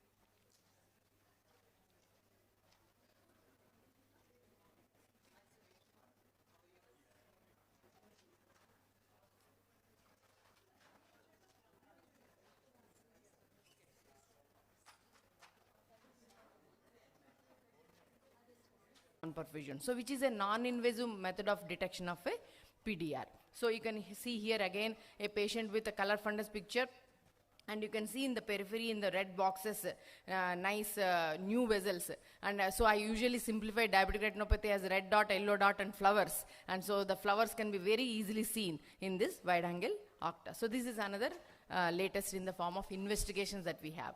And in the form of medical management, so whenever a patient, as I said, diabetic macular edema is the most common sight-threatening retinopathy.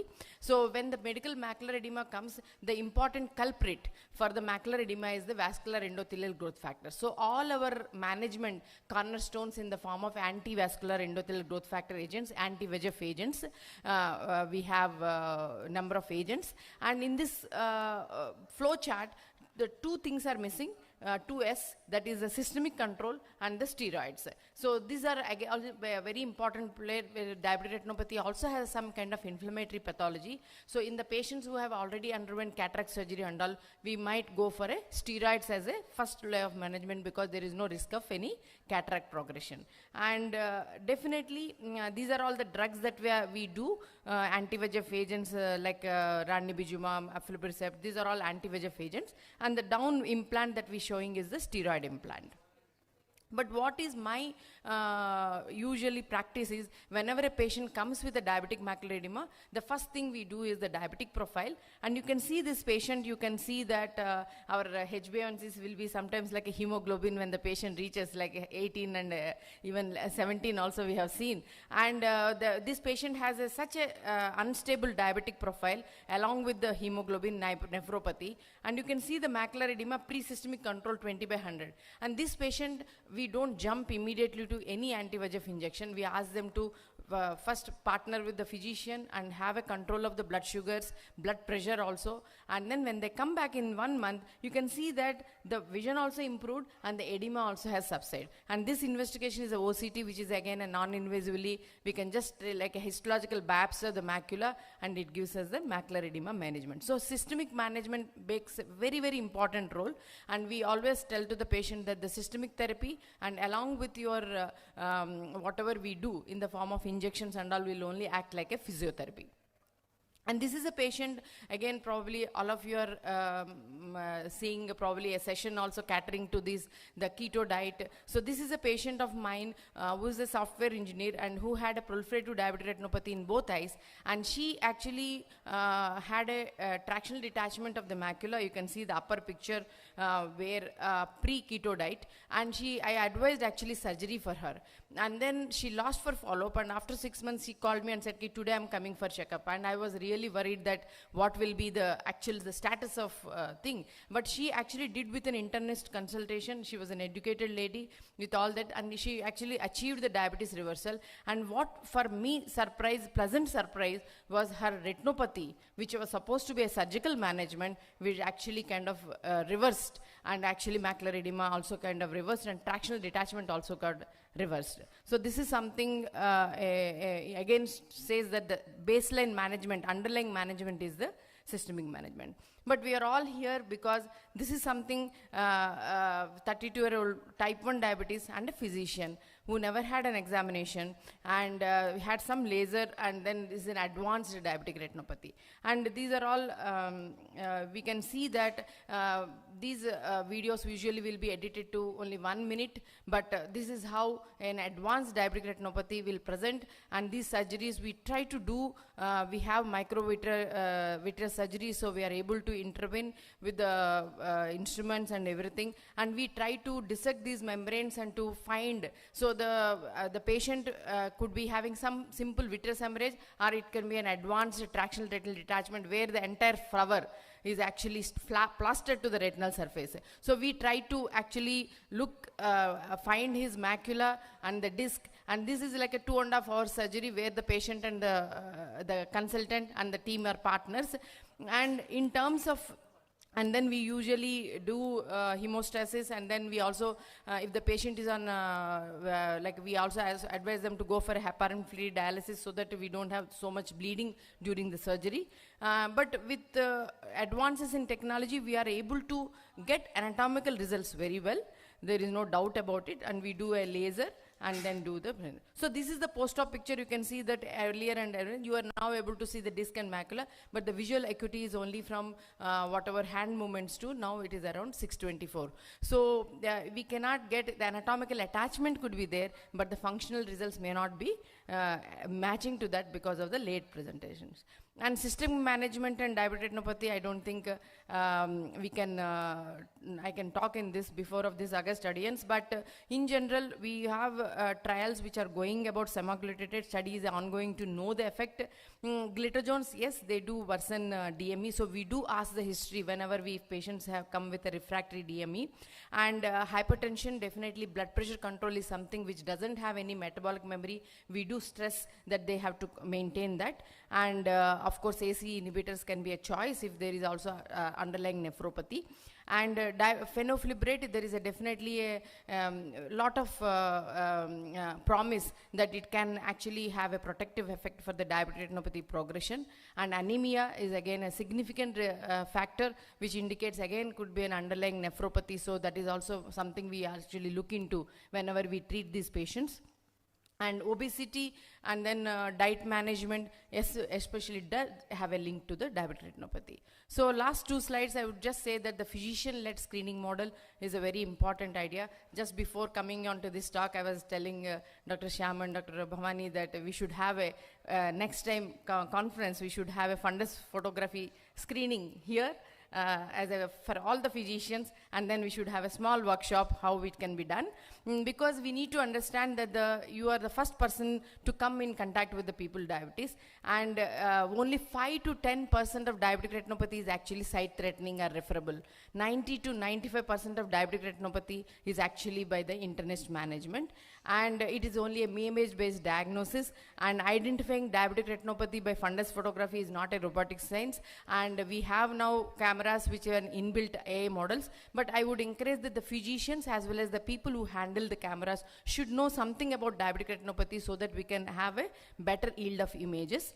And it should be definitely a part of battery of investigations that will be done, like either 2D echo or an ECG. A fundus camera should be part of the thing. And definite, I would say that is in terms of return of investment, it has a great social impact with reducing blindness due to diabetic retinopathy.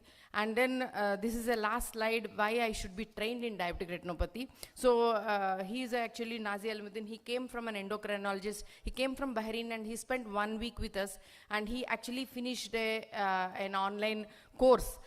We actually offer in terms of online module. I will actually give these links to all of you, and which can be just free courses. And by that, what will happen is how to have this diabetic retinopathy, having basic understanding of the classification and what are the models. One can definitely, we should have an integrated model, because this is something we can only integrated model only can achieve. So prevent diabetic retinopathy blindness so that all may see.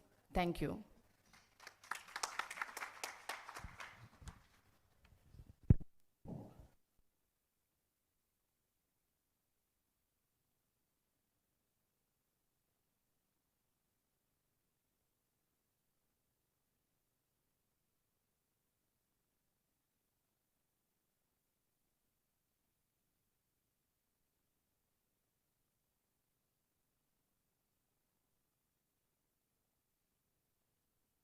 Only 10% likely to have what I showed, 1 or 2 pictures where you have just 1 or 2 hemorrhages in the periphery. So I would say that, and also most important, as I said, is sight-threatening retinopathy. If you see 20 people have diabetic retinopathy, 10 people can have sight-threatening. In that, 8 people are macular edema. So the macular edema are, when you have that, those hard X-rays and all, they will be in the central, your 5 degrees. So your 90% of your retinopathy can be picked up by your single fundus photograph. Macula should be in the center. And then whenever visual acuity is less than 612, and then just a small vision chart, and you can even need not have vision chart. Now we have something called peak visual acuity, which can be just loaded in your tablet or in your phone, and the patient even can self-administer the test also. The caregiver can administer. So along with these 2 things, we will be able to achieve 90% of retinopathy can be detected. Madam, one last question. You mentioned about diabetic retinopathy and phenofibrates. Is the phenofibrates on top of statins, or is it just the phenofibrates alone? Means the trial-wise, they actually did only the phenofibrates. But we know that now people start statins in many different combinations. So this is again where our collaboration should help, because whatever study I am quoting is about from the ACCORD eye study and ACCORD study, where they used flenofibrate, and what they found is even if the patient doesn't have high lipid levels, even in eulipidemia also, the phenofibrate seems to be, because of its anti-peroxidase effect, it seems to have protective effect on diabetic retinopathy. So even if the lipid levels are normal. Madam, nice talk.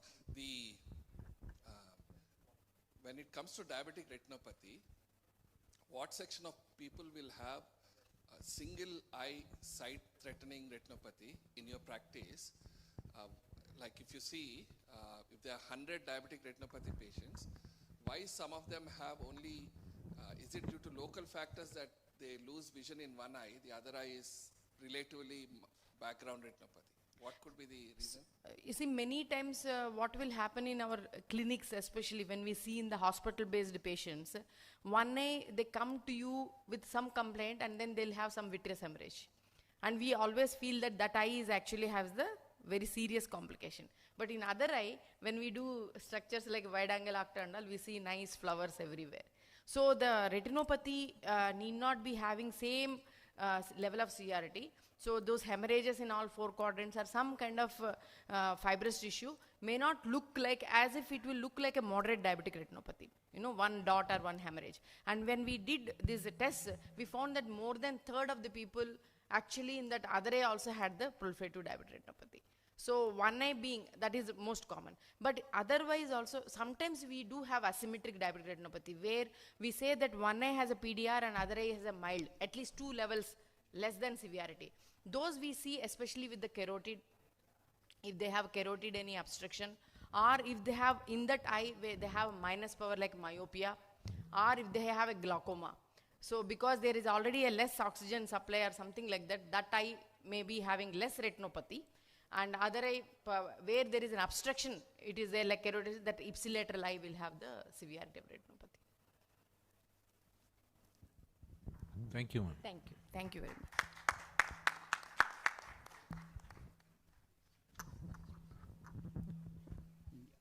Good afternoon all. Myself Dr. Sunil Reddy, consultant neuropsychiatrist at Idea Clinics. Now I would like to welcome Dr. Naresh Vadlamani sir to present psychiatric aspects in diabetes. And he pursued his MBBS from Gandhi Medical College, Hyderabad, and MD Psychiatry from Usmania Medical College. He published papers on telepsychiatry, suicide, and Mental Health Care Act 2017, among others, in reputed Indian journals. He's an ex-honorable Zonal Secretary, Indian Psychiatric Association, South Zonal Branch, and ex-president, Hyderabad Psychiatric Society. Now he's a chief consultant psychiatrist at Columbus Hospital, Begumpet, Hyderabad. Currently he's an associate professor, Apollo Institute of Medical Sciences, Hyderabad. Now over to Dr. Naresh sir. Thank you, Dr. Sunil. At the outset, I would like to thank the Idea Clinics and Dr. Sham and the team, whole team as well, for giving me this opportunity to present psychiatric aspects of diabetes. This talk, I think since morning, I have been attending the talk since morning, and all the speakers were brilliant, all the topics were brilliant, and they covered most topics in detail. I hope I'll try to do some justice to the topic which is given to me. Right. At the outset, I would just like to ask a question. From the of you, suppose someone asks, India is a land of, so what do they think of? So first thing they'll think of, it's a land of snake charmers or a land of elephants or something like that. But that concept was probably around 100 years old, right? So now no one thinks, or no one, even if they think that India is a land of snake charmers or whatever it is completely misperception which they have, and we are just happy that they are so ignorant about what is happening in India, right? So exactly the same thing about psychiatry. Probably around 30, 40, 50 years back, the moment someone says psychiatry, people used to correlate to Freud or some psychoanalytical theories or something. But for the last 50 years, psychiatry has moved at a pace which is faster than the electronic or the IT age as well. So with that small brief, and I would like to, there are some disclosures which I would like to make. The disclosures is, I myself had depressive episodes in 1999, got treated, and again had depressive episode in 2005. And recently, on May 4th, my HbA1c was slightly higher, and I was diagnosed with having diabetes. So that is exactly 1 month back. Right.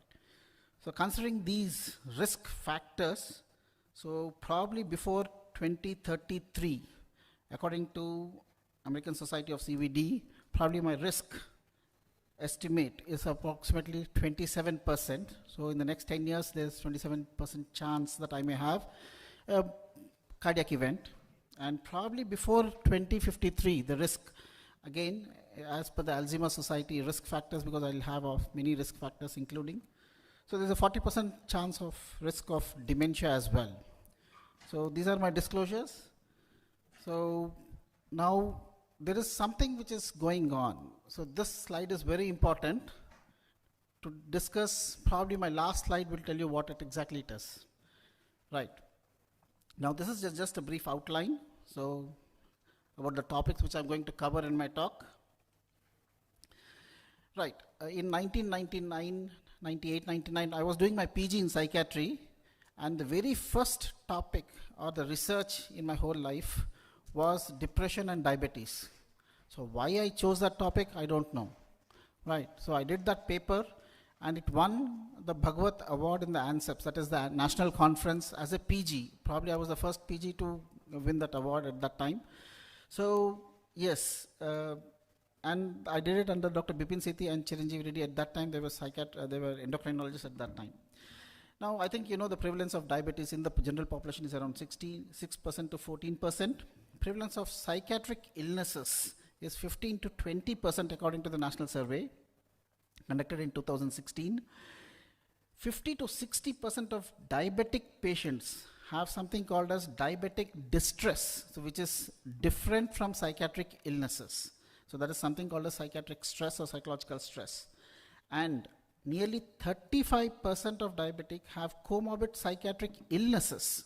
So diagnosable psychiatric illnesses they are, right?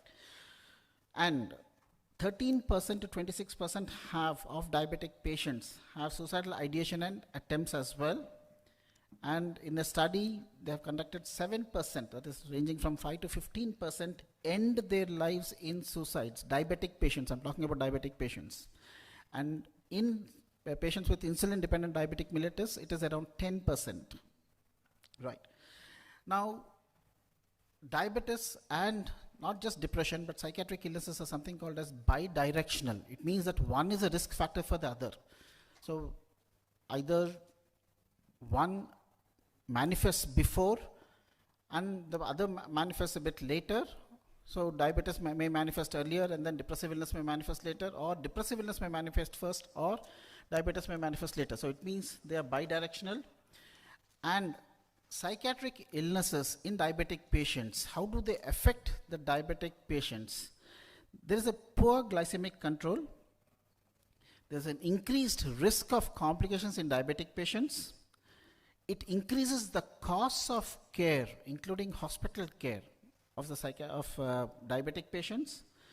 The quality of life is poor in patients who have psychiatric illnesses with diabetes. And yes, there's a risk of premature mortality as well. Right.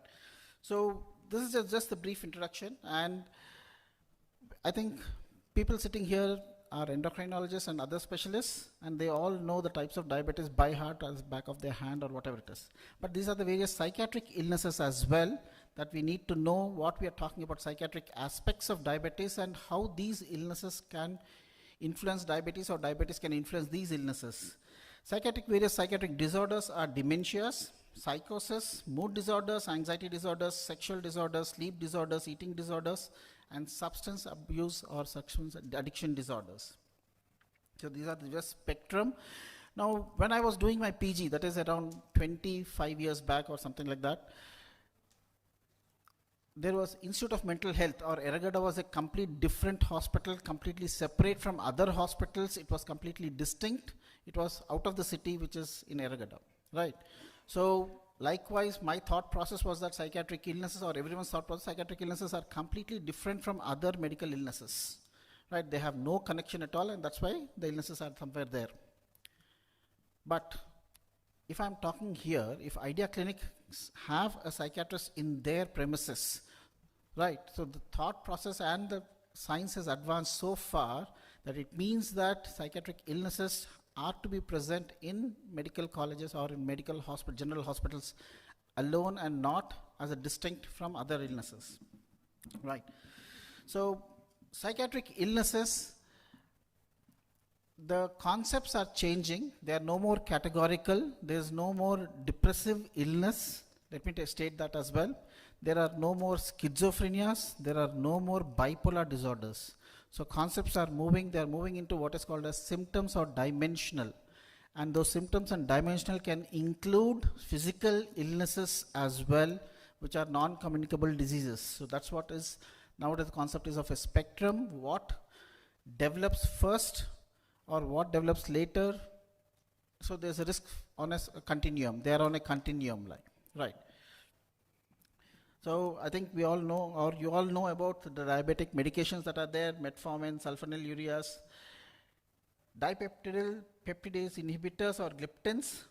So we have SGLT2 inhibitors and GLP-1 inhibitors as well, and insulin. So those are the diabetic medications, and there's a various psychiatric medications. So I'm just giving an eagle's eye view about why should diabetes and say psychiatric illnesses be common. So typical and atypical antipsychotics are there, antidepressants, mood stabilizers, anti-anxiety medications, medications that affect the behavioral as well, anti-dementia medications, anti-substance abuse, stimulants and injections, and brain stimulation procedures like RTMS and ECTs as well. Right. Diabetes, since morning we have been hearing about the complications, cardiac complications. There was a wonderful talk from Dr. Krishnamohan. Renal complications, blindness, just the talk before, amputations, microvascular complications, neuropathic complications, and psychiatric complications as well for diabetes. And psychiatric illnesses have these complications also. They have cardiac complications, they have renal complications, vascular complications, endocrine complications of psychiatric illnesses, metabolic, pulmonary, and oncological complications as well. And in fact, in one of the talks before, one of the speakers was talking about the diabetes being a risk factor for cancers as well. So psychiatric illnesses are also similar risk factor for cancers. Right. So there's a condition called diabetic distress. When we are talking about the psychiatric aspects of diabetes, now what is diabetic distress is when they are diagnosed with, say, diabetes or recent onset diabetes, and the reaction to the diabetic illness which they have, that is the process or the various aspects of that aspect is called the diabetic distress. It is present in 18 to 45% of patients with diabetes and 20% of patients with insulin-dependent diabetes mellitus. Now, what are the various aspects of diabetic distresses? There is emotional and cognitive distress. They worry about long-term complications. They fears about the loss of quality of life. They have a sense of guilt, anger, frustration, and burnout as well. In this diabetic distress, there's something called as interpersonal distress. They feel very unsupported by the family members, and they feel often misunderstood by the family members as well, or misinterpreted by the family members. So there's a lot of friction. It affects the relationships as well. There's something called as treatment distress. So there's difficulty in maintaining a diet. So they want to eat at particular time because doctor says that for diabetes they have long-term complications. So they are very well motivated to follow a particular pattern. So they want to follow a particular discipline, some particular routine, so that can help them in managing the diabetes. But the diet, so they have some difficulty in diet, in maintaining that kind of a diet. They have stress from changes of medications because of the glycemic control which they require. They have a stress of testing regularly.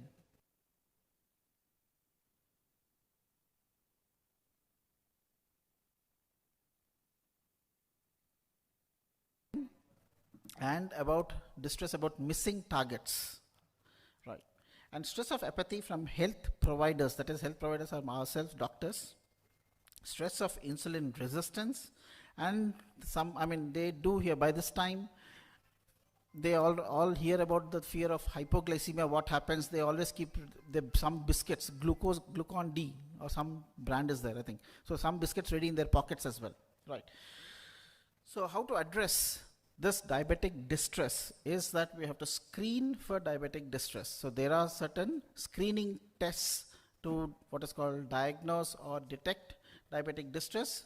So this is a DDS2 scale, diabetic distress scale, 17-point scale. So 17 point is 17 question scale. So it is in detail to diagnose diabetic distress, but I think in a busy clinic, It's difficult for an endocrinologist or a physician or other specialist to go through this 17 scale for every patient. So shortcut is the 2-question scale is there. The feeling overwhelmed, just ask the patients, are you feeling overwhelmed by the demands of living with diabetes? So is diabetes preoccupying your day-to-day activities and day-to-day life? So that's what it means, being overwhelmed. And feeling, is he having a feeling that he's failing in his diabetic routine, so that he has to maintain that kind of particular routine and is not able to maintain that kind of diet, that kind of timings of the diet, that kind of timings of medications is not able to maintain for whatever thing, and because of that is he feeling stressed or is being worked out. So these 2 questions are fine. If they say yes to both of them, then you can go for the 17-point questionnaire, or then you can refer to a psychiatrist as well. Right. Now there is something called as the Beck's depression inventory to diagnose depressive illness, and if that is again a 21-point scale, but then if that is exhaustive, only 2 questions are again enough in a sitting in a clinic. If you ask the patient as a screening questionnaire for depressive illness, are you feeling low, depressed and down over the last 1 month on most of the days? So that is one question. And the second question is, are you feeling tired most of the time in the recent times? Something different from the last previous month. Are you feeling more tired? Are you feeling more disinterested in what you're doing, not feeling happy, not feeling pleasure, right? So just ask these 2 questions and that should be fine. If they say yes to both of them, either you can start antidepressants. I mean, we are at the national level, we are trying to what is called bring in some changes about prescribing antidepressants, in the sense that it should be available over the counter because of the high prevalence of depressive illness and the severe complications across, including suicides. Everyone should be able to prescribe antidepressants. So that is what it means. For the basics of few medications at least. Okay, if the patient is not responding, then you can refer to the, say, psychiatrist or what to do later. But then everyone should be able to prescribe antidepressants. Right. Now, how does I mean, suppose the patient asks, no, I don't want to go to a psychiatrist. I think that's a common question. The patient says, no, I'm not mad. I'm not tearing my shirt or splitting my hair or singing songs on the road. That's what the perception people have about referring to a psychiatrist or a mad person or some psychiatric illness. No. So basic thing, it is the responsibility of the doctor or the endocrinologist to refer to a psychiatrist. So like you say that there are some changes in the ECD, I want you to see a cardiologist. There could be a risk to the life. So that's what you say. So that's exactly what you say to the patient with depressive illness or any other psychiatric illness. There is a risk to the life by suicide, 10% risk. That's what we said. So the patient dies by suicide. I mean, out of 100 patients with diabetes, 10 patients die by suicide. Right, so that is high. Right, roughly around 40% or 50% may die of cardiac illnesses, but then at least there is a risk of 10%. Right, so what do you say? So when you say that the functioning of the nerves in the brain get affected by both diabetes and depression or anxiety, which in turn can affect diabetic control. Like, just like diabetes and heart disease or diabetes and kidneys, diabetic affects kidneys, it also affects the functioning of the nerves in the brain, and that's why they refer to a psychiatrist and not to a neurologist. So if the nerves are structurally affected or damaged, then you refer to a neurologist. So there's a difference between the functioning of the nerves and the structural affection of the nerves. Right. Now, management of diabetic distress in an endocrinology clinic or in a physician's clinic.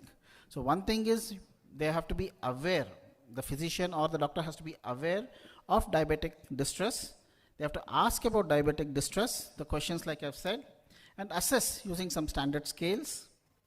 And sometimes the patient requires some advice only, how to manage their routines or how to manage the emotional aspects of it. So I think that advice can be given, and you can assist them in planning for an action, how to take the decisions regarding the management, assign, refer to a psychiatrist, and arrange for follow-up as well.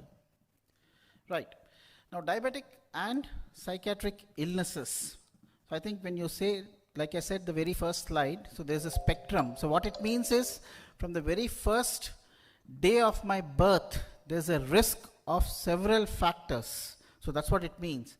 So genetic factors are there, childhood adversities, adult adversities, which can affect innate immunity and inflammation, and HPA acts as dysregulation, which in turn affects common with insulin resistance, beta cell apoptosis, hippocampal atrophy, endothelial dysfunction, circadian rhythm disturbances, and all these are further lead to depression, type 2 diabetes, cardiovascular disease, and dementia. So that's exactly what I was talking about. Right. These are the common genes between diabetes and depression. Right. So transcription factor 7 like 2, SLC6A4, FKBPS, brain-derived neurotropic factor, the clock genes, the peroxisome genes as well, NR3C1 and C2, 5-hydroxytryptamine 2A, MAO, SLC2A4, that is clothing for the GLUT4 transporter, tumor necrotic factor, and GAD as well, GAD1 as well. So these are the common genes between diabetes and depression. So it means that if you have these genes, you are prone to have both these illnesses. And not just these illnesses, these genes are common to other illnesses as well. Right, so these are the common intracellular mechanisms between diabetes and depression. I won't go into depths of it, but I'll try to explain in brief. Right, so these are the common mechanisms of intracellular signaling pathways. Insulin signaling pathway is the common for both diabetes, psychiatric illnesses, as well as depression. Phosphatidyl inositol 3K and AKT. AMPK, I mean the protein kinase, mammalian, say, of rifamycin, that is mammalian target of rifamycin, complex 1 and complex 2, cyclic AMP and protein kinase A, GSK3 oxidative stress pathways, NFK cytokine pathways, BDNF pathways, WNT pathways, calcium pathways, again calcium calmodulin pathways, the CREB pathways. So these are the various MAPK, JSTAT, RAGE, Notch pathways, again Hippo pathways. So these are the various, and finally then, you will see that there is a neurotransmitter pathway also implicated in psychiatric illnesses. So what it means is psychiatry is not just neurotransmitter. That theory or that concepts have gone. Right, so that's what it means. It is not serotonin, it is not dopamine, psychiatry. So it is 20 times something much more than dopamine or serotonin as well. Right, so that's exactly what I'm trying, and HPA axis as well. Right, now psychiatric medications and diabetes. There are certain medications which precipitate the persons who are prone to develop diabetes. There's not like medication induced diabetes, there's no concept of those as well now with the genetic theories. So basic thing is they are prone to develop diabetes. The medications precipitate that. Right, so these are the few medications. Thyroidazine and chlorpromazine have high risk of, these are first generation antipsychotics. The second generation, olanzapine and clozapine, they are also of high risk. Anticonvulsants, mood stabilizers, GSK3 inhibitors, TCAs, they have mild to moderate risk. And SSRIs, antidepressants, SNRIs, MOA, PKC inhibitors have not been associated with increased risk of type 2 diabetes. In 2003, I think, if I remember the year well, Dr. Sham just pointed out a case when we both were in one of the institutes in Cambridge and Addenbrooke's. He said the patient was on olanzapine, was started on olanzapine, he developed DKA. So at that time, the complications were not known. Olanzapine is an antipsychotic that was recently introduced at that time, and the patient had diabetic ketoacidosis on that time. So I think probably, I don't know whether he did his case patients or not on that patient. But then that threw a lot of questions, and from there it led to several other aspects of understanding how the antipsychotic medications work and diabetes works as well. Right. So yes, from there the studies have shown that olanzapine acts on the transcription factor 7 like 2. That's what I said, acts via regulating beta-catenin, WNT and AKT pathways. In liver, transcription factor 7L2 downregulates gluconeogenesis and promotes lipid accumulation. In the islets of pancreas, it controls insulin secretion it inhibits insulin segregation actually and adipose tissues, and it increases adipogenesis. So olanzapine inhibits the disulfide bonds in proinsulin, and that's why there is sudden fall of insulin, precipitating DKA. And surprisingly, it was found that smokers have less, those who are taking, say, olanzapine and have diabetes or whatever, so they have less chances of getting DKA because smoking, what is called as metabolizes olanzapine. Right. Now, we have to give the patient, from psychiatric point of view, we have to give the patient olanzapine because he doesn't respond to any other, couple of more slides. So he doesn't respond to other medications. So what do? We give metformin. So metformin acts wonderfully in patients who are already on olanzapine, and there's no weight gain as well in patients who are taking olanzapine. Right. So this is a molecule. Previously we thought a bit differently, but it activates the AMP pathways with increased glucose uptake. It inhibits mTOR pathway as well, decreased cell proliferation. It inhibits insulin receptor substrate 1. It inhibits mitochondrial complex 1 of electron transport chain. It inhibits activation of nuclear factor Kb, a transcription factor, and hence acts an anti-inflammation. And like I said, it inhibits the mTOR, which decreases cell proliferation. In that way, it acts as an anti-cancer medication, and it induces the autophagy pathway. So what medication are we talking about? Metformin. Right. So metformin is a miracle medication, both in psychiatry as well as in diabetes, but it also has so many actions. It doesn't act only on one aspect of diabetes. So that's what I wanted to say. We have multiple uses. I think gynecologists also use that molecule for PCODs. It's a wonderful molecule. I need not stress on it, on various aspects where the metformin acts in the intracellular pathways. So this is another molecule, N-methyl dichlorophenyl tetrahydro-1-naphthalene. Inhibits phospholipase A1, inhibiting platelet aggregation, inhibits PLC, it inhibits anti-inflammation, it controls pain via PLA2, it antagonizes vesicle activating, 1 protein role in preventing neurodegeneration and anti-malignancy, induces calcium carbonyl dependent protein kinase, it releases neurotransmitters from vesicles causing mood elevation, and it stimulates CAMP ERK CREB, enhancing learning and cognitions. So what molecule are we talking about? Sertraline. So now the definitions of SSRIs are also gone. There's no SSRIs. There's no SNRIs because they act at multiple levels. The serotonin is just one action, probably about more than 20 places where it acts. So SSRI doesn't mean anything the moment anyone talks about SSRIs. So psychiatrists have given up that definitions of SSRIs. So these are the various places where the serotonin receptors are there. So again, what is diabetes? Again, from layman point of view, from psychiatrist point of view, initially I thought diabetes is just what is called insulin is produced less, or insulin resistance is there probably because of my age or I'm gaining weight. So that is again, the concepts have gone. So diabetes is much more pervasive, much more progressive illness, or it's a, if I say it's a developmental disorder, it starts from the day one of birth. Affects various organs, not just the pancreas, it affects every organ in the body, keeps on, or more or less it's a degenerative disorder, if I can say, from starting from day one, right? So the concepts are changing, the understandings are changing. So same thing for psychiatric illnesses as well.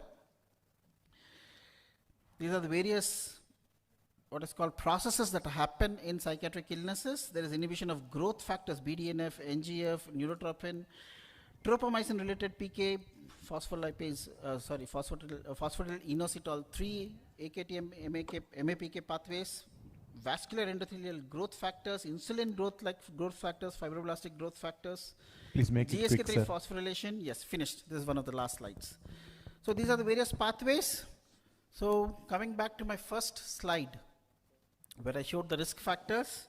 So we are not talking about psychiatric illnesses, we are not talking about diabetes, we are not talking about anything. We are talking about a multi-organ, multi-systemic intracellular signaling dysfunction disorders secondary to genetic vulnerability or single nucleotide polymorphisms or CNVs or mRNAs, leading to disruption of organ-specific functioning and dysfunction manifesting as psychiatric, emotional, cognitive, and behavioral symptoms, endocrine manifestations, cardiac manifestations, neurological manifestations, ophthalmic manifestations, leading to impairment of day-to-day functioning in personal, social, occupational, and relationship arenas, and if severe, leading to comorbidity or death by that specialty. And my specialty death is suicide, cardiac specialty death is say MIs, or say whatever the deaths are, nephrology deaths are, kidney failures, renal failures.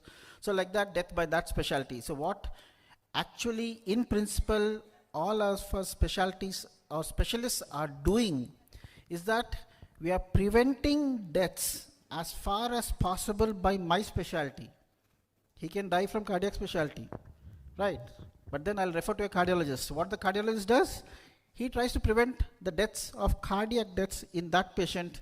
That patient may die of nephrology death, but the same patient, same illness is going on, right? What are we doing? This is something called whack-a-mole game. I don't know whether you have seen it in malls. You hit one, the other one pops up. You hit the other one pops up. The other one you hit. So that's exactly what we specialists are doing. I'm trying to hit one, that goes down. But then some other specialist disease comes up, so manifests there. So that specialist hits, another it pops up. So that's exactly what we are trying to do, right? So curing, treating, so these are all big words. We are not using them. We are trying to manage the patients as far as possible to the best of our specialties. Finally, it's a teamwork. The same patient has to visit every specialist: endocrinologist, psychiatrist, cardiologist, nephrologist, neurologist, gastroenterologist, dermatologist, physician, surgical specialties, and even allied health professionals and physiotherapists and psychologists as well. So that's exactly, if one patient is there, he has to go through all these, starting from the day one of his birth till probably into the 90th year, right? So that's exactly why I said the very first slide, I'm looking forward, or probably I know I'm at risk of dementia as well, probably if I live beyond 80 years. So this is a recent, just yesterday, 3rd of June, where I saw the patient. The patient was on risperidone, amisulpride as well, right? She's a patient, 56-year-old, she has diabetes. And for the last 4 years, she is completely normal. Glycemic control is good. Psychiatric control is also good. And she's on, like I said, the most wonderful molecule, metformin as well. And she is able to do her activities. Thank you very much. Thank you, sir. Thank you very much, sir. Thanks for wonderful presentation. So one question, so is there any technical assessment? Is there any computer kind of, like patient walk in and go through a MRI and I have a brain stroke kind of? Is there any kind of screening test for psychiatric assessment? One blanket test for all psychiatric disorders cannot be there, right? So basic thing, you need to ask the patient some questions, whether the patient has psychosis or depends upon what pockets of symptoms the patient may have. So suppose the patient has depressive symptoms like feeling low, depressed, loss of interest, decreased confidence. So these are the thoughts the patient has. Then you can go for the screening test of Beck's Depression Inventory, which is common, or PHQ-9. So that can detect. PHQ-9 is it's a health questionnaire, primary health questionnaire, which has 9 questions only, which can detect the depressive illness. And then there are screening tests for anxiety disorders. There are screening tests for eating, sleeping disorders as well. So yeah, on the net, if you just search, you'll get the screening disorder with the patient complaints of them. Right? Thank you, sir. Right. Thank you.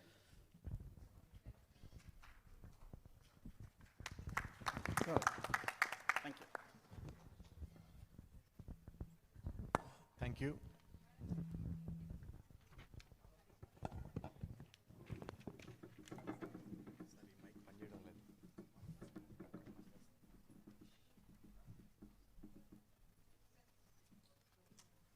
So that finishes the talk part of the conference. Now we move to the next session, which will be the workshops, followed by quiz. So to start off, I want to introduce all the doctors who will be performing or who will be, part of the workshop. First, Dr. Ramarao, can you just please come onto the stage, sir? Dr. Ramarao is a senior surgeon. He has a great experience in general laparoscopic and diabetic foot surgery. He's with the Idea Clinics for quite some time. He has worked in a surgical oncology and other specialties for higher scales in the UK. His main areas of interest are laparoscopic surgery, complex hernia repairs, general surgery, non-healing ulcers, and diabetic foot ulcers. I will be taking over the insulin workshop, the pump and the CGMS workshop on this side. And I am an endocrinologist. I have a special interest in advanced diabetes treatments like CGM and insulin pumps. I have some experience, quite a lot of experience in using CGM and insulin pumps, the fully automated pumps as well. And Dr. Siddharth Chakravarti, can you just stand up? Dr. Siddharth Chakravarti is an MCS specialist in endocrine and breast surgery in Hyderabad. He is associated with Apollo Health City and Idea Clinics. He's a consultant in Department of Endocrine and Breast Surgery, was a consultant in CMC Vellore. So he will be doing the thyroid ultrasound and ultrasound guided FNA workshop. Dr. Ramarao will be doing the foot care workshop. Along with Dr. Siddharth, there will be Dr. Vrinda, who is a consultant in endocrinologist. She's an American board certified internal medicine and endocrinology. She works with Care Hospital and Idea Clinics. She also has expertise in insulin pumps, continuous glucose monitoring, and she has a lot of interest and trains people doing for ultrasound and FNA of the thyroid nodules as well. So this will be the team that will be doing the workshop. Now I kindly request everyone to split into 3 groups. The insulin CGM workshop will be happening here, the foot care workshop will be happening there, and the thyroid ultrasound will be at the corner. So split into 3 even groups, we don't mind the numbers. For the certificate, you can register on the right side with Raghav. For the quiz, please register to the right of the desk. Any other announcements? Yeah. So I kindly request the workshop consultants to start their sessions at their respective stations. So they're divided into 3 groups. There will be 3 half-an-hour sessions, 3 workshops of half an hour each. Once you finish workshop A, there will be a bell timer and you move to the next workshop and so on. So we are planning to finish this in 90 minutes, which is 30 minutes each session.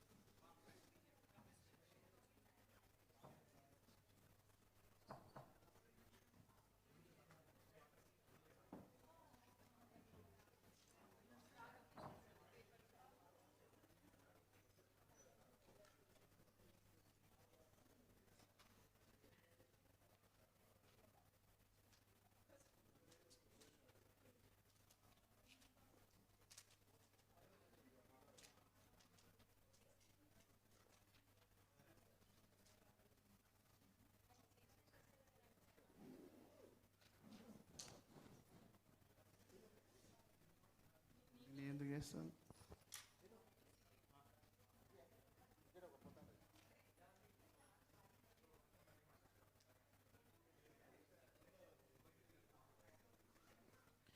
For quiz registrations, please come on to your left side, and for CPD registrations, please go to the right side, please, of the dais. Thank you.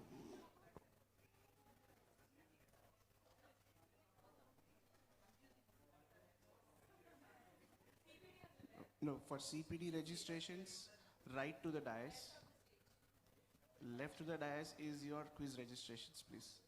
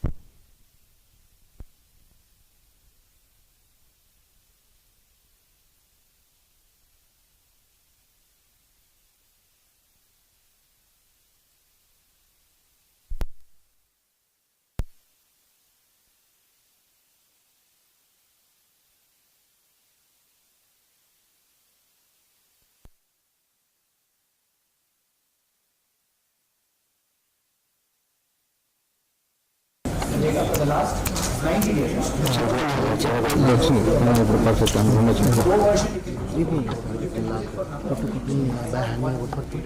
I can apply 10 sensors and I can monitor, scan it, and then I apply the next. The past data will be deleted, the next data will go on. So this is good for clinic use in older patients who don't want to scan themselves. Ideally, I use this in patients who have a beta cell failure, who I want to switch to insulin. I put the data, I will put the sensor on, I'll switch them to insulin, and then I'll titrate them every 2-3 days. I'll see and titrate it.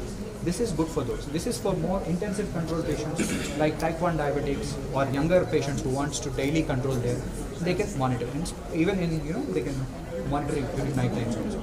So the data that you get from this is a daily graph where you have all the CGM data which is available. You can go back to how much ever you want. This is the daily graph.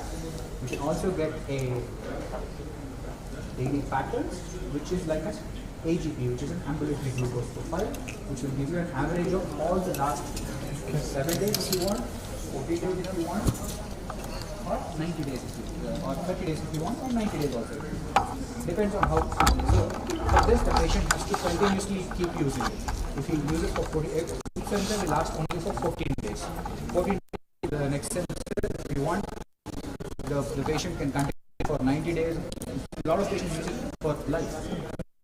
As this continuously stores the data, the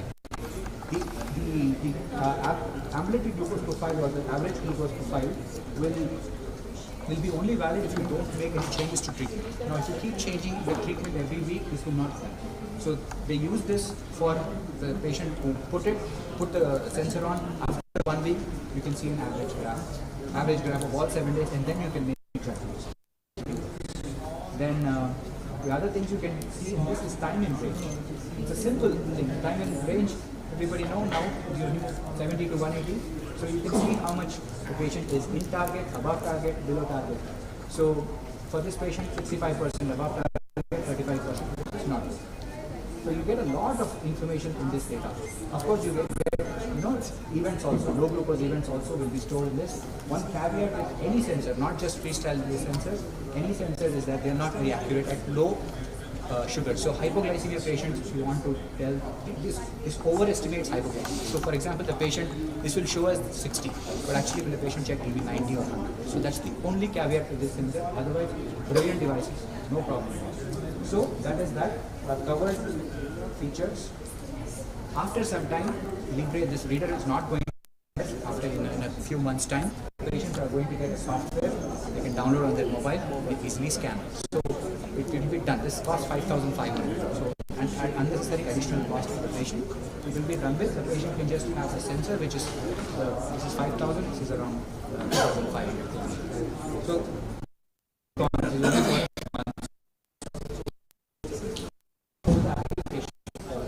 anybody want a sensor? Free sensors. Free. Come. Sir, can you lift your left hand?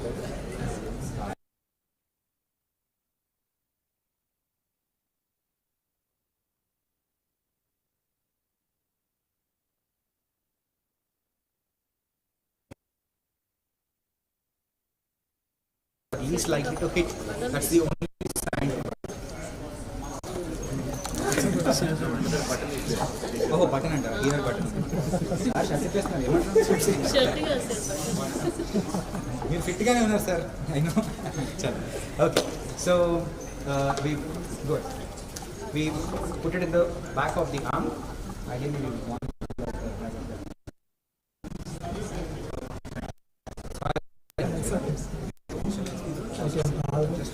here. You said interstitial fluid of what? I mean, skin, below skin, subcutaneous tissue.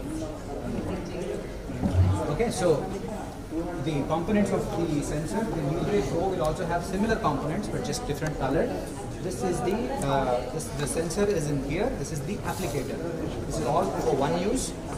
We'll show you how it is. So once we load the sensor into the applicator, it goes in, we apply, and throw everything off. The sensor remains here. We're going back. Remove the sensor, remove that, remove this, unscrew this, and we have a simple mark here, there is a mark, here there is a mark. Align these marks together, load it, and this is done. The sensor in this has been transferred here. The needle is this much, it is only to apply the sensor. After that, the needle comes out. So the application is simple. Choose an area which has a little bit of fold, which has a little bit of subcutaneous tissue. Press, that's it. You will not even feel it. It's like a GRBS strip, that's it. So this sensor will have a sticker which sticks this to the skin, and this will have a chip and a glucose filament I was talking about. Now, the next thing we have to do is to start the new sensor. So unless we start the new sensor, it will not. So it will be clear in the first screen will show start sensor and review history. You click on start sensor, scan it, that's it. It will start recording in 60 minutes. Your job is done. Now once the patient comes to you, this doesn't have mobile app. It will come soon. Comes back. Let's say the patient, this will almost will be a similar sort of readings that we get. So let's say the patient comes back, remove all the needed to connect this. You have to have a freestyle Libre software here that will analyze the data. So the data will be here. Like this. So this will show me the last scanned data. It will automatically open. So just say create report. You enter the name of the patient and the patient ID you have. Save. You can change the target glucose. Generally the target glucose is 72. All I need for GDM patients, you have to put 70 to 1 point. Gestation diabetes, a lot of patients are using sensors and pumps. Very useful because they have to check 3 to 4 times. So this is how it will show. First is an average AGP, you can say, of what is the 7-day glucose that has been. This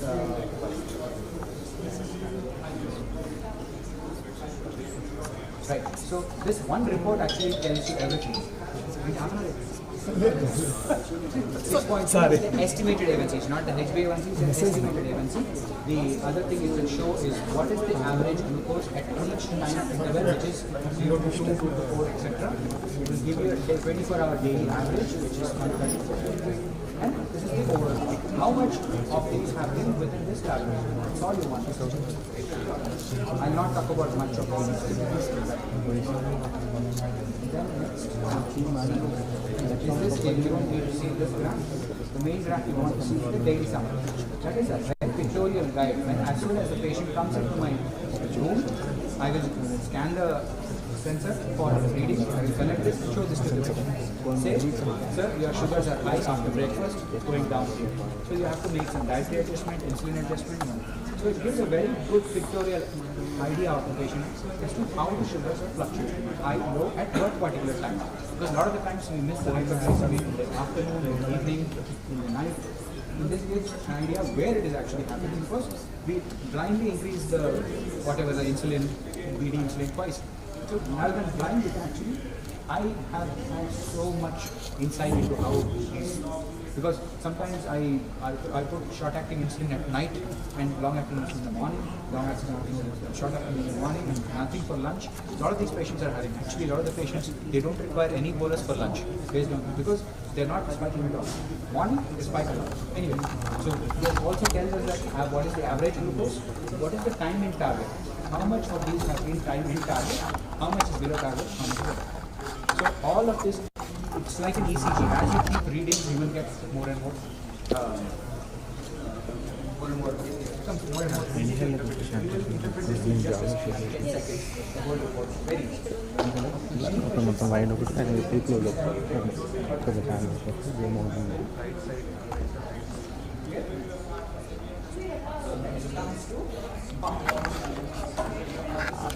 This was Abbott freestyle Libre.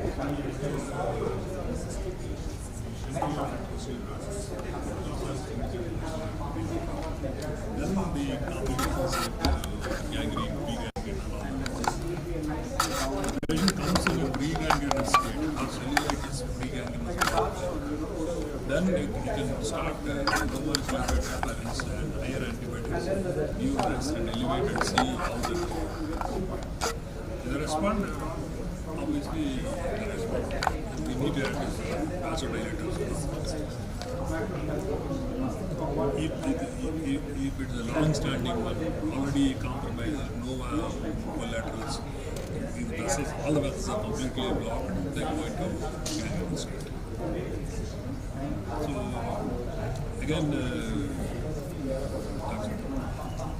the kind of amputations that we do also differ from the traumatic. Post-traumatic amputations and the clean amputations. We see the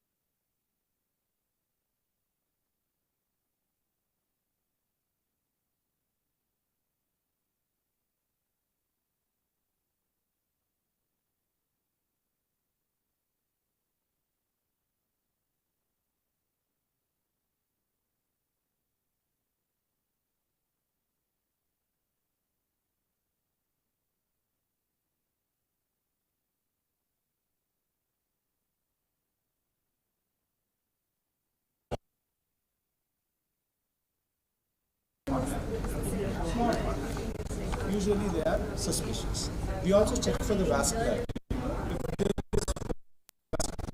If this rod-based, see if this has a narrow contact with this. If it is somewhat like this, a broad-based, then they are usually benign. A hyperplastic nodule can also have this. So this is about the thyroid. Then you have a node. Okay, does anybody want to do the ultrasound hands-on? You can do it now. This time. Same thing for the comet tail. They look like cyst. This vascularity, which is either comet tail. But I think what really helps is experience. This is a location.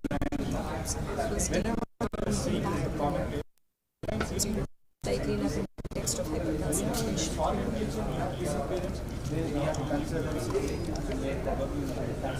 All right. So these comet tails are commonly seen in I don't see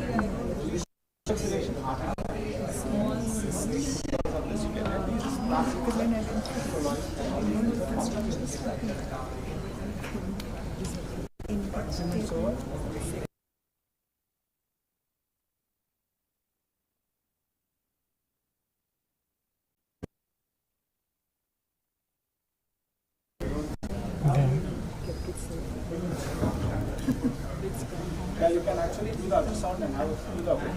The radiologist won't let us do this.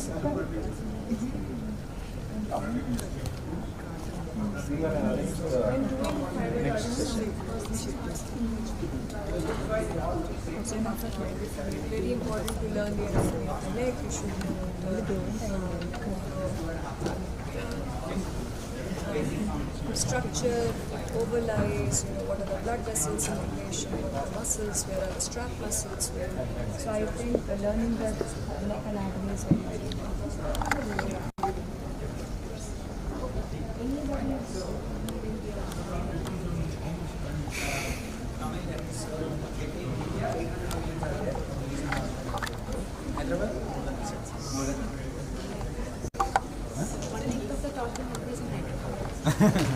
Yeah, so in the different. I mean, every month they are buying. No, until now. It was launched in January. So 780G came only this January, and it's brilliant. One of the best interventions in diabetes is this. The time in range of patients with type 2 diabetes who are having significant hyperglycemia. I have around 10 to 12 patients on this autopneumonia. Their time in range is 97%, zero hypoglycemia. It's just game-changing. Now this has a technology of two things, something called Smart Guard. Smart Guard means it will not allow hypoglycemia to happen. That's the first thing. As soon as the blood sugar is dipping, not when it dips, as soon as it notices that actually the sugar is going down, it stops the sensor. It stops the insulin completely. So you have Here sensor, how many days it works? Sensor for 1 week. So the unit here is 2-3 things. This is all the same. This cannula, this everything, all the units for this and everything is the same. It's just the pump that is different. So the cannula set and everything is the same. This is the sensor applicator. This is the sensor. So this sensor it has a different sensor applicator. Again, the applicator will go to the application again. Simple, just load the cannula onto this, press a button, it will load. It's just like what you saw with the other sensor. So this loads, and then there is another unit called, which is the transmitter. Because the sensor will just record the readings in here, but if it has to send to the pump,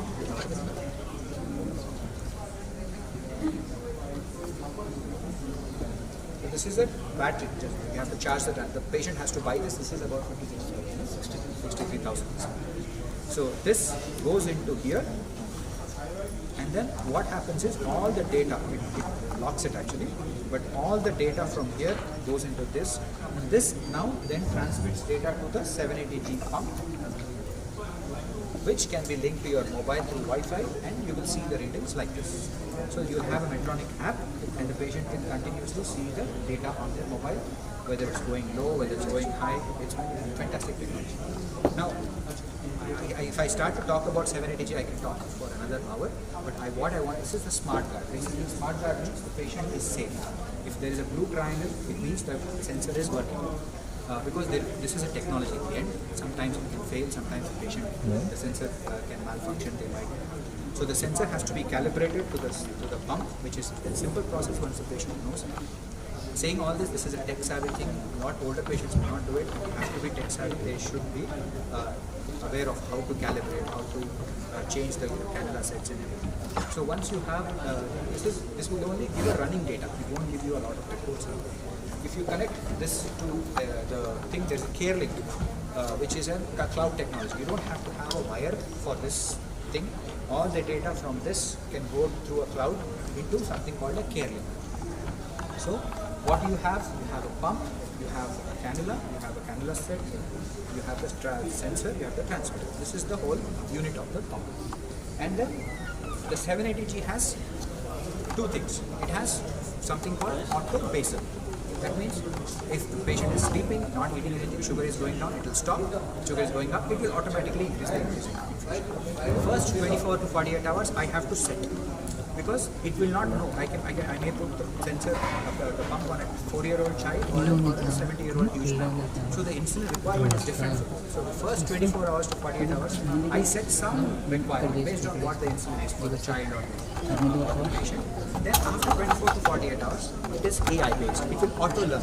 So if let's say a basal is going at 0.8 units per hour at night, the patient is having hyperglycemia. It will say instead, okay, this is not enough, so it will automatically increase the basal rate that is there for the patient. On top of that, it will give auto boluses. So at times the patient's sugars are going up, it will give 1 unit, 0.5 units. That how much auto basal is again calculated depending on what the total daily requirement, and it is changed every 24 hours. It updates its requirement for the patient. Every 24 hours, the total daily dose is the one that the parameter that tells the pump what is the insulin sensitivity factor, what is the how much time after that we can give insulin. So the thing that I need to start with for these patients is a lot of things. I mean, not a lot of things actually. 70. Right. So before I start a patient, I will only have to set few things. One is the basal rate, as I told you, which is the same as how we set basal patterns and everything, basal pattern setup. Once I did that, next thing is to go to SmartGuard and do SmartGuard settings, which is so delivery settings. In this, you have to put a carb ratio. This works only on carb ratio. You cannot give manual boluses. It is just designed to see how much. It is not that the patient has to count carbs. It is for the machine to know how much the patient is requiring. If you set a carb ratio of 1:6, just like that means carb ratio is 1. How much insulin is required for 10 grams of carb? If 1:10 means that 1 unit of insulin is enough to bring down the sugars by, for 10 grams of carbohydrate, you have to take 1 unit of insulin. That's what insulin carb ratio is. So if you set it at 1:10, let's say, then the patient, the pump will just give it'll have a quick idea that, okay, for this much amount of carbohydrate, I'll give this much amount. So once I set that ratio, the next thing I will do is something called,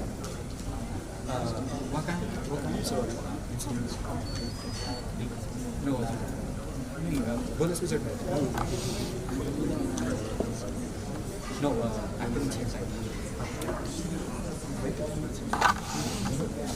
Bolus.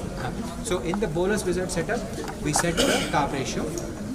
So here it's already set 10 grams per carbohydrate. So I'm going to not edit that, I'm going to save it. And you can set it for different times, because some patients can have higher carb ratio in the morning, some patients can have higher carb ratio in the evening.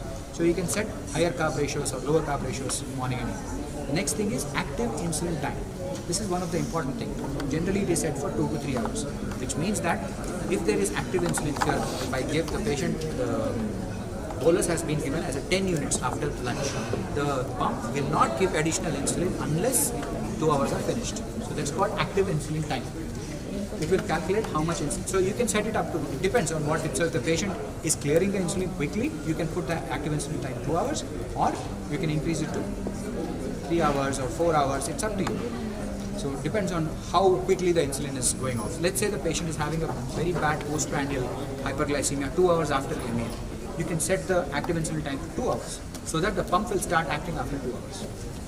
On the sensor, the next thing we will see is if the postprandial rises are very high, we obviously decrease the insulin to carb ratio. That means instead of 1:10, I will give 1:8 or 1:6. That means for every 6 grams, I'm going to give 1 unit extra, 1 unit of insulin.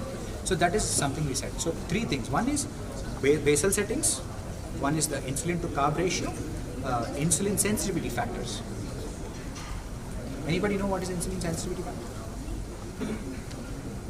Insulin sensitivity factor means how sensitive is the patient. So let's say somebody is really obese.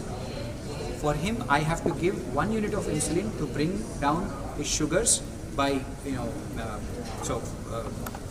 to get the sugars down, how much insulin are you requiring? For a very sensitive person, you can put 50 mg per deciliter. So for every 50 rise of the sugar, the pump will give 1 unit. If there is very resistant patient, the number will come down. So for every 20 milligrams higher, it will give 1 unit. So the number is like that, insulin sensitivity factor it's called. So I jot that in so that the pump will know how much extra. So let's say the pump is detecting that sugars are going up. How much should I give? That will be based on this insulin sensitivity factor. Again, the AI comes into picture. It will auto-calculate what is the ISF every 24 hours based on your total daily dose. So that's that. Basal, active insulin time, insulin to carb ratio, insulin sensitivity factor. All of this I jotted in, and the application and everything is the same. The patient has to know how to insert the sensor, how to insert the cannula. This changes, the cannula changes every 3 days. The sensor will change every 7 days. It's so almost similar to apply.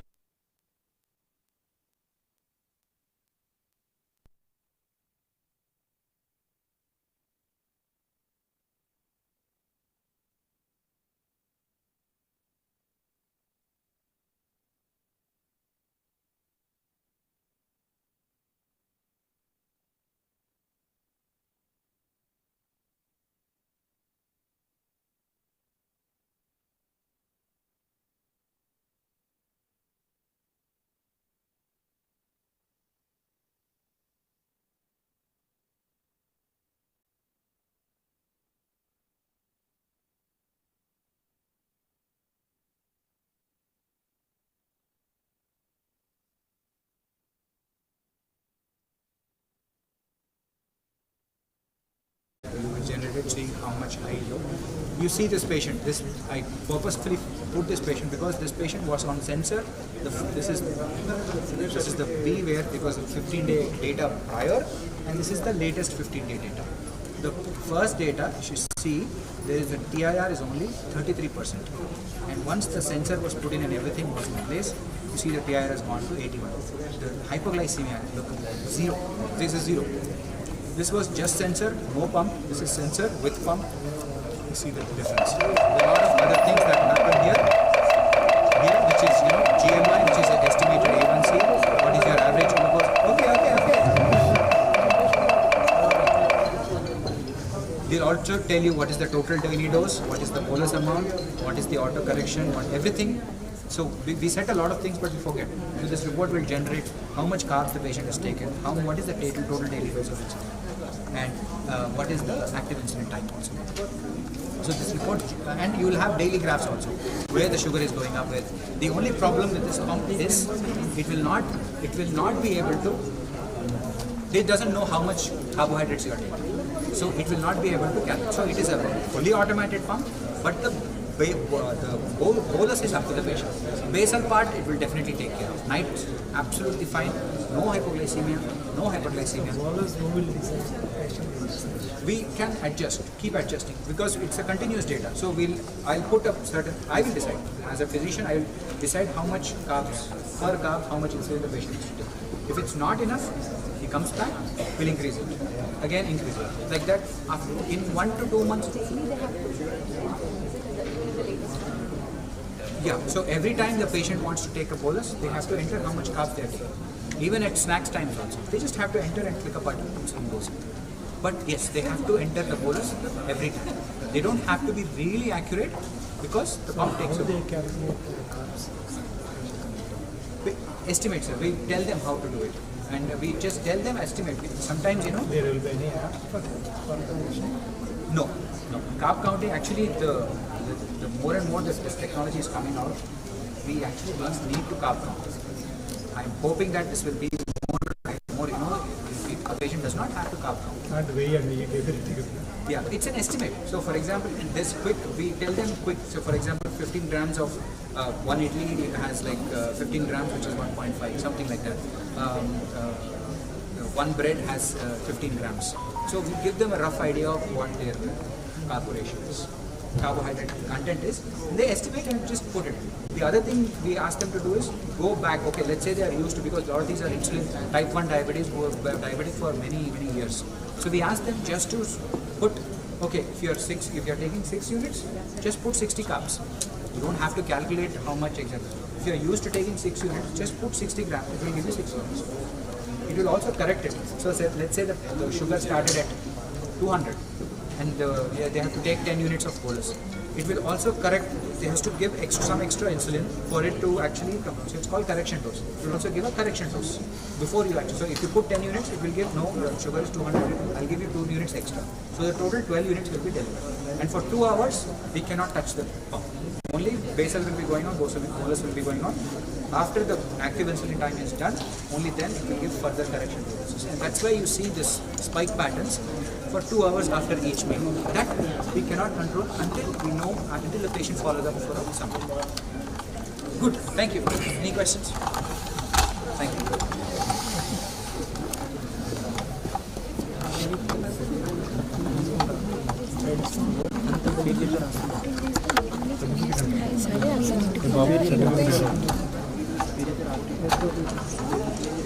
You can call it. We have it. We generally have a package. 60,000. I'm looking for retiring.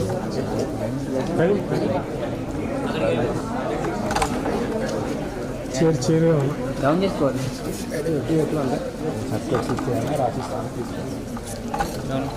Down చేయనా high down చేయనా సరిపోద్దా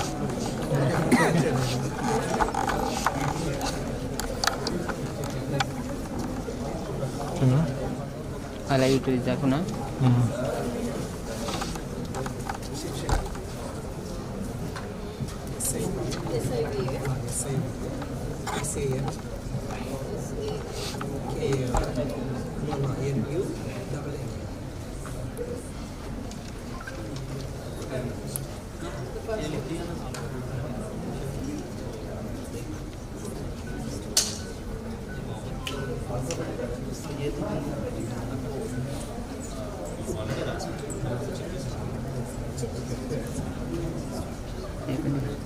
Can I please ask everyone to rotate their stations, please?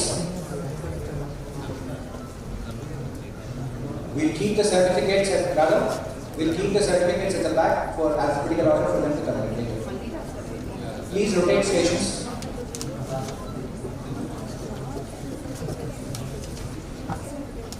I think we hold the certificates for now. Yeah. Keep it at the third station. Sure.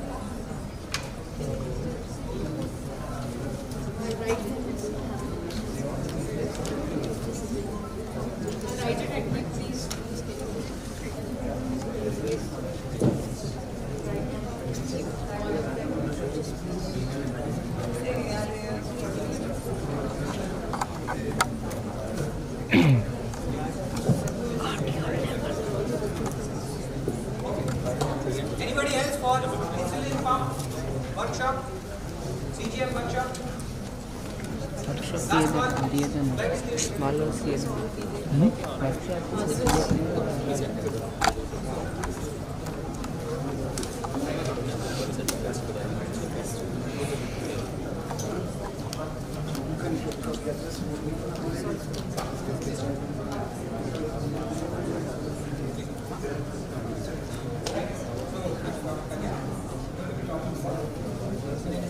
Rest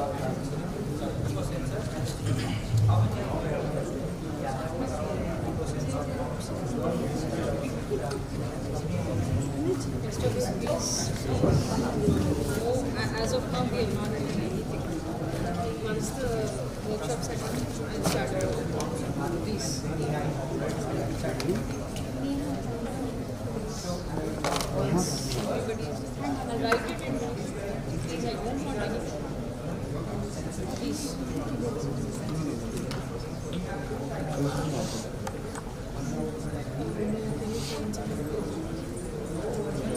We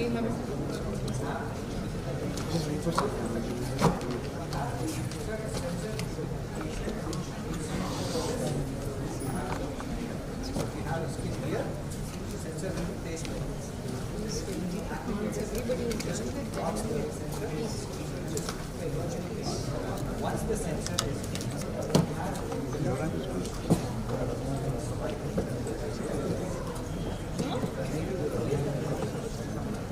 sir అవన్నీ ఒక్క దగ్గర పెట్టుకున్నారు అక్కడ అక్కడ ఎందుకు వచ్చినాడు ఇప్పుడు అక్కడ ఎందుకు తీసుకెళ్ళారు ఆపేసిన ఎప్పుడు లైవ్ అని తెలిసి స్టాండ్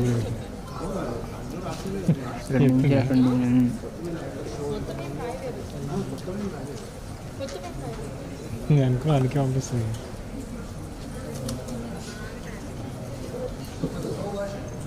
నాన్న తీస్తున్నారు నాది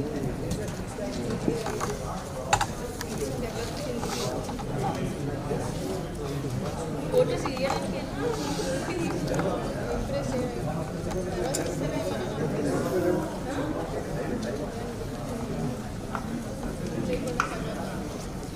all certificates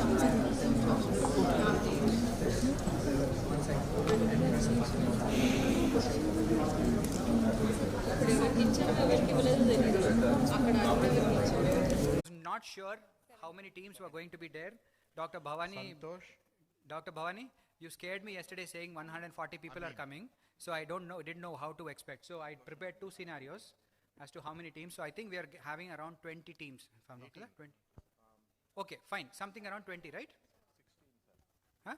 16 altogether. Okay, fine. Whatever, 16 to 20. So we'll have one round of manual correction. That means you all write your answers in your respective round, in the respective answer sheets. They will be, I will try to make the one round of 20 questions only. Sorry, 1.5 round of 20 questions. So once you finish the 15 questions in round 1, you go to the round 2 and start from 1, 2, 3, 4, 5. I will start at 20 questions. I will stop at 20 questions. And then we'll have one round of manual correction. I want to get the teams down to 10. Once I have a teams of 10, there will be another scenario which is called the 10s and 5s, because manual correction is boring. We'll have 10 teams sit side by side. I will ask questions, 8 to 10 teams I would say, and I'll start asking questions. If the doctor answers it correctly, he will get 10 marks. We'll give a 10-pointer paper to you. If you answer wrong, the question can be passed, and any one of you can answer the correct. Whoever answers it correctly, we will give you a 5-pointer, but that will be in the next round. So the first round is a manual correction round. You answer everything, give it back to us. We'll manually correct it. We'll give it back to you. Second round will be manual plus or minus 10s and 5s.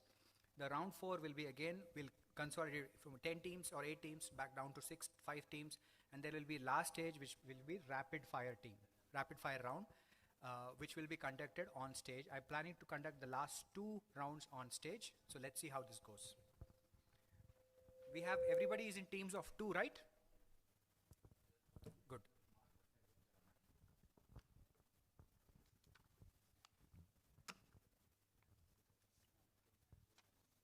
Right.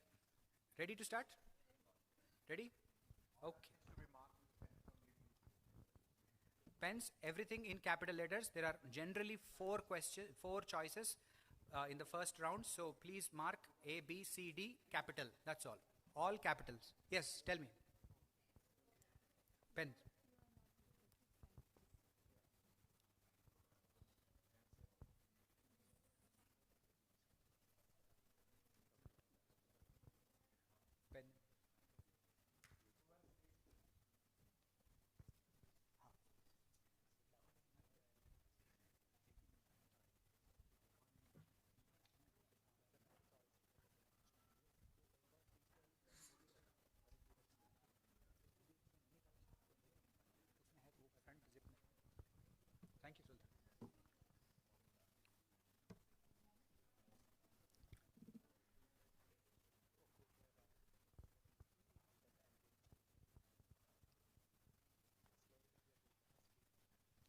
Okay, ready? Wait. No.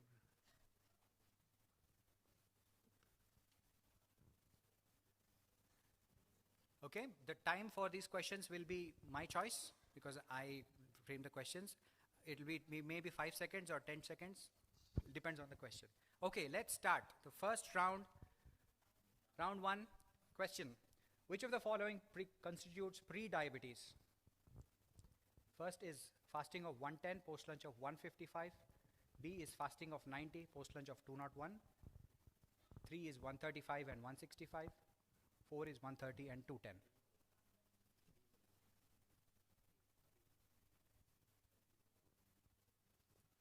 Next question. Which of these constitutes time in range? Just fresh out of my CGM workshop. You should know this. 90 to 140. This is for general non-pregnant diabetic patients. 90 to 140, 70 to 140, 70 to 180, 90 to 180.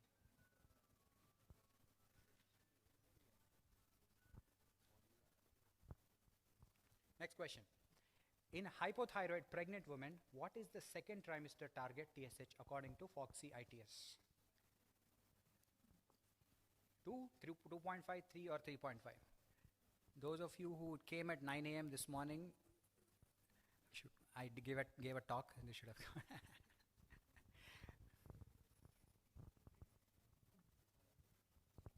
Next question. If 40 units insulin is drawn from a cartridge using a 40 IU syringe and given to the patient, the dose that is actually received by the patient is 20 units, 40 units, 80 units or 100 units. So you're using that syringe to draw an insulin from that cartridge. How much insulin are you actually administering?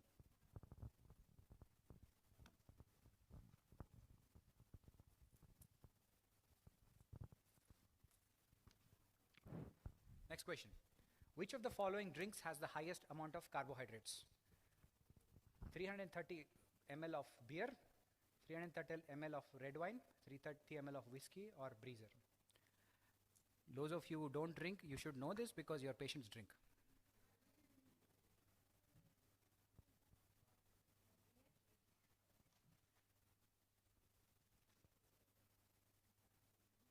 Next question. How much carbohydrate is there in one whole egg? Less than 2 grams, 2 to 5 grams, 5 to 10 grams, or 10 to 15 grams?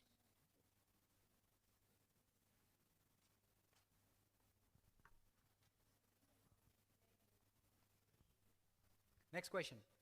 HbA1c of 7% is roughly equivalent to an estimated average glucose of 120, 150, 180, 200, 220, sorry.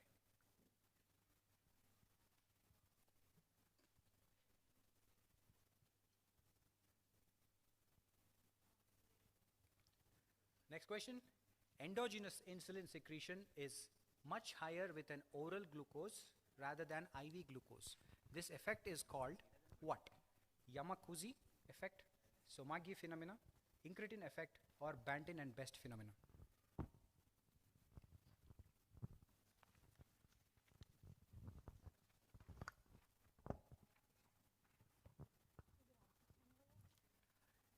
Okay, this should be simple.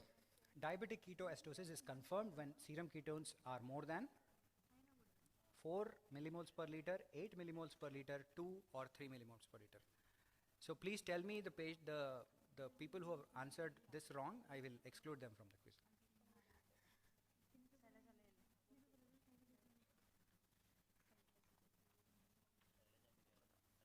Just kidding. Next question.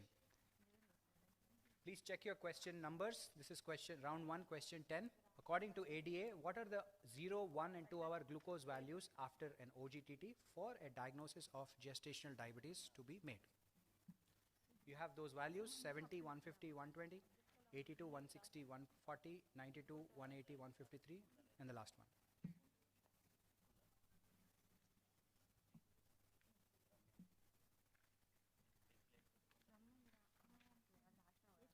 Next question. This is again still round 1, question 11. Which of the following statements regarding SGLT2 inhibitors is false? Which is not right about SGLT2 inhibitors? That their primary action is in the distal tubule of the kidney.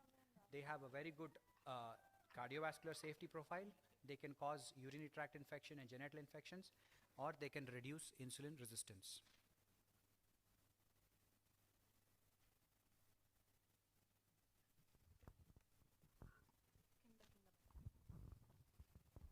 Next question. A 9-year-old girl is just diagnosed with a non-classical congenital adrenal hyperplasia after having androgenic features for the last 2 years. Her born age will be equal to her chronological age, more than her chronological age, or less than her chronological age.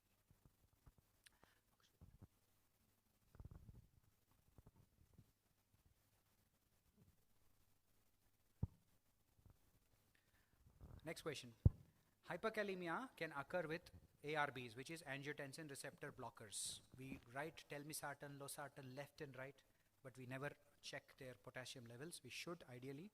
We are all guilty of that. Why does this happen?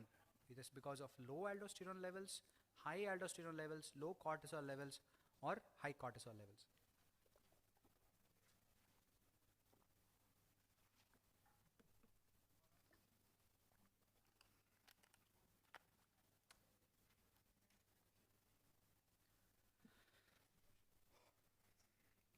Next question. Round 1, question 14. A 20-year-old woman comes to you with galactoria. Which of the following drugs she takes could be causing this? Pantoprazole, ranitidine, alprazolam, and domperidone.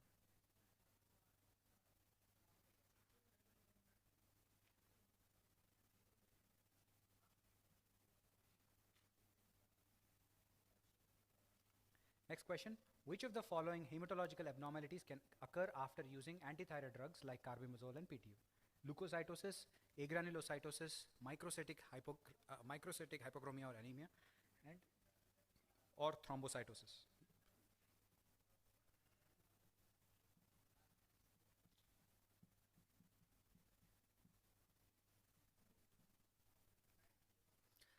Next question, which is round 2. Please move to the next column. Round 2, question 1.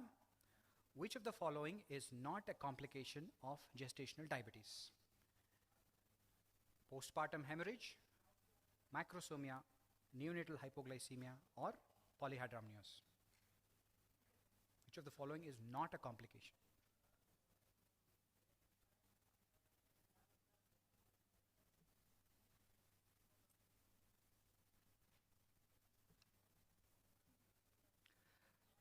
Question 2, in round 2, in a patient with DKA on fixed IV insulin regime, the GRBS reduced from 580 to 160 over 6 hours. The serum ketones reduced from 8.6 to 5.8. What will you do? Continue with the same dose, fixed dose IVII and add 10% dextrose. You stop the fixed IVI and switch to a variable dose. You give a 25% dextrose bolus and switch to a variable dose IV insulin infusion, or give a 1 liter NS bolus and increase the fluid infusion rate.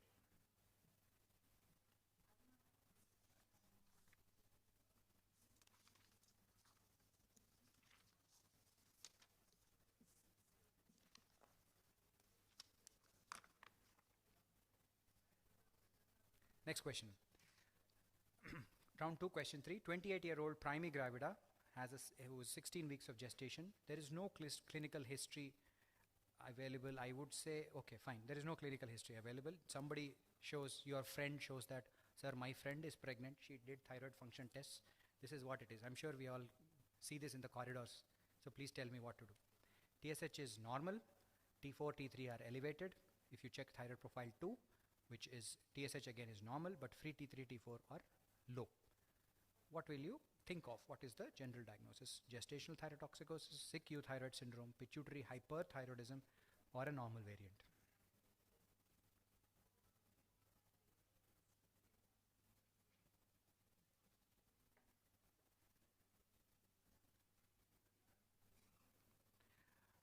Next question, round 2, question 4. 30-year-old male diagnosed with inflammatory bowel disease. He's diabetic on vildagliptin and metformin twice daily. He's been started on prednisolone 30 a week ago. Fasting is 82, post-lunch is 260. Which of this following drug will be an ideal addition to his regime? Because he's been started on steroids. Will you add pioglitazone, glimepiride, gliclazide, or glargine at breakfast?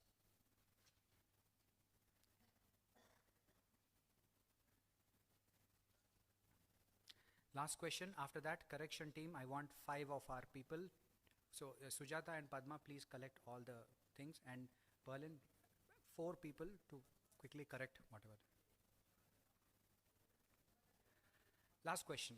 Patient with diabetic kidney disease has an EGFR of 35 ml per minute per body square surface. He has CKD 1, 2, 3 or 4.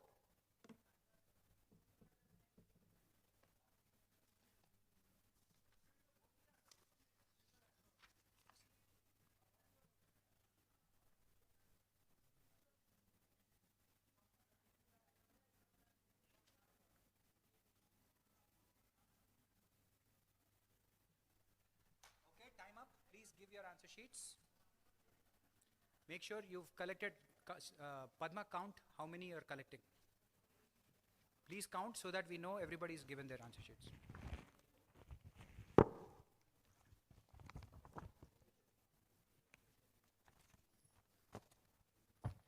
Total teams, 18, 19?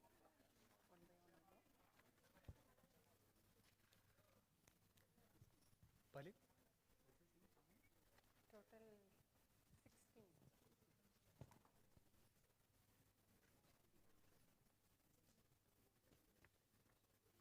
Everybody has handed in their answer sheets. No cheating. No more answer sheets will be accepted after this. Okay, fine. We'll go back to the questions. While they are correcting, you will get the answer. So each person. Okay. Right. So 17, madam. 17. you can shout out the answers now. Question 1. What is the answer?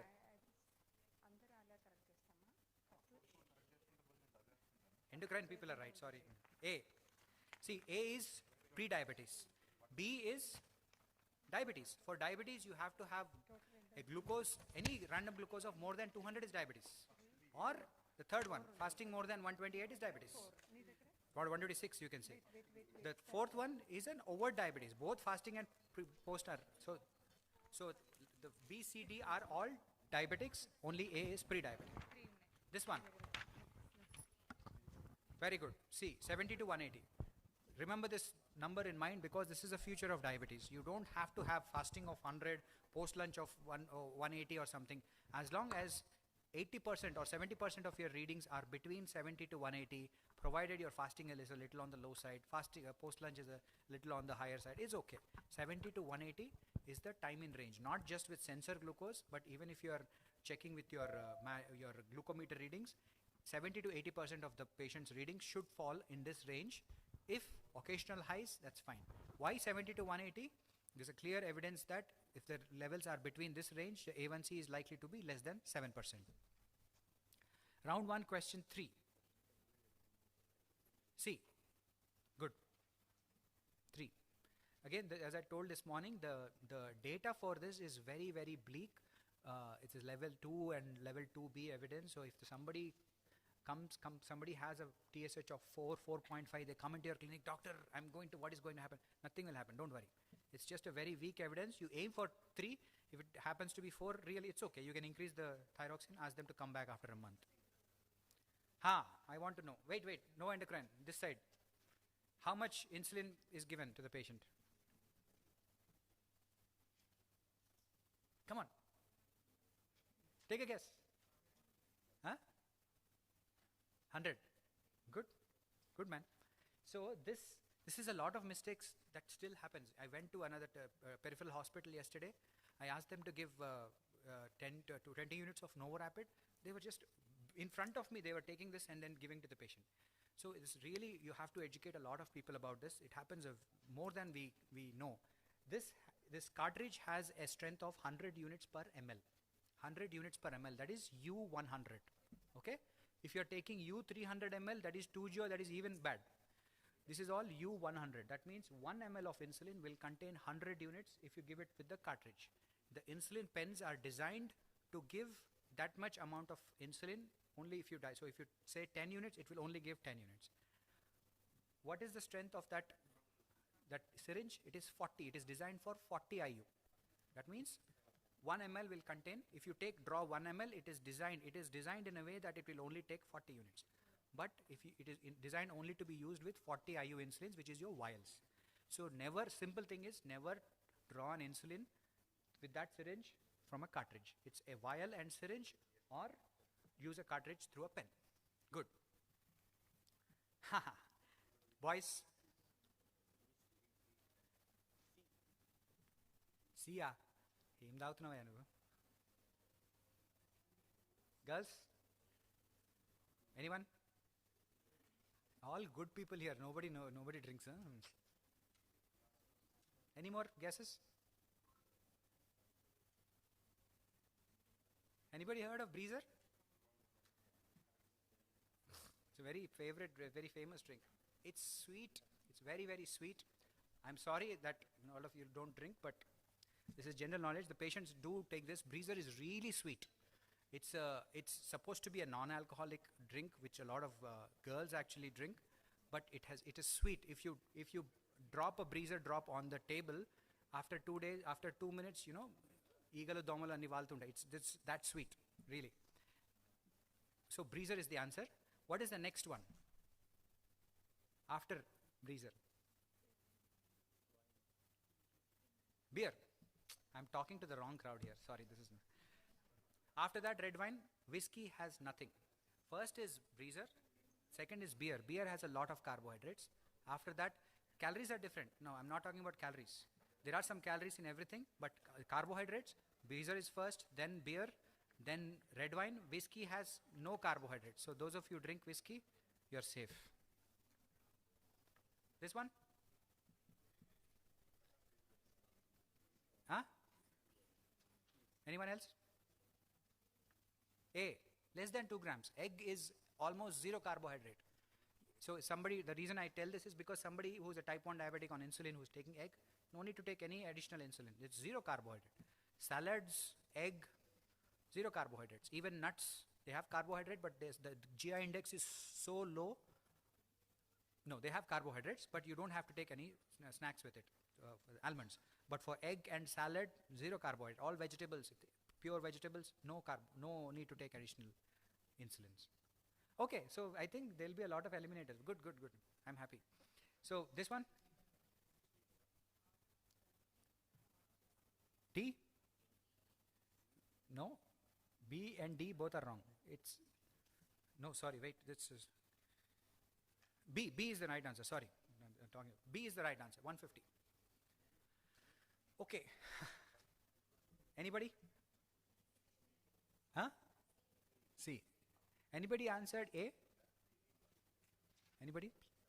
B? D?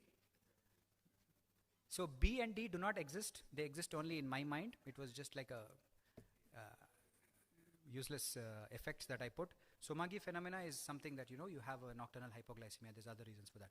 But this is the incretin effect. I want a loud answer for this. This side. Otherwise, go back, study your medicine and come back. No answer. Endo? D. Yeah, so 3 millimoles per liter. The reason I'm telling you this is because urine ketones, please come out of urine ketone measurements. They are useless, they are waste, they are delayed. The formation of ketones is delayed, the clearance of ketones is delayed. Urine ketones is not a quick measurement for your type 2 diabetes. How are we doing? Okay, question 10. This is C, 92, 180, 153. This one? A. Good. The action is actually in the proximal tubule. There is good cardiovascular safety profile. It will cause GI infections and it will reduce the insulin resistance. Almost done. This one? Endos will know this. This way, this side. If somebody is producing more androgens than what they are required to do, what will the androgens do to the body? It advances the bone age. So the bone age will be more than her chronological age. This one? A, good. Because it's a block. It's a blocker, ARB blocker. It blocks the receptor, therefore aldosterone levels also fall. Low aldosterone means less potassium clearance, hyperkalemia.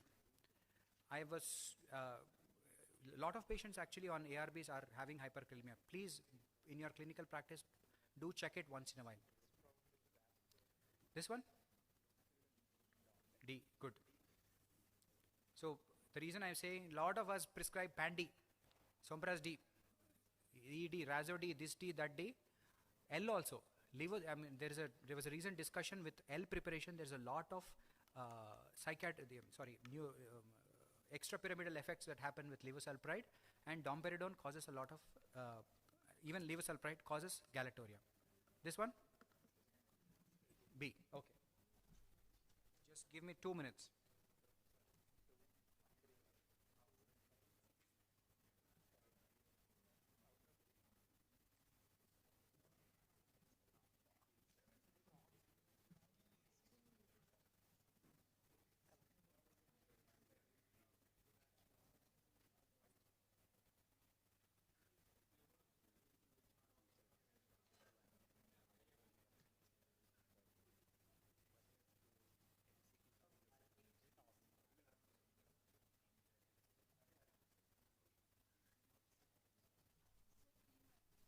Team number.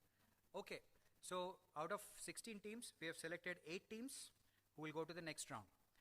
First, Dr. Anand and Dr. Sanjay will give the thing. Okay, Dr. Lakshmi and Dr. Sumaya, Dr. Krishnaveni and Dr. Shravya. Ayya, team number 12, no names. 12, ah? What did you answer for questions?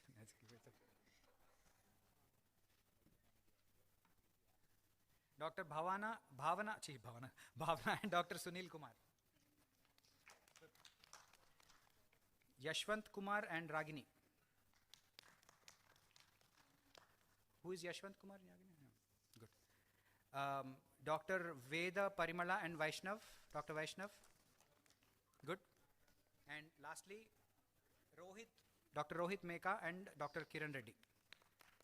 So people who have received the things, please come to the front. I request everyone else to please vacate to the back. Thank you very much for all the participants.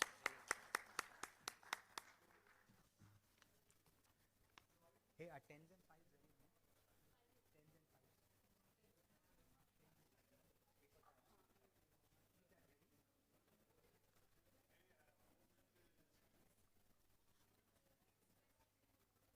Next question. I didn't even tell you the question. Okay.